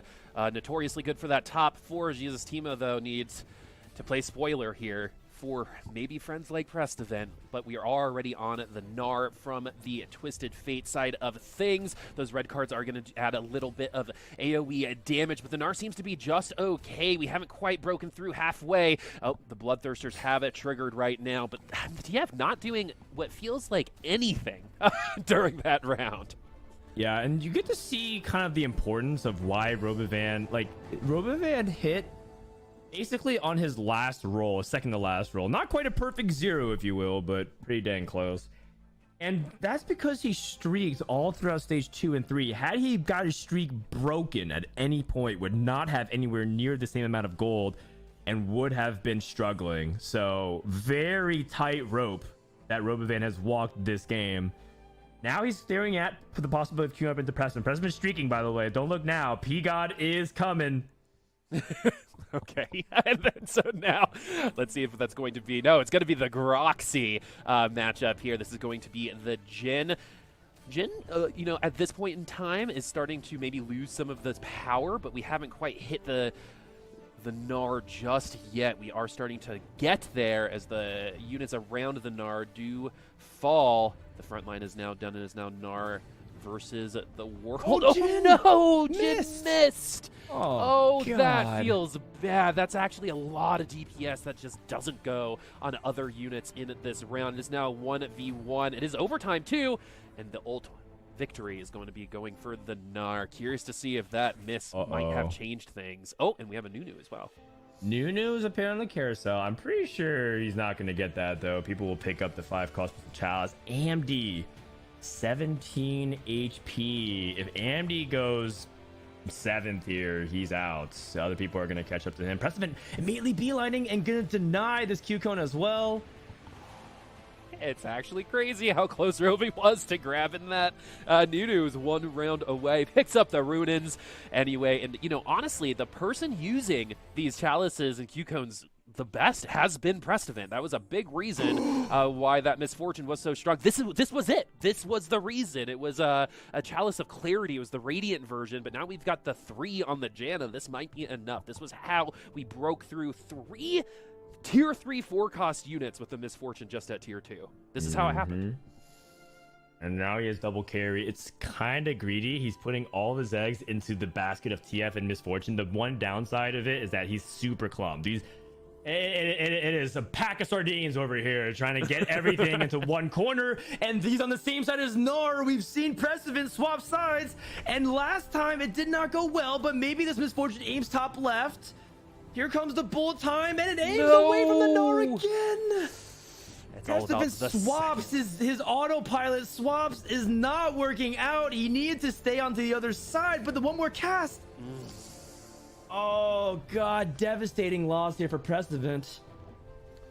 Positioning diff on that one. And, the thing about having the triple chalices, the thing about having the Janna is you do become a little bit more predictable when it comes to your positioning. You know there's going to be a clump. It makes it 50-50 for the other side on which side that they choose, and they guessed correctly against Prestovant that time around. AMD did win that last round. That is a big deal. AMD needs to stick around here. We still have a misfortune 1. How unfortunate for AMD here. Yeah, but that's to be expected given that even players who aren't trying to play things like misfortune, like Precedent, for example, has MF2, and AMD's in a really tough spot, and AMD can't be okay with a 5th place because of the way Unwolf and Robovan is ahead of him. So I'm pretty sure we're seeing curtains on AMD pretty soon. He's going up against Gnar 3. I just don't think he has the DPS to compete with it. And Annie 3, by the way, is also super tanky, buffering next to the Gnar. It's good positioning from Robovan to make sure that if you want to get to the Gnar, you have to go through the Annie first. Although I would say that somehow getting stuck on a target dummy for this long ends up being really fortuitous for AMD. So even if he does lose, he's not going to take a bad loss whatsoever. And that's going to be a 2-unit loss. Precedent loses again. And look who's on the top side of the leaderboard. It's like it was filtered out on purpose. The top 2 coming into this lobby continue to be the top 2. And remember, if you're Prestovant, you don't want other people to get eliminated at this point. You want Roby, you want AMD, and you want Unwolf to get eliminated. One of them is on elimination station, but if both of the top 2 make it into the top 4, Prestovant is eliminated from contention, I believe. So a lot of things still need to go right for Pressman. And honestly, Pressman doing as much as he can to make that happen, in my opinion. We already saw success with his misfortune in a previous lobby, and we're trying to find it again. But sitting at the top of the leaderboard, Roby and Unwilf right now don't seem like they're going to be that vulnerable moving forward to help Prestovant along. I'm just very curious about what Unwelf's board is going to be, because this is still very close. Anybody could theoretically die below Robovan. Big hits for AMD. 2-star Nico, 2-star MF. Is that going to be enough in order to help him survive? AMD, again, it's just such an uphill climb. I'm pretty sure it is not going to be his tournament to advance. He needs to come up huge. He needs to first of all, like, eliminate Precedent straight up. That's his direct competition. And he's queued up into him. The loser of this is out of the tournament. Just like Dan said, the loser of this round is out of the tournament. We're going to see some initial CC, but really it's all about these Misfortune ultimates. And Precedent has a much better one to start. Now Kaisa is still alive and is actually attacking the Misfortune. What? That is worst case scenario for Precedent. And the targeting does not help either, but TF is still alive. That's why we have a secondary carry. And it is going to be an overtime situation for this Janna. You don't see this every day, Janna versus the target dummy, Dan. What a wild round that just was. And AMD is dead. 7th place. A valiant effort indeed, but 3 bonus points could not overcome the 2 7ths and 8ths today from Andy. Just a little bit too first or 8th. Let's hop on board with Yunwolf. We talked about how hard Yunwolf stabilized, and I think actually with this top 5, Yunwolf has to just avoid a 5th place. If he can do that, I believe Roby and Yunwolf will be our 2 players joining us for the regional LCQ, unless... And Pressman also has to go first, because that point gap is 4, and that is just so hard to overcome. And so we actually could find out on Wilf's position after this round. Are we going to eliminate Davidas on the other side of the board? If we do... I think you heard Dan say it. Let's see. Is this going to be the reality for Unwilf right now? We have the Belveth trying to break through that front line, and so far, so good. That Shen's not going to last for very much longer. Davidas falls into the bottom 5. Groxy might be following with them, and I think we have our top 3. It is very, very unfortunate for Precedent, because Precedent playing like he should have through a lot of these lobbies, but that start, that 8th place, might ultimately be the death of Precedent. Yeah, and it kind of goes back to how important it was to hit those 2 stars, like the Acel and the Belveth. But credit where credit's due. Yunwolf is playing, again, a much more open concept. It's just mech plus backline, whatever he can hit, and was able to stabilize enough to get this very comfortable top 3. Another solid performance. Yunwolf is my player of the day, so we'll see whether or not Yunwolf can close it out with a victory lap over Precedent. Precedent, a valiant effort getting here to the top 3 and was competitive until the very end, but just has too big of a point deficit to overcome. If we went to 7 or 8 games, who knows what might have happened. But I think Precedent being basically the highest placing player to not get to regionals based off LCQ is unfortunately going to have to join Big Bro in a Valorant vacation. Let's see if Big Bro's even having a vacation in Valorant. That game's tough, man. But Precedent is going to get that 1 HP extra round. But I mean, Valorant's okay, but according to God Gamer Rohan, who got highest rank in every single competitive title of Riot Games, has ranked TFT as harder than Valorant. Look, it's not even my words. I'm just quoting him. Yeah, I mean, every quote is true, right? And especially that one, Dan. I definitely am riding along that bus for you. TFT is tough as well. But now, let's go ahead and talk about the finality of what we are seeing right now. Precedent played very good. Are we going to potentially take the lobby at the end of the day?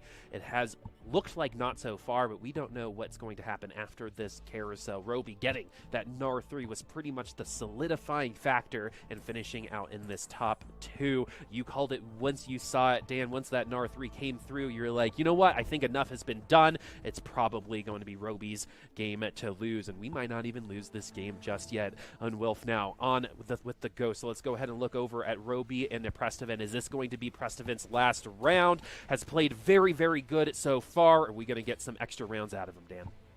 Yep, and Yunwolf's just, board is very difficult to deal with the Garen. Also, the nice thing about the target dummy in this late game scenario is that it kind of covers the spots where Garen...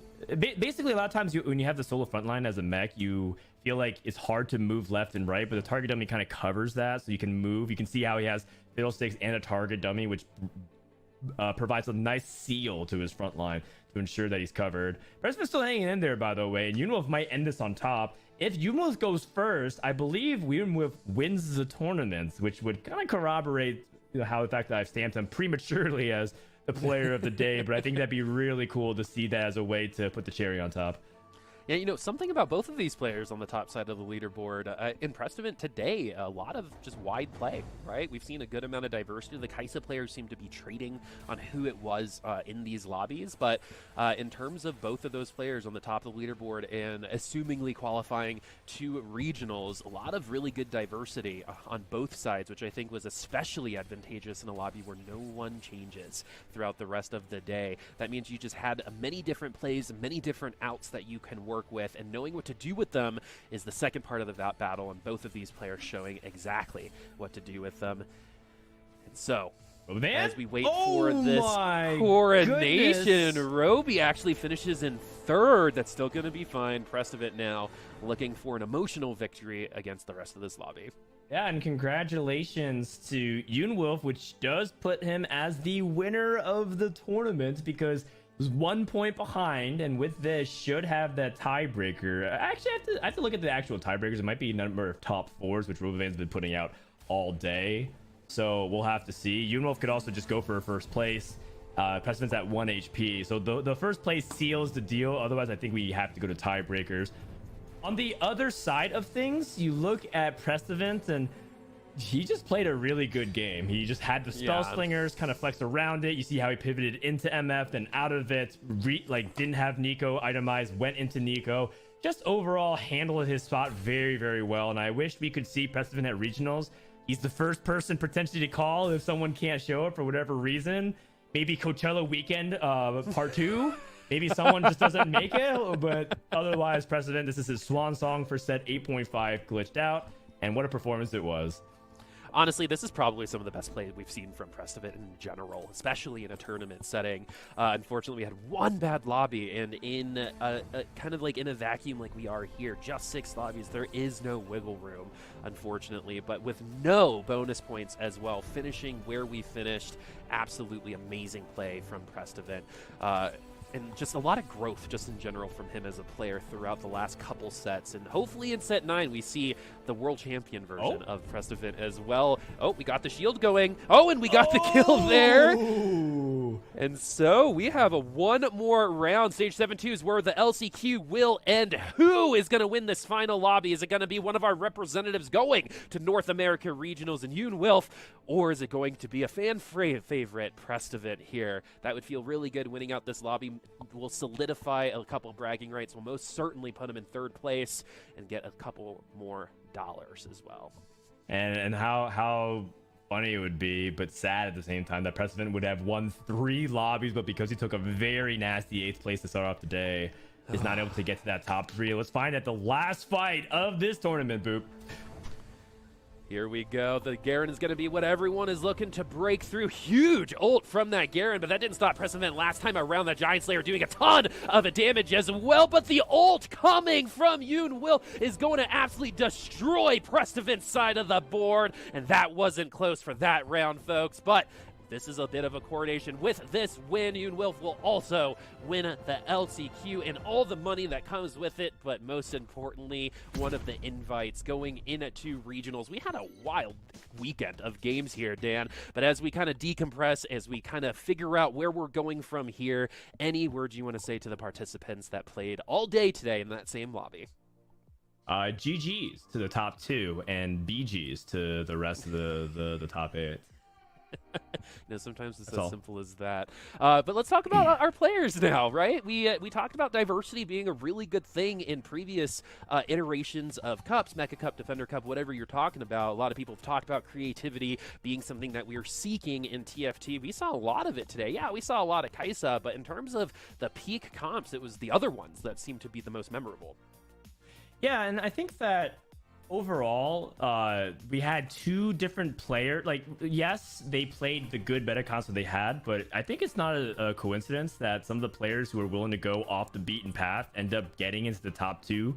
And it's not like Prestevent and some of the other players who got third, like right below them, didn't try that, but it just feels nice when people who are able to expand outside the traditional meta lines are able to be rewarded for doing so. But that's not to say that like they didn't play the meta lines, right? Like Robovan still took Winds of the Wanderer, still took Gnar and hit the gadget team 3 stars, stuff like that. But it's just cool to see that it's not just like the Kaisa. Like if Ambi made it, all the memes about how everything is just Kaisa 2 winning the lobbies and everything like that, it is kind of justified, but he didn't. So in reality, it's just really tough, regardless of how good you are at a line. It's still important to have knowledge of how to play other types of lines so you can maximize your chance of success. And again, it's not a slight to anybody who didn't make it. It's just more about celebrating those that were able to get to top 2 while able to, cut their own, forge their own path, as we were talking about.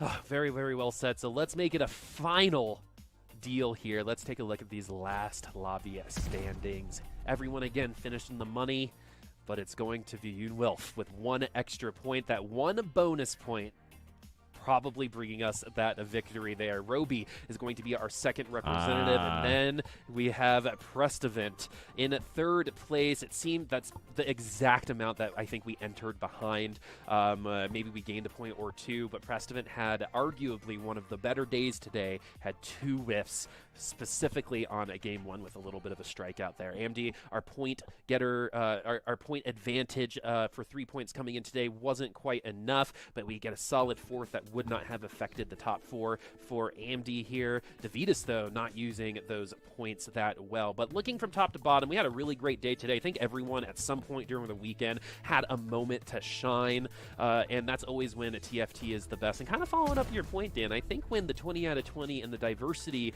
players are kind of able to argue a lot about which one is better, that's where TFT is in its best spot. I think we saw a little bit of that this weekend as well. We have some really fun things coming up as well. We have not 1, but 2 interviews coming up with both of our LCQ regional winners and now North American regionals competitors. So we're going to take a quick break before we get there, but definitely stick around because those interviews always give us an eye into the brain of the players, and I'm excited to see what they have to say. See you soon.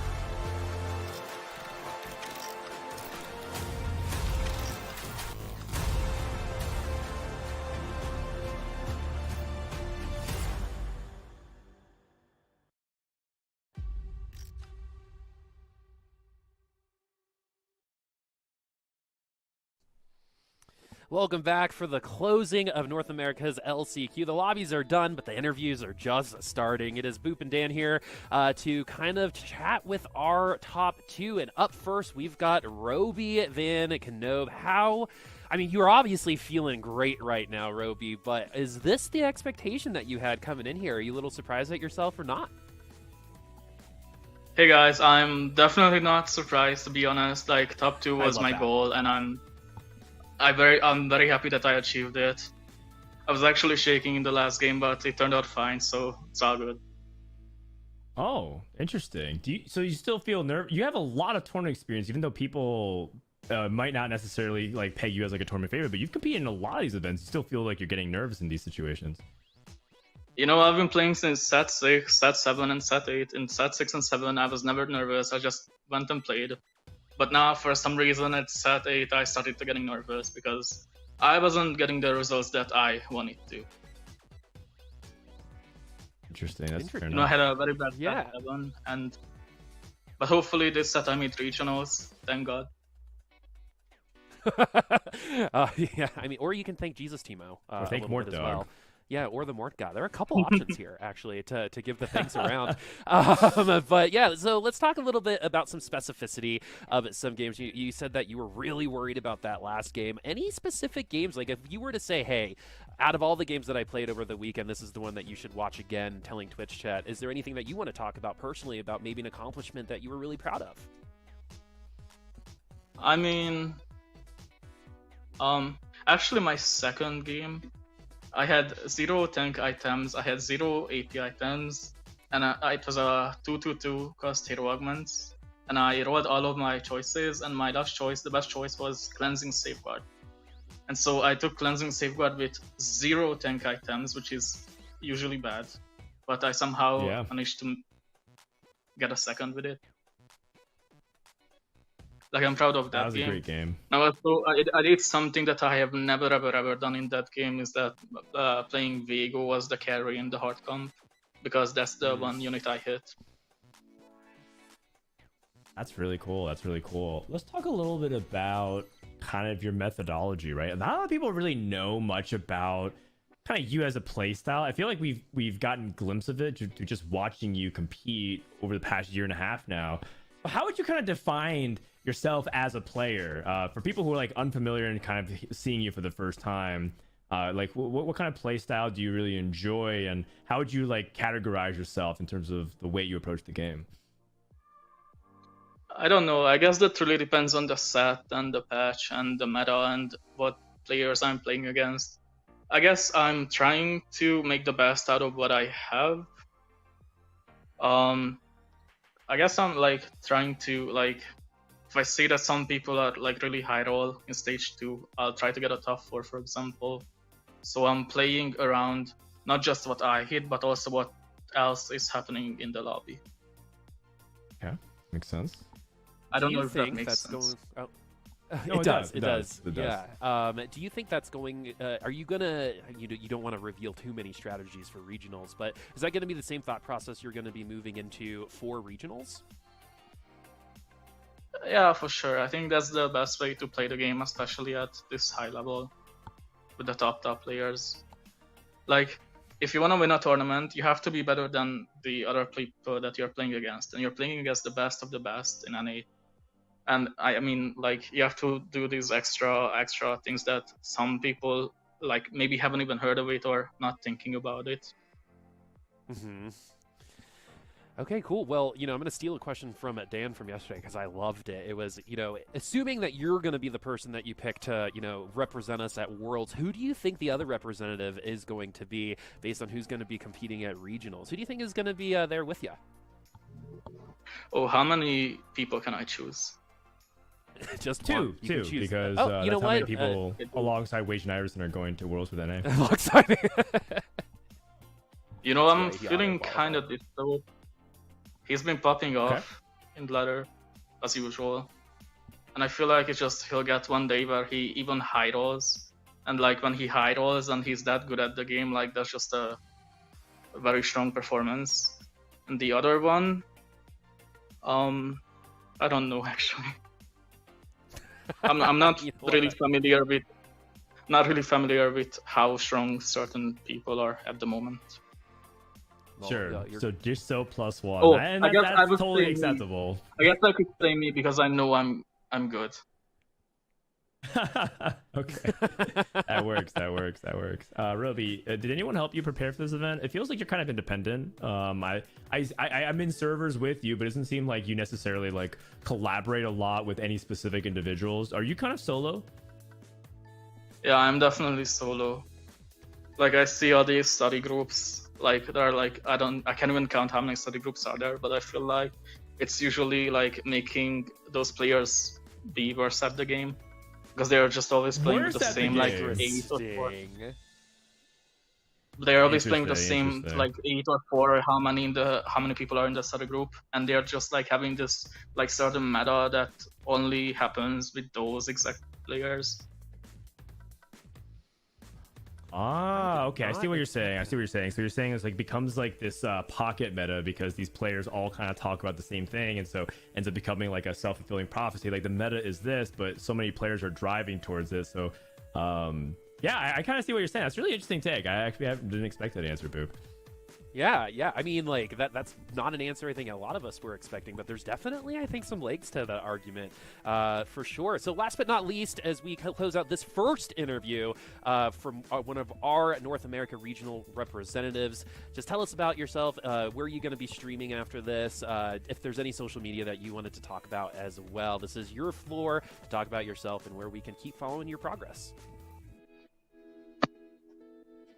You know, I have been thinking about starting to stream for a long time actually, but I don't know, I never found the motivation, or like I felt like, you know, nobody would watch me, so like why even started. But I guess I guess I just have to like let go of that thought and like just do it. That's it. You can go follow my Twitch channel. It's the same as my in-game name, Robbie1Kenob. You can say it on the screen. If you don't know how to spell it, it's fine. Most people don't. And you know what? You just said it for everybody too. So that is very good for everybody involved. And you heard it here yourselves, folks. Roby is going to be one of two that of the regional qualifiers that we had today, finishing in second place.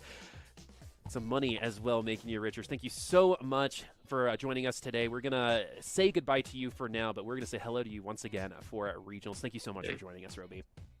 Thank you guys for having me. Bye. Take care, man. See you soon.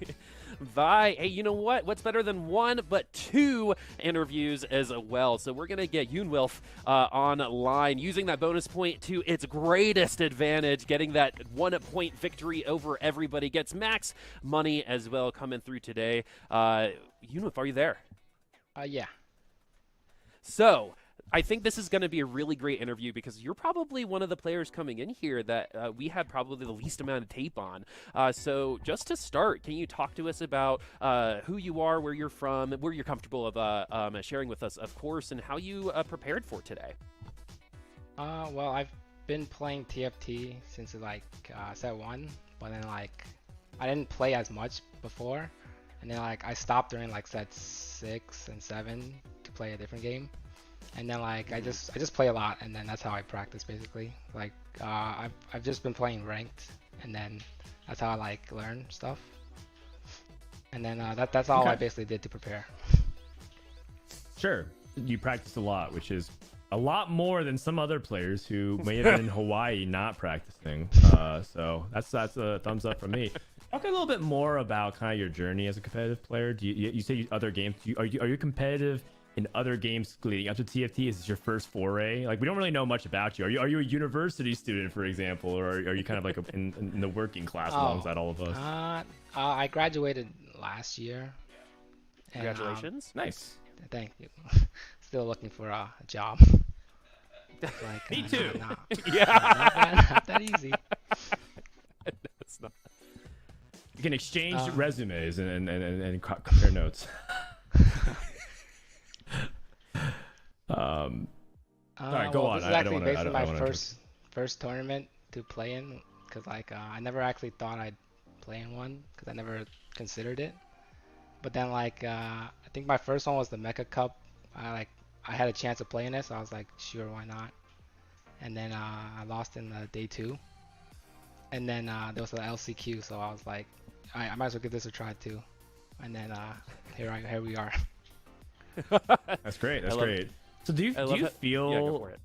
Sorry, I just want to ask, do you feel like you belong then at regionals? Because it seems like you're taking more of like a, hey, let's just try and see. Now that you're here, now that it's real, now that in 2 weeks we're gonna see you compete against the best. Give me a little peek into the mindset here. Do you feel like, yeah, I can actually take it to these guys, or are you kind of panicking like, oh my god, now that like I'm here at regionals? I just want to hear your thoughts about that. Well, I guess I'm a little excited to play in it, and like I feel like I might be able to, cause like in these tournaments I haven't been doing that bad, and like I've actually been doing decent, so like I feel like I might have a chance. All right, winning LCQ is pretty decent. I'd say so myself.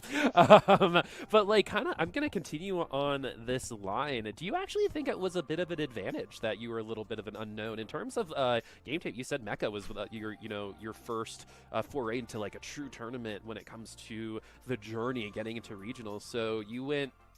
You won the second tournament that you like really participated in. Do you think kind of now that people are looking at you, now that people might know a little bit more about your play, that some of that advantage might be gone for regionals? I think it might if like people start paying more attention to like how I play and stuff. Mm-hmm. Yeah. Well, I've played with like everyone in this tournament in rank before, so like I kind of knew how they played a little, so like it kind of helped me. Cool. That's great. That's great. All right. Well, are you by yourself as well? We asked Robovan if kind of independent, right, in terms of preparation. You said that you play a lot of games. Do you have any friends or other people that you kind of practice and grind with? Because a lot of people do. So I'm just curious if you happen to be talking and chatting with other top players. No, not really. I just watch their streams, and I don't really talk in chat, so like I'm just like a non-chatter. But like that's also how I learn, from like just watching other people. Interesting. I heard of a person named Roby who also isn't in a study group. Now I know a person named Yunwilf who is also not in a study group. So maybe our LCQ winners can maybe prepare together. Yeah. Would you be open to that? So I play matchmaker a little bit. Didn't Robo say he thinks study groups make you worse at the game? Yeah, that's true. That's true. Maybe I'm just really bad at putting people together. But you know what? The opportunity is always there. But you know what, Wolf? Another thing that I just wanted to give you an opportunity for is, one, definitely kind of reintroduce yourself to us. Definitely say your username for everyone as well. And then just like Roby on the last go, if there's anyone that you want to thank personally in your regular life, and anything that you want us to keep track of as you go through your journey to regionals. Well, I'm Unwilf, and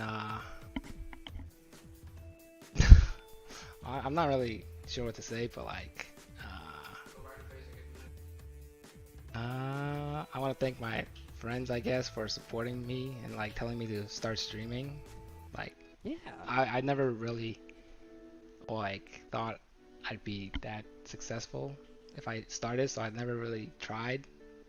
And then like I think I feel that. That's probably why I started joining these tournaments. And like think they basically helped me, push me to like try this competitively and like stream to others to like I guess teach them how I play and just like try and grow as a community. Awesome. Well, thank you so much for joining us. I'm not sure the rest of the lobby thanks you for joining us today because you won it all coming through for LCQ very early in your career. This is one of the best starts you could ask for entering into competitive TFT, and that just goes to show the new guard is always going to be around to challenge the old guard as well. A final thank you, Yunwil, for joining us. Congratulations. We'll see you at regionals. All right, thank you. Thank you. So, Dan, we heard from our top two. That was some interesting feedback when it comes to even the study groups. I want to go into that so much more deeper with Roby, maybe another time. But hearing our two players, something I actually noticed is both of them kind of mentioned that maybe they didn't think they belonged, or maybe they didn't think they should stream because they didn't feel like they were good enough. And I think today they both proved themselves wrong in that aspect. And I say go for it. Yeah, I think that's what really is great about TFT. Like, I think there's a lot of belief that TFT competitive should be the same, like 12 to 20 players that they all know. Like I saw Milk in chat saying like, who is Dune Wilf? Like no one knows this guy, and like he's being Milk, being a meme, but at the same time, that's what makes TFT great. Once upon a time, people were saying, who's this Milk? Delicious Milk GG? What kind of username is that? And it turns out that he was actually quite good at TFT. Terrible driver, but great at TFT. So that's what makes some of these open competitions like really interesting, because once upon a time, a lot of these players were unknown. And the fact that it's an open competition that a lot of people can succeed despite the practice methods, right? You don't want it that TFT you can only succeed by having a practice group and having like a group of people that tell you like, this is what the meta is. Because then it just becomes like this networking, almost like elitism in some ways. There's people who can carve their own destiny, so to speak, by just being very naturally talented at terms of like learning and picking things up and putting in the work ethic. The thing I took away is that Unwolf puts in the volume, and he's the person that grinded the second most on this patch, behind Devless, putting in like over 100 games. So that's a lot of games to prepare for LCQ, and it turned out it was rewarded. So you love to see that. Individual hard work and preparation can go a long way in TFT, and so I hope to see the next person that can also replicate that. Yeah, same here. Speaking of the next people that we're going to see, let's go ahead and take a look at who is going to be at regionals and compete for those spots for Worlds, who will represent North America. We see our qualifier points there. We see the set 8 leaderboard there. Dish Soap definitely, probably going to be everyone's favorite pick for making it to Worlds, along with Wasian, who is already qualified because of the mid-set finale. You see everyone here. For me, I'm really excited to see how Spetham moves on from Mecha Cup and competes at regionals. Had a really awesome Mecha Cup, and in the qualifier points, also interested to see how Setsuko is going to do at regionals. What about you, man? Anyone that you want to point out? Man, I'm really excited for a lot of the I just want to see like the players who get hyped up a lot, right? Everyone's saying it's like Dish Soap and Socks. I rather Dish Soap and Setsuko. I really want to see if Deepay can continue to live up to it. He's the breakout performer of the set. But I do think that a couple players might be able to hold up, might be able to like upset that. You're looking at Replay, who had a fantastic set of performances. And obviously Spetham from Mecha Cup, see if he can convert off of it. Wasian Iverson seems to be the clear breakout performer, but I love to see people challenge that, because I don't want it to just be like a foregone conclusion. Yeah, so I'm gonna actually ask you just real quick. In an NCAA tournament, there's usually a 12 seed beats a 5, right? So in your opinion, who is the person that you think we're underestimating the most on that list? Can we bring up the list again? Just because I feel like I'm gonna forget somebody. I'm honored that you asked. I feel like I've gotten to know a lot of these players. Yeah, exactly. I think that I'll just say that it's some of the lesser known players. Like I mentioned a couple of them, like Replay, for example. Kyvik still is a very underrated player. You're looking at like Ripple Overdrive, I think, is also a person that has a lot of it. People still sleep on Malala, despite the fact that I've been hyping this guy up for 2 sets now. Basso skills, I mean, depends on who you ask, but if he's in form, can be really scary because of how unique he sees the game. It's really funny that Robovan called out like study groups as people that make him worse, because they always say the same thing. When I listen to Basso skills in the study group, man, he just disagrees with everybody all the time, and he gets flamed. So it's just really fun, and I can't wait to tell you guys about more of those stories come regionals time. There's a lot that happened this set, and yes, we don't have Soju, we don't have Goobums and Ramblin' and Prestivan and some of these other names that we hope to see every single set. I think long term that's a good thing, because you can't rest on your laurels. It's going to be really competitive, and North America just keeps improving set after set. So I hope to see you guys in a couple weeks. Yep. Not that I know if I'm casting it or anything. There's no official announcement. Allegedly, I'll shut we'll up see now. you We'll see you in a couple of weeks. Potentially, maybe it might happen, but no. Let's go ahead and say goodbye right now because this is it for set 8.5 in terms of the cups and the qualifiers. The only thing that comes up next are regionals and then worlds, which is so very exciting. I think those final thoughts were really great. Dan, is there anything you just want to quickly add to any of that?